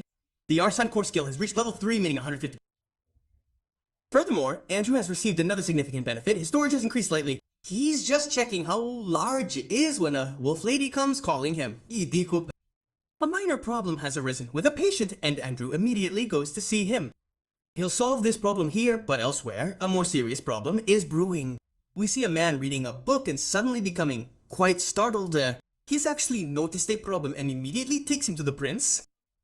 The prince enters Andrew's presence as he opens the gate. Inside there's Andrew, Beru, and a bodyguard. He begins explaining that a major problem has occurred. Andrew immediately recognizes this man. He's actually an accountant who has a clear understanding of everything going on inside the palace. He has a proper budget. He's explaining that, based on the budget, the hospital we've opened inside this building is about to run out of funds. If the budget runs out, all the funding the building has received will be cut off. From the perspective of this makes perfect sense. Even though Andrew is a prince, he can't afford to spend recklessly. He's spent a lot in the recent past on all those advertisements and the exam he took. Furthermore, all the patients who come to this place aren't being charged anything. All the medicines and even the food they eat here are free. So Andreo isn't getting any money from anywhere, so he's spending money and now his budget is running out. He's worried. If this problem continues, he'll have to turn his clinic into a proper hospital. where everything depends on money. For now, Andrea doesn't want to do that. He wants to keep it free, so that as many people as possible can come to his hospital for treatment. But the problem still remains. Money is needed, so the budget will have to be increased. He talks to the accountant about this, asking if something like this can be done. The accountant denies it. In fact, all these rules are self-made by this prince. Before, when he was a prince himself, meaning he was sick, he didn't get many opportunities to go out. So going to the side palace was a no-no. In fact, the clinic that has been built is a side palace. The prince himself had reduced the budget for one side of the main building. And once the budget is reduced, he has to wait the whole year to re-budget. This means that even if the prince himself wishes, he can't increase the building's budget until the end of the year. And now, the struggle has begun again. He tries to figure out some technique. Can we do this? Can we do that? The accountant has refused everything, because nothing is possible. What can be done until the money is available? If the decision has been made, if this much money will be spent on this building, then that much will be spent. No new expenses will be allowed. So Andrew comes up with a different idea. He asks the accountant, "Sir, tell me, what can be done now?" And then the accountant offers the only solution. His father, Andrew's father, who is essentially the king of a city, has no law against him. If the king announces a budget increase, then everyone will be subdued, meaning the king must be appeased. With this, Andrew sees hope. He immediately gets into his carriage and sets off to meet his father. He's confident he's done this before, manipulated his father, but this time, things won't be like this. The last time the test was conducted, so Andrew passed it easily, but this time, nothing like that happens. He asks for permission, and is flatly denied, meaning nothing can be done. Andrew is back inside his castle, dejected. Now, the clinic will have to close. There's no budget, and without it, the clinic can't move forward. Right now, the contract is in place. Andrew's mind is racking his brains over how to save his clinic, because to everyone else, it's just a building. Even if it closes, it won't make much difference. But to Andrew, it's his life. He can't let it close, because closing it would mean Andrew's death in no time. Then a brilliant idea hits him. He asks, "Do I have many more castles under my control?" The accountant explains what's going to happen. A little nervously, he replies, "Yes, you have many castles under your control." Andrew laughs and says, "Well then, sell them all." By the way, do you know the most amazing thing here? This accountant also had a castle under his control, which was Andrew's primary property, but he gave it to the accountant. The accountant took care of it. He treated every single thing like his own home. But now, along with Andrew's city, everything is being sold. Every item has a sold symbol on it, and the accountant looks at them, crying about how carefully he kept them, just like his own things. And now, they're going away like this. He looks at Andrew with hope. Please keep some of these things. But these tears aren't enough to make his stone-hearted soul sweat. He says only one thing: "I don't care. Sell them all. I've made a decision now." A few more days pass. Andrew has received a significant amount of funding. He didn't have any when he sold his own mansion. Now he has enough money to keep his clinic running for a while longer. But this isn't a permanent operation, and this is what he's discussing with Damien and the accountant. He tells them that if they keep selling buildings like this, nothing will work. The clinic will close down on its own after a while. The accountant responds, "Yes, that's absolutely correct. Now there's nothing left to sell. We've sold everything except this main castle and side castle." Prince Andrew responds, "So for that reason, we'll sell all the medicines you create. Wait, nothing will be for free. I will be the crown prince who sells medicine." By the way, now you understand the meaning of Andrew's famous line. It's actually Kuban's. When Andrew first met Kuban, he told him he was the crown prince who sells medicine. Andrew uses the same name here. And that's the main name of this series too. The crown prince who sells medicine. And with that, we'll end this episode. Thank you.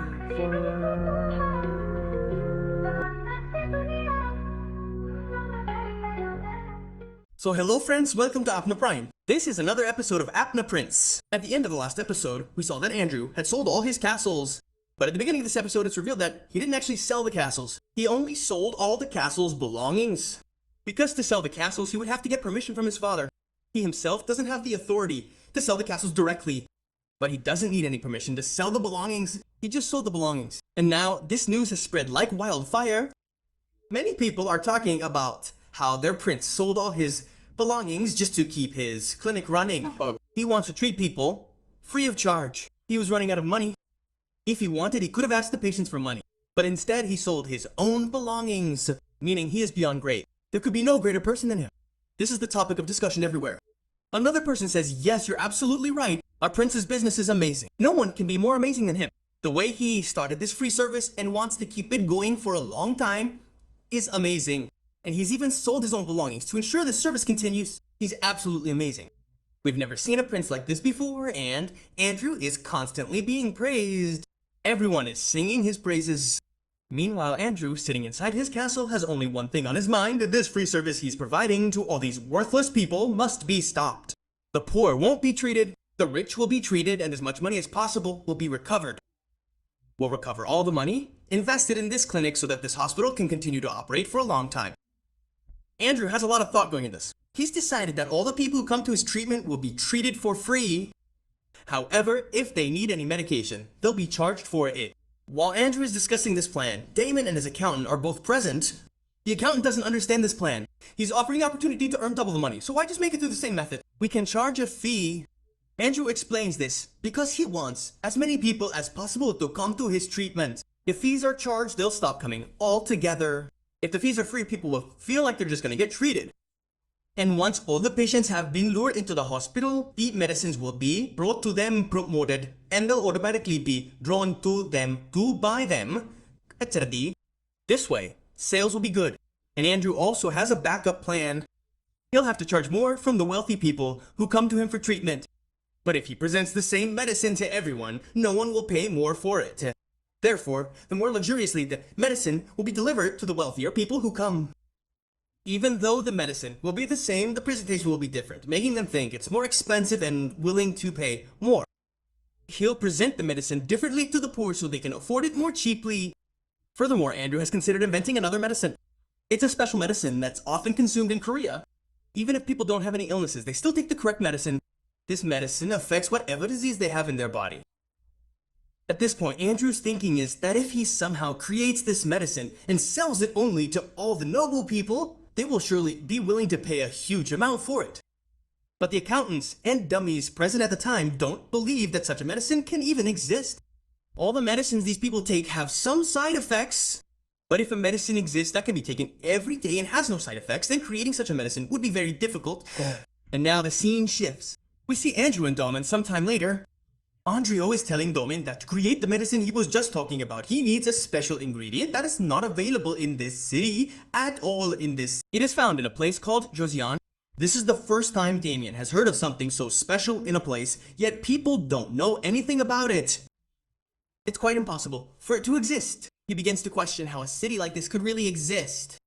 Andrew replies, actually it's a foreign kingdom. Very few people know about it. I saw it in my dream. And with that, Andrew has answered Damien's second year. He would inevitably ask, how did you know about it? He first explains, I found out about it in a dream. He then explains everything he's been able to do so far, including healing people he learned from a dream. Damien had heard about it before from Baru, but he doesn't believe it at all. But that doesn't matter to him. What matters to him is his salary, which he'll receive periodically, and after that, no matter what Andrew does, no matter how many excuses he makes, no matter what he says, Damien is going to believe him. Then, Damien makes a very alarming statement. Perhaps Andrew hadn't thought about it yet. He asks if he can continue creating the kind of medicines he's currently creating without a license for much longer. With that, Andrew's face falls. He asks, will we need a license at this point? We can't create these medicines directly. Damien replies, absolutely not. These medicines are so high level, just like you're describing. Anyone can't just wake up in the morning and start making such medicines.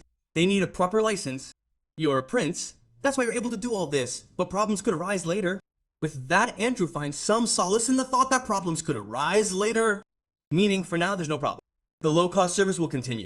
For now, he's going to focus solely on his new medicine, which he's about to invent, and he decides that a long journey lies ahead from here.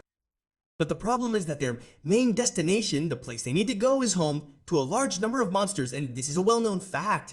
Everyone knows that the monsters in that place are extremely dangerous. Actually, we're talking about Krimok City. Near Krimok City, there's a huge ocean, and within this ocean, there are many monsters. Andrew isn't going to go into the ocean on his own. He's going to Krimok City. In Krimok City, people have now become so advanced that they capture monsters themselves, and they are auctioned off. Andrew wants to go to that auction to buy those monsters. While Andrew is discussing this, they reach a road. There are several carriages ahead, and seeing them, the demon understands that they have to leave for there immediately. The journey has begun. He asks if they're going to leave right now. Andrew says, yes, of course. It's very important to get there right away. We can't waste any more time. By the way, 3 carriages are visible at this point. Inside the rear carriage are several people, and on top is the wolf lady Annie. Andrew has prepared a lot of people for this mission. The mission is about to get a little dangerous, and then suddenly someone shouts. The person shouts, "You're gonna leave me here," and Andrew becomes worried. He immediately tells Duban to hurry up and get into the carriage. He's coming. We have to get out of here quickly. The voice is actually Beru, crying and running towards Andrew. Andrew hasn't told Beru much about his journey, but Beru has figured it out on his own. He runs after him crying. He shouts, "You're gonna leave me here."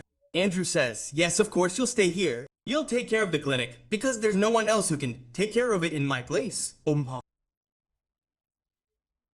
They all leave and Beru is left screaming in the background. He also wanted to go with Andrew, but couldn't. This carriage isn't anything particularly amazing right now. I mean, it's amazing. It's a royal carriage after all, but it's got some weird things inside. Dalman is lying down in his seat and says it's so comfortable. Andrew says it had to be so comfortable. It's a prince's carriage. Then we see that this carriage is actually made of two graves. It looks like two graves and the two men are lying comfortably inside. And this is how a long journey of 8 days is completed. Andrew, being a prince, finds the journey easy. It was quite amazing. In fact, there are no roads leading to Cremo City. So they started their journey on horse-drawn carriages, then on a boat, and then again on horse-drawn carriages, and now they have reached the main mansion, Count Cremo's main mansion. At this moment, a man stands on the side of the road, a guard-like figure. He sees the carriages moving in this direction and immediately tells them, "You can't stop the carriage here." And then another man tells him, "Do you know who you're trying to stop? Who's inside this carriage?" The man shudders. "Who is it? Is it the Crown Prince?" Then the Crown Prince looks inside. "Yes, it's me." And with that, the man's condition worsens. There really is a Crown Prince inside. The Crown Prince means there's a very high level of security. Actually, Andrew is the Prince of Magneto City, and Magneto City also falls under the jurisdiction of Front City and Chemo City. So in a way, he's the Prince of Magnet Stick as well. He's more valuable than the king here. And then, news of Andrew's arrival is quickly passed to the mayor of Magnet Stick. He's completely bewildered, wondering if the Crown Prince really came to this place on his own. He rushes to the gate. By then, Andrew has also arrived inside, accompanied by all his bodyguards. He asks Myrrh, "What do you need? Did you encounter any problems? You should have told us before you came. We would have made all the preparations." Andrew first calms him down, and then tells him not to act rudely. Meaning, Andrew will do whatever he needs himself. There's no need for the mayor to intervene. The mayor then asks for permission to add some new guards to Andrew's service. But Andrew flatly refuses, as he's already brought a large army with him. There's Cub's werewolf Damon, and there's also that girl, Annie. So there's no need for another vehicle. In fact, Andrew doesn't want any objections from the mayor here. He doesn't want anyone to know about whatever he's here for. After a few minutes, Andrew leaves, and the mayor tells his men to quickly clear the entire market. We want only shops visible there. No normal people should be seen. Andrew doesn't care. In fact, he can't remove the crowd from the place he's going to. He's going inside the auction house. There are a lot of people there. In fact, the entire place is completely silent. Normally, everyone inside an auction house is shouting, announcing their prices. But here, these things are written on wooden blocks. The monster is actually kept inside a net. If too much noise is made, the monster could come to its senses. And having the monster come to its senses in front of the audience and start screaming could be a bit dangerous, so everything is going on very quietly and everyone is very nervous. As they shout, Andrew enters the scene. He too is observing how quietly everything is going on. He has arrived with all his people. After this, Andrew settles comfortably into his seat. The monster that was currently being sold has sold for 5,000. After this, more monsters arrive and continue to be sold. Andrew isn't interested in any of these monsters. He's only interested in the Manator. In fact, the Manator is a monster, a bull-like monster. He's been waiting for it. He's almost out of options. Andrew thinks the Manator monster isn't an option today. But then a miracle happens. A huge net lands on the area, carrying a huge Manator. It's many times larger than a normal Manator. And because it's a special monster, a highlight monster, it's been kept on alert. As soon as the thief reaches this area, he starts screaming. His screaming makes the entire area resonate. That's why everyone understands. This is a special monster, and it's definitely going to have a loud, evil sound. The host at the area is also screaming all this. This is our highlighted monster for today. This is a monster in top condition. Andrew, by the way, is completely crazy at this moment. He's overjoyed. The monster he wanted has finally arrived. He wants to take this monster with him at any cost. An 8-day journey has been planned just for this one monster. Then the bidding begins, and the first bid is 500 megans, a huge sum. All the monsters that had been offered so far have been sold for 10,000. Meaning all the monsters worth 10,000 have been sold, and this one's first bid is 5,000. And with this, Andrew's health deteriorates. He was determined to take this monster with him at any cost. But upon hearing the first bid, his condition worsens. 500 megans is simply too much. And Damon asks how much money do we have right now? Andrew tells him it's 100,000, but it still looks like the price is definitely gonna go above 100,000 because there are about 3 or 4 people sitting up front who are definitely very interested in this. Their eyes are shining. They're definitely going to commit to this. And yet Andrew has another thought going through his mind. The 100 million he has is too much. He can't spend all his money on just one monster right here in this place. If he spends it all, he won't have much left for his own expenses. He needs to somehow keep the value of this monster low and win this bid cheaply.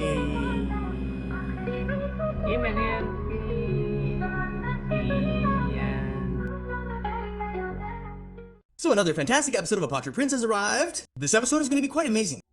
As you saw at the end of the last episode, Andrew enters an oxygen tank. He wants a monster called a Minotaur. It's a buffalo-type monster that's incredibly large in size and appears to be quite powerful. Basically, Andrew only wants its meat, so it doesn't matter if it's alive or dead. And the Minotaur that's just appeared is of a very high level. Andrew wants this monster at any cost. But the problem now is that he only has 100,000 gold coins, meaning 100,000 magan. And considering the interest, it's certain that buying this Minotaur with just 100,000 magan will be extremely difficult. So Andrew decides to use some trickery. He'll have to somehow reduce the videos of all the other contestants. Actually, Andrew's plan is simple. He doesn't want to spend his 100,000 yuan. He wants to save as much as he can, because he's already collected everything, including 100,000 gold coins and 100,000 yuan. He doesn't want to spend it all. And with that, Andrew tries to formulate a brilliant idea, and a brilliant one comes to mind. He tells Damin about it, but Damin clearly refuses. According to him, executing this idea at this place would be extremely wrong. It could be considered fraudulent. But Andrew refuses. Yes, he's going to use this exact method. He needs a mentor at all costs. It doesn't matter what's right or wrong. He just wants what he needs and at the lowest possible price. Then this plan will be executed. Damin finally agrees. He leaves. There's some planning involved. He's gone to execute him, and Andrew is sitting inside watching everything that's going on. Now, until Damon returns, Andrew can't do anything. Besides watching the whole scene, the bidding has already begun. People start raising the price. 500 magan reaches 5,500. Then it reaches punt. Andrew's nervousness begins to grow. The price keeps rising steadily, and Andrew, seeing this rising price, becomes completely panicked. He waits for Daban to return when suddenly a voice rings out, shouting, "Your Highness is here now." Simultaneously, the mayor of this city himself has arrived, accompanied by several of his guards. He's trying to tell Andrew that he's here. If he shouted out loud that he was the crown prince, no one would believe it. And that's precisely why Andrew orchestrated this plot. When the king himself arrived at this place and, respecting Andrew, addressed him as the crown prince, everyone understood who he was. This was the resilient Andrew Magnato. Andrew didn't want to miss a beat. He wanted to let everyone know that he was indeed here. He shouted to himself, "Oh, no problem. I'm the resilient Andrew Magnato. I can come to this place. I'm the crown prince anyway. It would be incredibly unfair to stop me from going anywhere like that. I had to participate in this auction, so I've come to this place." And with that, it was confirmed that the crown prince was sitting among them. Everyone was constantly staring at him. And now, with that, the iron was hot. It's the perfect opportunity. Then Andy hits him hard. He raises his sign and writes a ret right on it. 60 mechanics seems to be known to everyone. He wants this mentor, and now that everyone knows the person who bid is actually the slick Andre Magnato, no one wants to mess with the crown prince. Everyone backs off from this bullishness. Everyone is disappointed. Everyone wanted this mentor, meaning his price was going to go very high. But now it's suddenly stuck at 60. No one is bidding any further. And the host himself sits down clutching his head, thinking that because of the king's presence or because of the clown, prince's presence, everything has been ruined.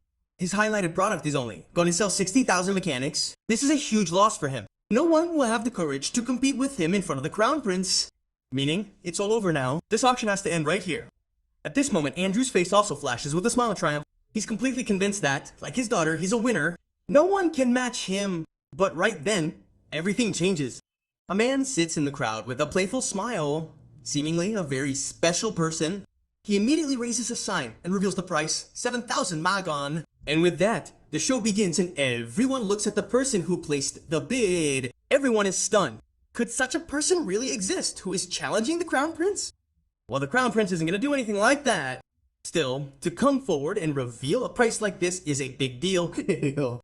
But the host doesn't care at all. He's going to make money.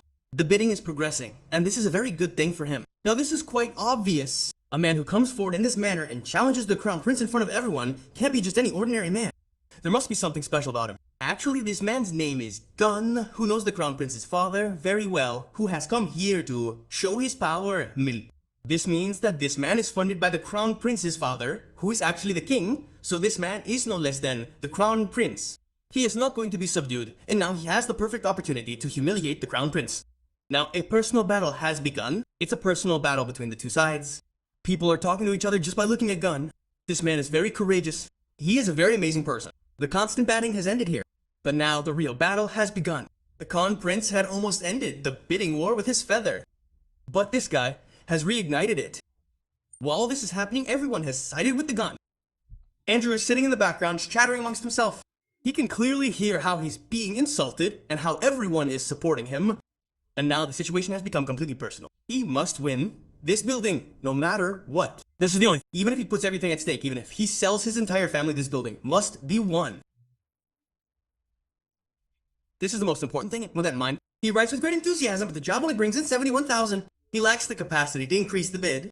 He's working with all his heart, but only 71,000 can reach as much as he can. The other side bids 72. Andrew raises it to 75. The other side bids 80, and so on. No one is going to benefit from all this, but this auction house is definitely going to get very rich. They will profit enormously. In this way, the bids have risen to 250,000 magans. With this price, the host goes crazy. He's got a price many times higher than what he wanted. He immediately sells it. The monster has been sold for 250,000 magans. And now comes the man who will pack up 250,000 magans and take this monster to the roof. And why is that man with a victorious smile on his face? He has won this fight. It was a personal battle, in which he has finally won. And Andrew, who has saved 200,000 magans without losing his own, he sits in the background completely dejected. He had to win this monster on some terms, but he couldn't. He's lost the personal battle with the devil. He's defeated by his ego.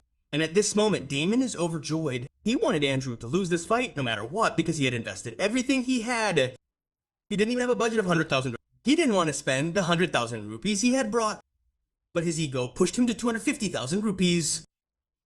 In fact, from the moment, everything that happened in this fight was absolutely perfect. Because if Andrew had won this fight, even by mistake, he would have won the bid and had to pay 250,000 rupees. That wouldn't have been possible. He's already sold everything. Running that clinic, meaning someone who can barely manage a small clinic, would pay 2.5 lakh rupees for just one monster, was simply not possible. Well, Andrew would have been reduced to a skeleton trying to buy this monster, and even then, he wouldn't have been able to raise that much money. By the way, the person standing behind him, worrying about Andrew, isn't really worrying about him, but about his own salary. If Andrew had paid 2.5 lakh rupees here, he wouldn't have had enough left to pay his salary. Damien tells Andrew about this, and Andrew is a little happy that it's good that he didn't get the monsters, but he's also sad that because of one decision, he could have taken away the most important thing he had. Damien, the main character of the series, and the most powerful character in the series, if Damien is on his team, he can win any fight, but if Damien isn't on his team and goes to someone else's team, Andrew will lose everything. Damien is the most important thing in this world, and he must keep it with him at all costs. Then, changing the topic, Andrew speaks directly to Count Klimo, meaning Klimo, the Sticky King, who quickly leaves him and goes to his room. He's actually trying to escape embarrassment. Everyone present here has seen Andrew defeated, and he doesn't want to see Andrew in this place again. In the next scene, we see Gon in a dungeon-like area where the monster is visible. He has been chained and entangled, preventing him from moving. Gon is overjoyed to see his monster, his trophy. In reality, this monster is like a trophy to him, with the help of which he defeated the Crown Prince in a fight, and his sons are very happy about it. He is completely killed, and now his main motive is revealed. Another man enters the scene, a doctor. He has been called to this place to further increase the monster's power. He will make it bigger, so that when this monster reaches its peak, it will reach its full power. Then, this monster, the king of this city, will be given the entire place as a gift. Andrew's father's birthday is coming up, and he wants to bring the king into his team by any means necessary by giving him a gift on his birthday. In a normal way, it's a huge investment, but this much can be invested to win over a king. Shortly after, another person enters the scene. This person is actually a magician who has been called to this place to slightly compress the monster. Perhaps these people want to travel with this monster anywhere, and that's why the monster is being compressed. The person immediately gets to work. The monster has already begun to compress. But at this very moment, some strange thoughts are going through his mind. He's actually missing his family, his wife and child. This was a time when this monster was perfectly happy with his family in his own territory. But then humans entered his territory, killed his child, and then imprisoned him. He remained in prison for a month, and now he has reached this point. His child has been killed, and at this moment, he goes absolutely insane. With this, the vacuum magic that the magician was using has been broken, and this monster has gone completely mad. First, the magic was broken. Now these three men are about to be broken. This monster has gone completely mad, and how powerful he is, that was already evident. Andrew knew it the first time he saw him. This fellow is a top-ranked monster, and breaking his chains in this way is extremely dangerous. And then, in the next scene, we see Andrew, who has reached his room. It's nighttime, getting ready for bed. He's constantly talking to Diamond, saying, "This has gone terribly wrong. We couldn't buy that monster. But no matter, we'll participate in the next auction again. I'm sure a monster like this will come around again next time, and we'll buy it at a good price. This time, no one will beat me. I'll definitely capture that monster." Diamond is about to say something when a group of soldiers enter the scene. They're actually Andrew's bodyguards, who have come with news. A huge threat is approaching them. Damon asks, "What kind of threat?" And Jack starts to speak. Just then, a man enters the scene. It's not a man, it's a monster. Everything happens very quickly here. As soon as the monster arrives at the scene, it launches a furious attack on Damon. Damon doesn't get a chance to recover. One attack from the monster, and Damon falls a long way. Blood is gushing from his mouth, and he's hit the wall. He's nearly unconscious. Now there's only the monster and Andrew in the area. Andrew is constantly looking at the monster. He recognizes how the monster arrived. This is the same monster that spoke like that a while ago. And right now, the monster is furious. His eyes are blazing, and Andrew is definitely about to be put to shame. If the fight is good, he's going to beat Andrew to pieces. He'll make a mess of him. And with this, the episode ends. This mess will be revealed in the next episode. Now, thank you for watching. You are my daughter, you are our daughter. I was swept away by the ocean of emotion in this world. So hello friends, welcome to Abna Prime. This is another episode of A Pottery Prince. The last episode was amazing, as every episode is, and this one is going to be spectacular too. By the end of the last episode, we saw this buffalo reach Andrew's castle to attack him, the begin. Upon arriving, it knocked out Damon in one attack, and the next attack is about to hit Andrew. And if Andrew is accidentally attacked, he will be dead. The situation is definitely going to be a disaster.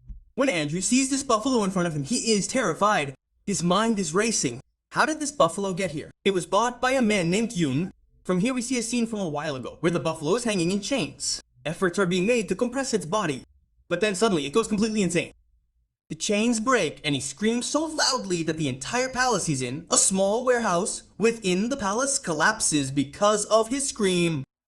This makes it completely clear the monster is incredibly powerful. A person capable of destroying a palace with just his screams would shatter a human being. And why did his attack on Domino have such a devastating effect? As the wall collapses, the bodies of the doctor and the magician present there begin to shatter completely. They're not dead, but they're trapped under the flames. Then, the mentor looks at his master Yunan, who is terrified and is completely safe, but his mind is seeing how death is staring him in the face. This death is extremely dangerous. The monster is furious. He knows exactly where his sale and everything else happened. The torture he's endured is all because of people like these. Because they invest money in these things, they have to collect masters. Because of their hobby, these masters are killed in this way. So these kinds of people are his enemies. Thinking of him as his enemy, he attacks him with a single punch. But G manages to save his life by stepping aside. He stands up and shouts, "What are you doing? I am your master. You are trying to protect your master." This monster is completely insane. He won't listen to anyone. He pursues him ruthlessly, and Yunan is also running away. He's already out of his castle, and only one thing is on his mind: we have to run far away from here. But this mentor's speed is too fast. He'll easily catch him, and obviously, a human has limits. He'll stop after a while, but this monster, Manitor, is absolutely insane. He knows no limits. The gun will be exhausted. Then he'll just start to tire himself out. So from here on out, there's only one thing to do. Any smart guy would try to do that. Hide somewhere. Somewhere where he's completely safe. He's definitely watching. He's eyeing the city king's castle. Obviously, the king of that city lives in the safest location within Silsil City. So if he somehow manages to reach that place, or even just around it, his life will be saved. With the sight of the castle, Yu has formulated a complete strategy in his mind. He's already thought about his next course of action. He points in one direction and says, "Look over there, look what's there." And he starts looking in that direction like a complete lunatic with a very buffoonish mind. He has completely forgotten his target and is just looking in that direction and thinking, "Tell me what's there." Then he looks again. Gun has disappeared from there. Where's he gone? Actually, Gun is hiding behind a wall at this time. He did not enter the castle on his own, because if it gets known that Gun himself brought a monster here near the king's castle, then people will kill him anyway. Tupki will kill him anyway. So instead of entering himself, he hides in a dungeon, hoping the monster will sneak into the castle on its own. Now, we have to admit, this guy Gun is either very smart or very lucky. When this monster smells someone in this area, he immediately breaks through the wall and sneaks inside. Actually, Andrew is inside. We've already seen a scene that follows where this buffalo attacks Daman and is now staring at Andrew. Do you know what the problem is here? He was after Gun a while ago, and the reason he was after him was because Gun had shown his support for the battling, because it's people like Gun who are the driving force behind the battling. But Andrew went there solely for the battling, meaning Andrew is one of the people who is responsible for all the battling. This monster's problem here is actually Andrew. If Andrew hadn't been inside the castle, he wouldn't have entered it at all. He would have simply chased after the Gun. Damin, however, is currently in the background. He can't help Andrew in any way, meaning he has to do everything himself. This monster just stares at Andrew. He doesn't try to attack in any way, but Andrew sees a lot of pain in his eyes. He thinks maybe he can help him. This monster needs help, and if he helps him, maybe this fight can end right here. He slowly starts moving closer to him, but this is where he makes a mistake. This monster hasn't seen Andrew properly yet. It's so dark everywhere, so he doesn't recognize him. He only came to this place by his scent. But now, when he sees him in front of him, right next to him, he instantly recognizes him. It's the same bastard who was also there inside that bat, and he's ready to protect him. A powerful punch is ready. One punch to protect Andrew, and he'll be dead. He takes the full punch backwards, and now Andrew's strength is about to come. There's no way he can block this truck. But just then, Demir comes back. He's come to his senses. He reaches behind his little one and blocks the truck, then tells Andrew to quickly get away. Andrew does exactly that. He starts running away. Just then, Most has gone mad again. Someone is standing in front of him to confront him. This enrages him even more. He throws another punch, and Demir blocks this one with his sword.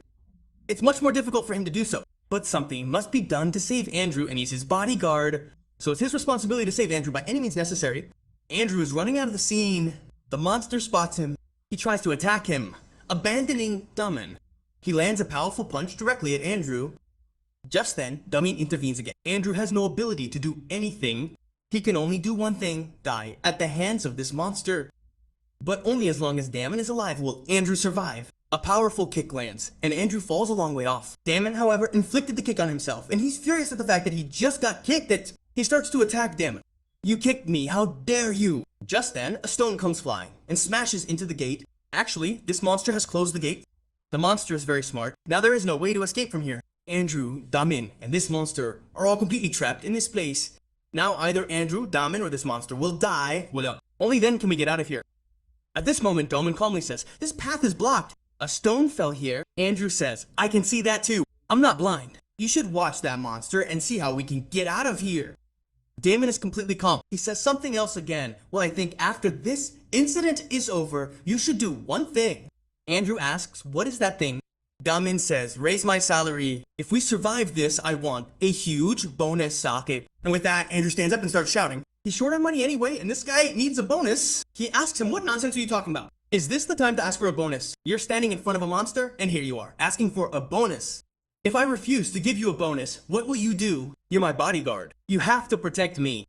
Damin replies, "I'm your bodyguard, but I can run away from here. No documents have been signed between us. It's my responsibility to save your life, and I'll shirk my responsibility. I'll run away alone." And with that, Andrew explains, the man he thought was most important turns out to be a jackal, ready to abandon him. After this, Andrew has no other option. He agrees. However, the problem remains. This monster is present in this place, and he will absolutely not let Andrew escape.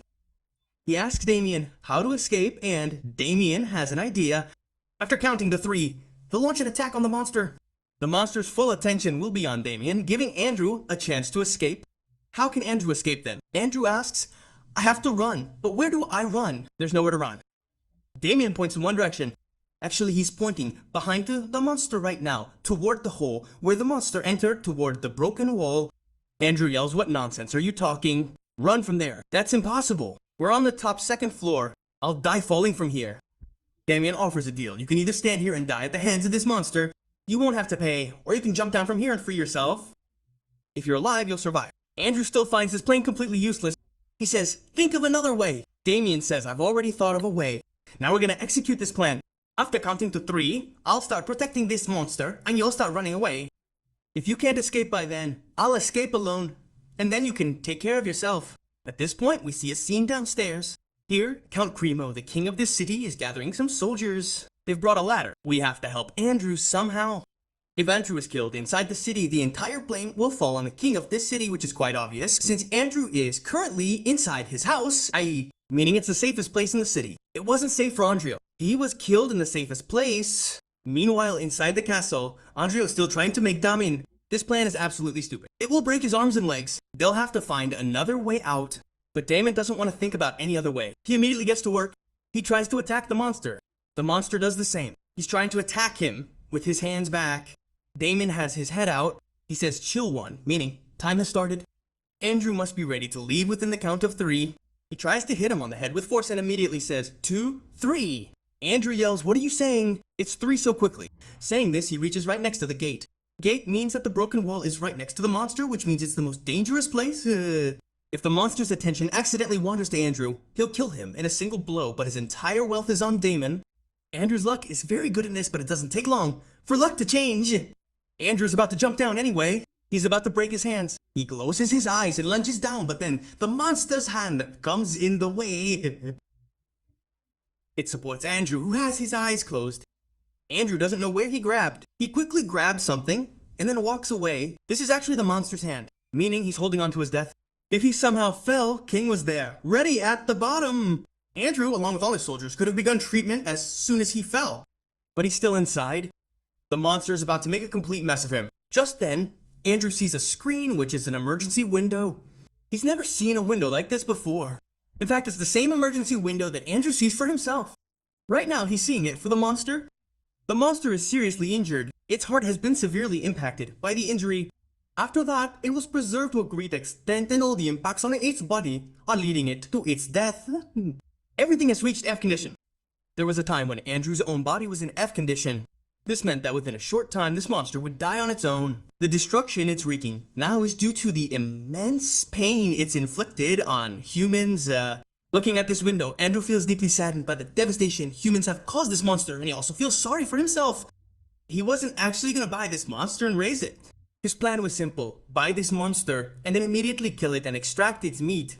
Certain elements from its meat were needed, and for that, the entire mind had to be destroyed. Thinking about this, Andrew's mind is filled with the thought that perhaps he should try to cure this monster right now. But that's impossible right now, because the monster is so enraged. He tries to shake Andrew off his hands. At this moment, he can see the entire area below. The area is suddenly opening up. Many people are waiting for him to fall, waiting to catch him, but that's simply not possible. If Andrew falls from the place he's in, and this monster jolts him, his speed will be so great that no one will be able to stop him, and he'll surely die upon falling onto the cliff. Now, his last hope from here is Damia. She's the only one who can miraculously save his life. Otherwise, Andrew is already dead. And with this, let's end this. Give the video many more likes and comments. Subscribe to the channel, because many more videos are coming. The more you support, the faster the videos will come. Now, thank you for watching. Finally, everything is calm again. At least, my mind is a little calm. That treasure someone else has your eyes on. Someone else has it. So hello friends, welcome to Apna Prime. This is another episode of 8 Bot Ripens. This episode is going to be quite amazing, with a very dangerous fight between Andrew and this monster. And I'm only going to keep this episode until the fight is over. I'm pretty sure it won't last as long as the fight itself, and this episode will be quite short. It'll be over in a few minutes. Now let's begin. So at the end of the last episode, we saw Andrew hanging on the buffalo's shoulder, and the buffalo was waving its arms wildly, trying to shake Andrew off. Now, if Andrew accidentally slips from its grasp, he's sure to die. He'll fall so hard that his face will be torn apart and no one can save him. At this point, Demon is the only one who can do anything to save Andrew, and he's trying his best. He attacks the buffalo with force, but the attack only grazes its horns. At this point, Damin hopes to somehow attack the buffalo's eye, which would likely kill the buffalo, but it doesn't. Damin retreats again, and Andrews tells him to stay up and hold on to it for a little while longer. They're like, oh. Andrew shouts, I have no other option right now, but my strength is slowly waning. Hello. You have to do something quickly. With that, the demon gets to work. He begins attacking the buffalo with great force, and the buffalo is frantically blocking the attacks. A fierce fight ensues between Damien and the buffalo, neither of them able to finish the other off. Damien is desperately trying to injure the buffalo so it calms down. and gives Andrew a chance to escape, but he's not getting a chance yet.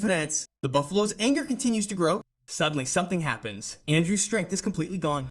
Another jolt ensues, and with that, he releases his hand. Andrew has no escape. He falls hard backwards. At this point, he's on the second floor, and plummeting so rapidly, Andrew understands this. He's about to die. There's no one to catch him. As soon as he reaches the air and touches her, he feels a sense of relief. Everything becomes completely silent. This feeling is exactly like the first time he fell from that bridge, and this time it's exactly like that. He's about to fall from the second floor and die. He's accepted his death. Just then, another new character enters the scene. Actually, it's an old character. Someone is running quickly towards him. Actually, it's Annie, in her wolf form, running quickly to the spot. She catches Andrew like a small child. Andrew is currently in Annie's lap. He's falling down, but he feels support. He opens his eyes. Annie appears. Seeing her, he is overjoyed that he's finally saved his life. His journey within this world is still going to be a long one. As Andrew falls, some more soldiers begin to guide him. There's a safe location over there, Andrew, Annie say. With that, both Andrew and Annie head there. But after the trouble, the buffalo is still at the same spot. That means the buffalo that Damien is fighting with has been removed.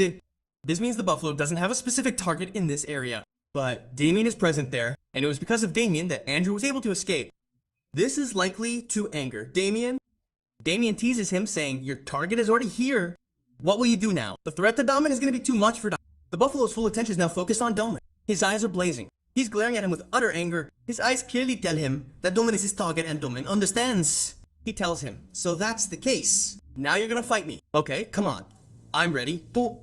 Damon is reminiscing about his past fights where he often fought monsters, but the monster in front of him this time is a different kind of monster. It has no appetite, it's about to die anyway, it's driven by a fire of revenge. Above all, this monster belongs to the top ranks, meaning it's incredibly dangerous. It attacks Domin with force, and Domin dodges the attack. Another punch lands, and this time Domin blocks his sword attack, but it's not enough. His power is too great to block. Domin quickly slides back, and the effect continues in this manner. The monster attempts to attack Domin several times, and blocks his sword attack each time. But then, the monster shows some cunning, coming in for another attack. Domin is ready to block the attack with his sword, but then he cleverly attacks from the side, and Domin is completely unprepared for this attack. The punch hits him hard from the side, and he crashes into the wall, falling towards the wall. The problem is, he lands on the gem, blood pouring down his face. He's completely exhausted. He's already taken an impact, and now another impact has completely crushed his body. His body is numb. Furthermore, most of the debris that has fallen on him has fallen on one of his legs, meaning his leg is completely crushed. He has to move the debris before he can move his body. The monster is now advancing towards him, meaning Domin doesn't have enough time to move the debris. From here, he sees his death approaching. He's trying to move the debris, but he doesn't move at all. Domin can't move here, but that monster isn't about to wait. He immediately approaches Damon and throws a powerful punch at him. Just as the punch hits Damon, just then a voice comes out, "Go save him." It's actually Entry who's running, telling someone to run. Then he arrives at a strange place. A bolt-like object with numerous spikes protruding from it hits the monster with great force. The monster falls far away, saving Damon's life. At this moment, the monster screams as numerous spikes pierce its jaws. Andrew has used the red seeds, which allow him to increase the size of the monster. After feeding the monster the seeds, he threw it forcefully towards the other monster, the buffalo, and the effect is clearly visible here. Andrew is overjoyed. He saved Damin, and at this moment, Damin has a chance to free himself.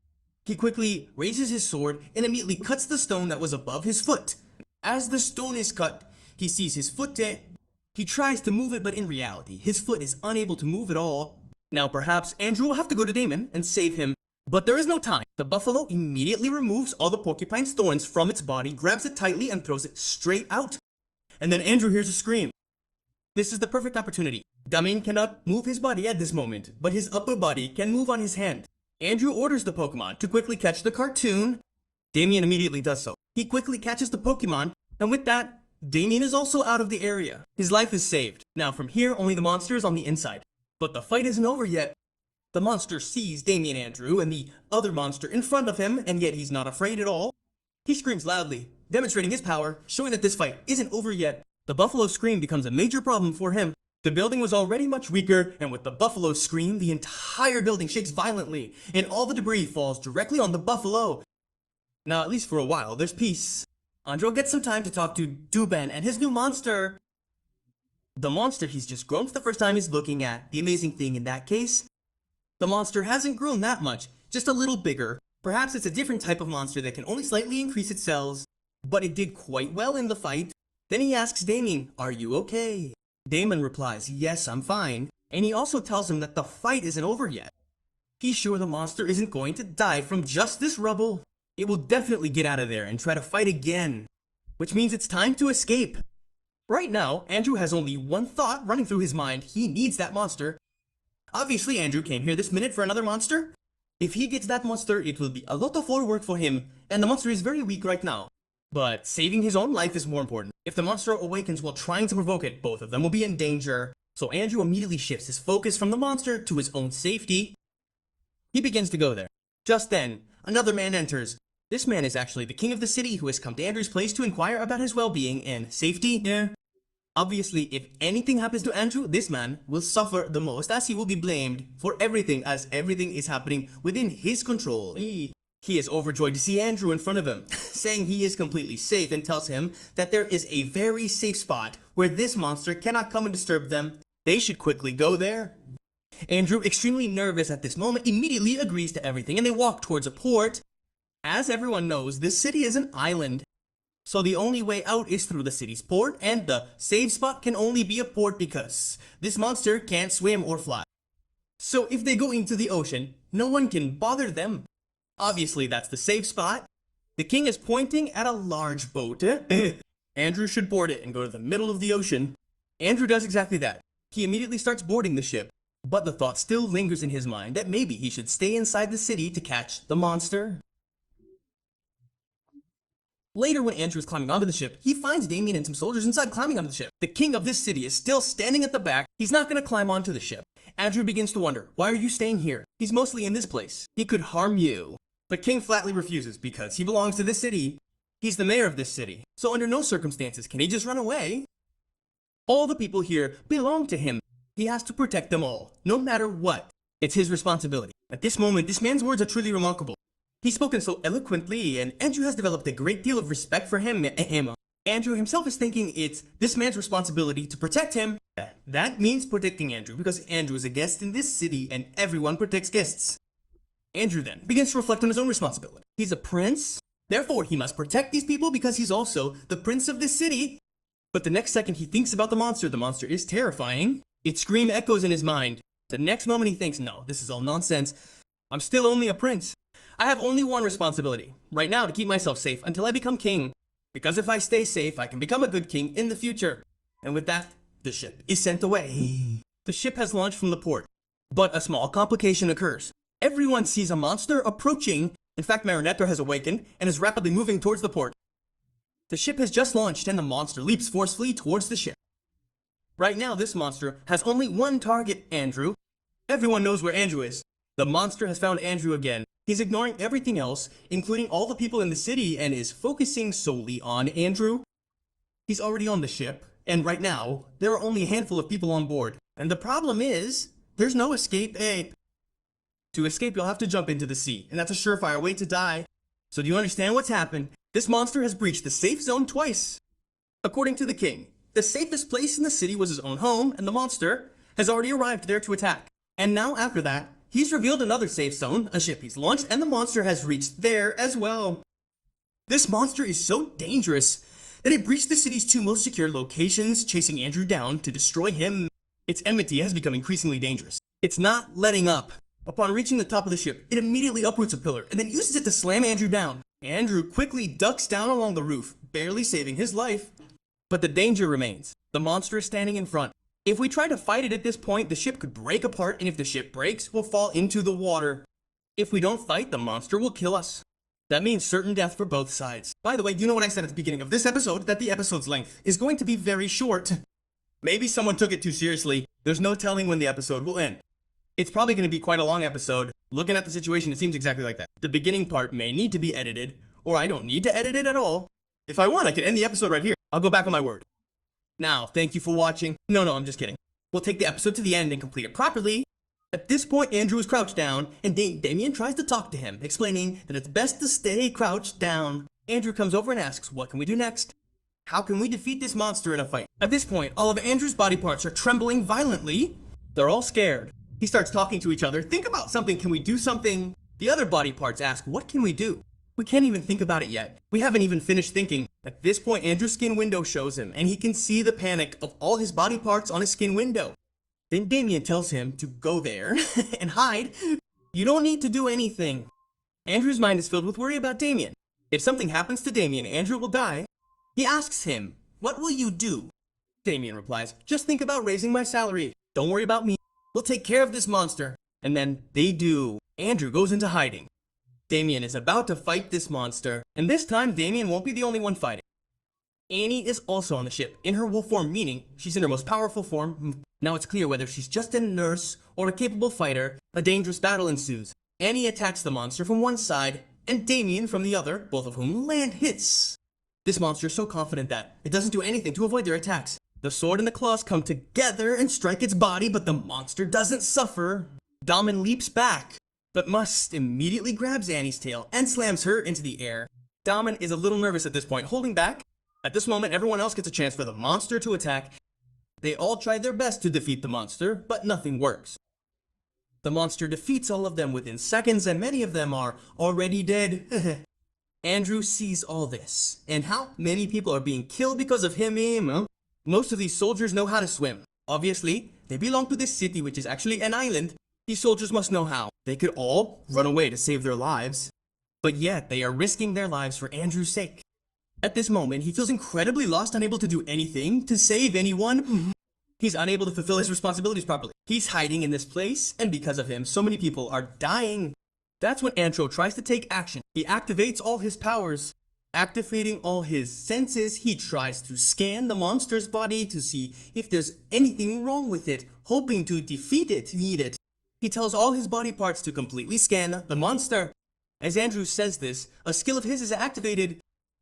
In fact, Andrew can completely scan someone's body parts and predict their next movement. He has an additional power. A hologram of the monster will appear, showing any of its movements before they happen. Under normal circumstances, this skill is quite impressive, but only if Andrew knows how to fight himself.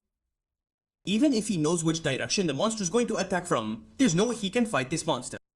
This monster will defeat him in a fight within seconds. Furthermore, he faces another major problem. He's confined to a very small area.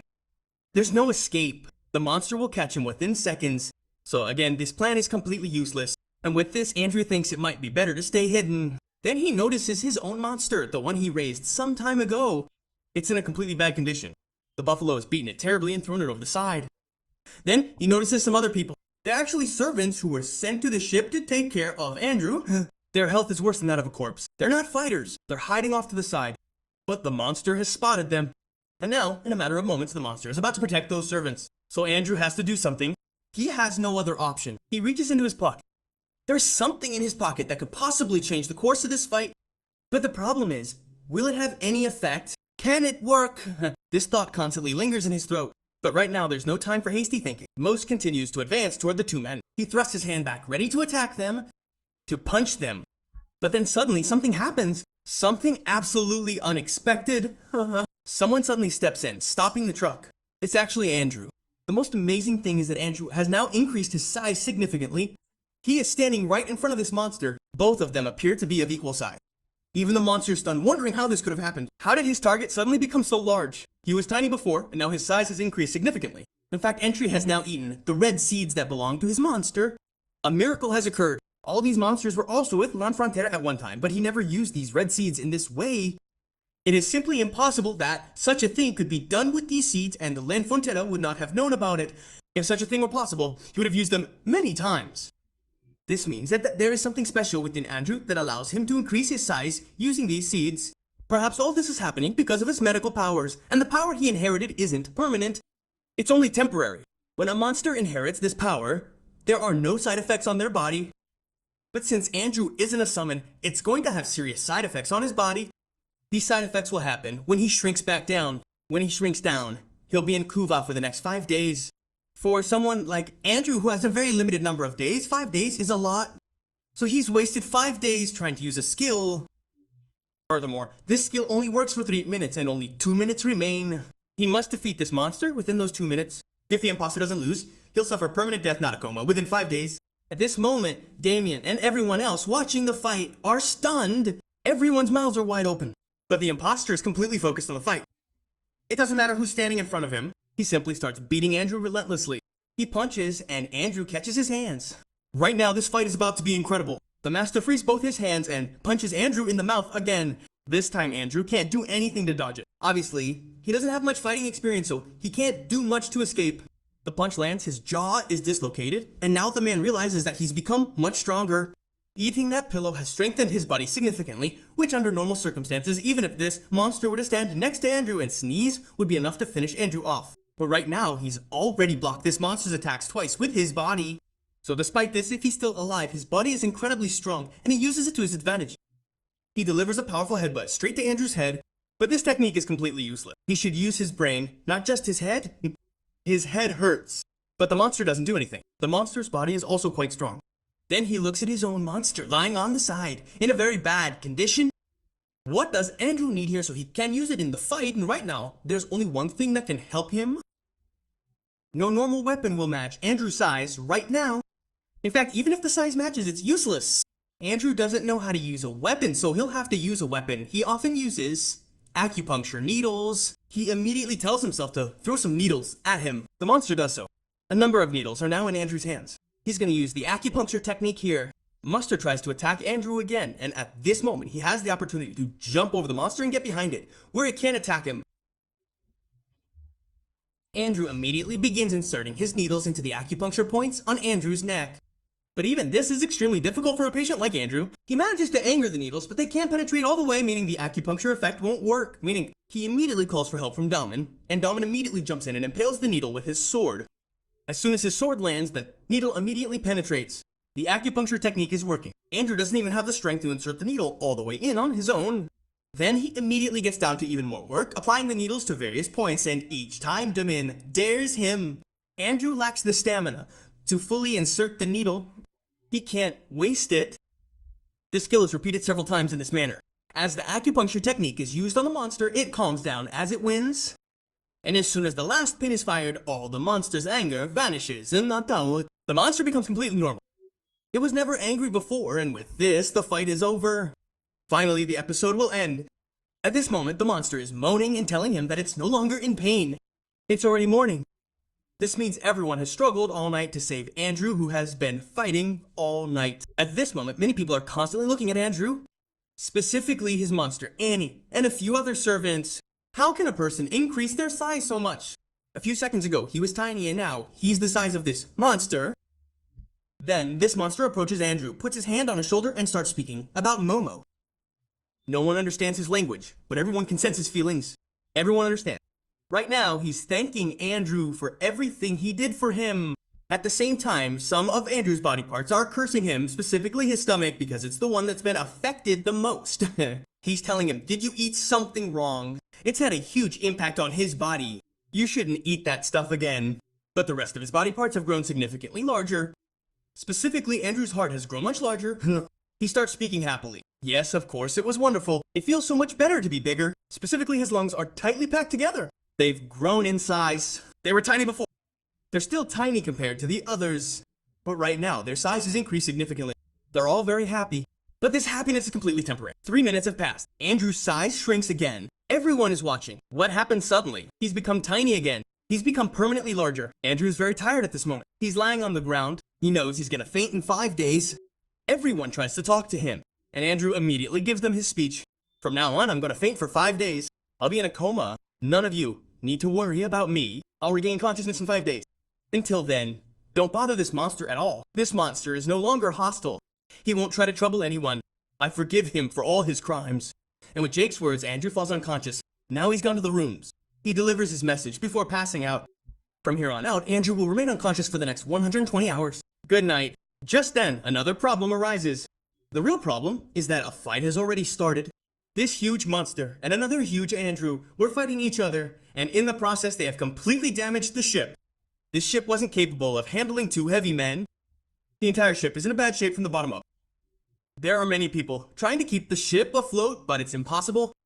The ship is filled with a lot of water, and within a short time, it will sink completely. Right now it's over a very deep ocean. By the way, there's been a miscommunication. According to the people on the upper deck, the fight is over. But those on the lower deck are trying to lower the water. They haven't even realized the fight is over yet. They think the monster is still on the upper deck wreaking havoc there. So, none of them can go up and tell them. But then, the ship starts tilting. The monster's weight is tilting it to one side, and as soon as the monster realizes it's already swaying, it's already starting to drift, he immediately jumps into the water. But before jumping, he takes Andrea with him. And right now, this monster looks exactly like Gorilla. He has Andrea perched on top of his head. And everyone is watching how such a huge monster is carrying Andrea with him. And the most amazing thing is that he is not taking him towards the open sea, but towards that city, Count Cremo City. This means that this monster has become good. He is not trying to kill Andre, but is taking him safely towards that city. He can be trusted. By the way, Damien is in a state of understanding at this time. In fact, during the fight, Damien was under the impression that Andrew was trying to kill that monster. But in reality, nothing like that was happening. Andrew tried to save the monster when it came aboard the ship to kill him, and finally, his technique worked. He attracted the monster to himself. Even one monster has become Andrew's fan and is trying to save him. And with this, finally, the episode is over. I'm terribly tired. I thought the episode would be very short, only 5 or 7 minutes, but I had no idea it would be so long. Now, I'm so tired that I have to go to sleep. I'm going to sleep. Tell me how you liked the episode in the comment.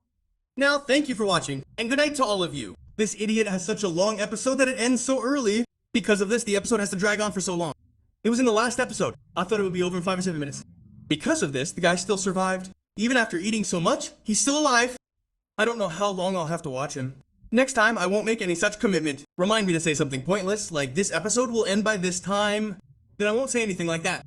I'll get it cut properly. I'll get it edited. Finally, everything is calm again. At least my mind is a little calm. You're that treasure that someone else has their eyes on. Someone else has it.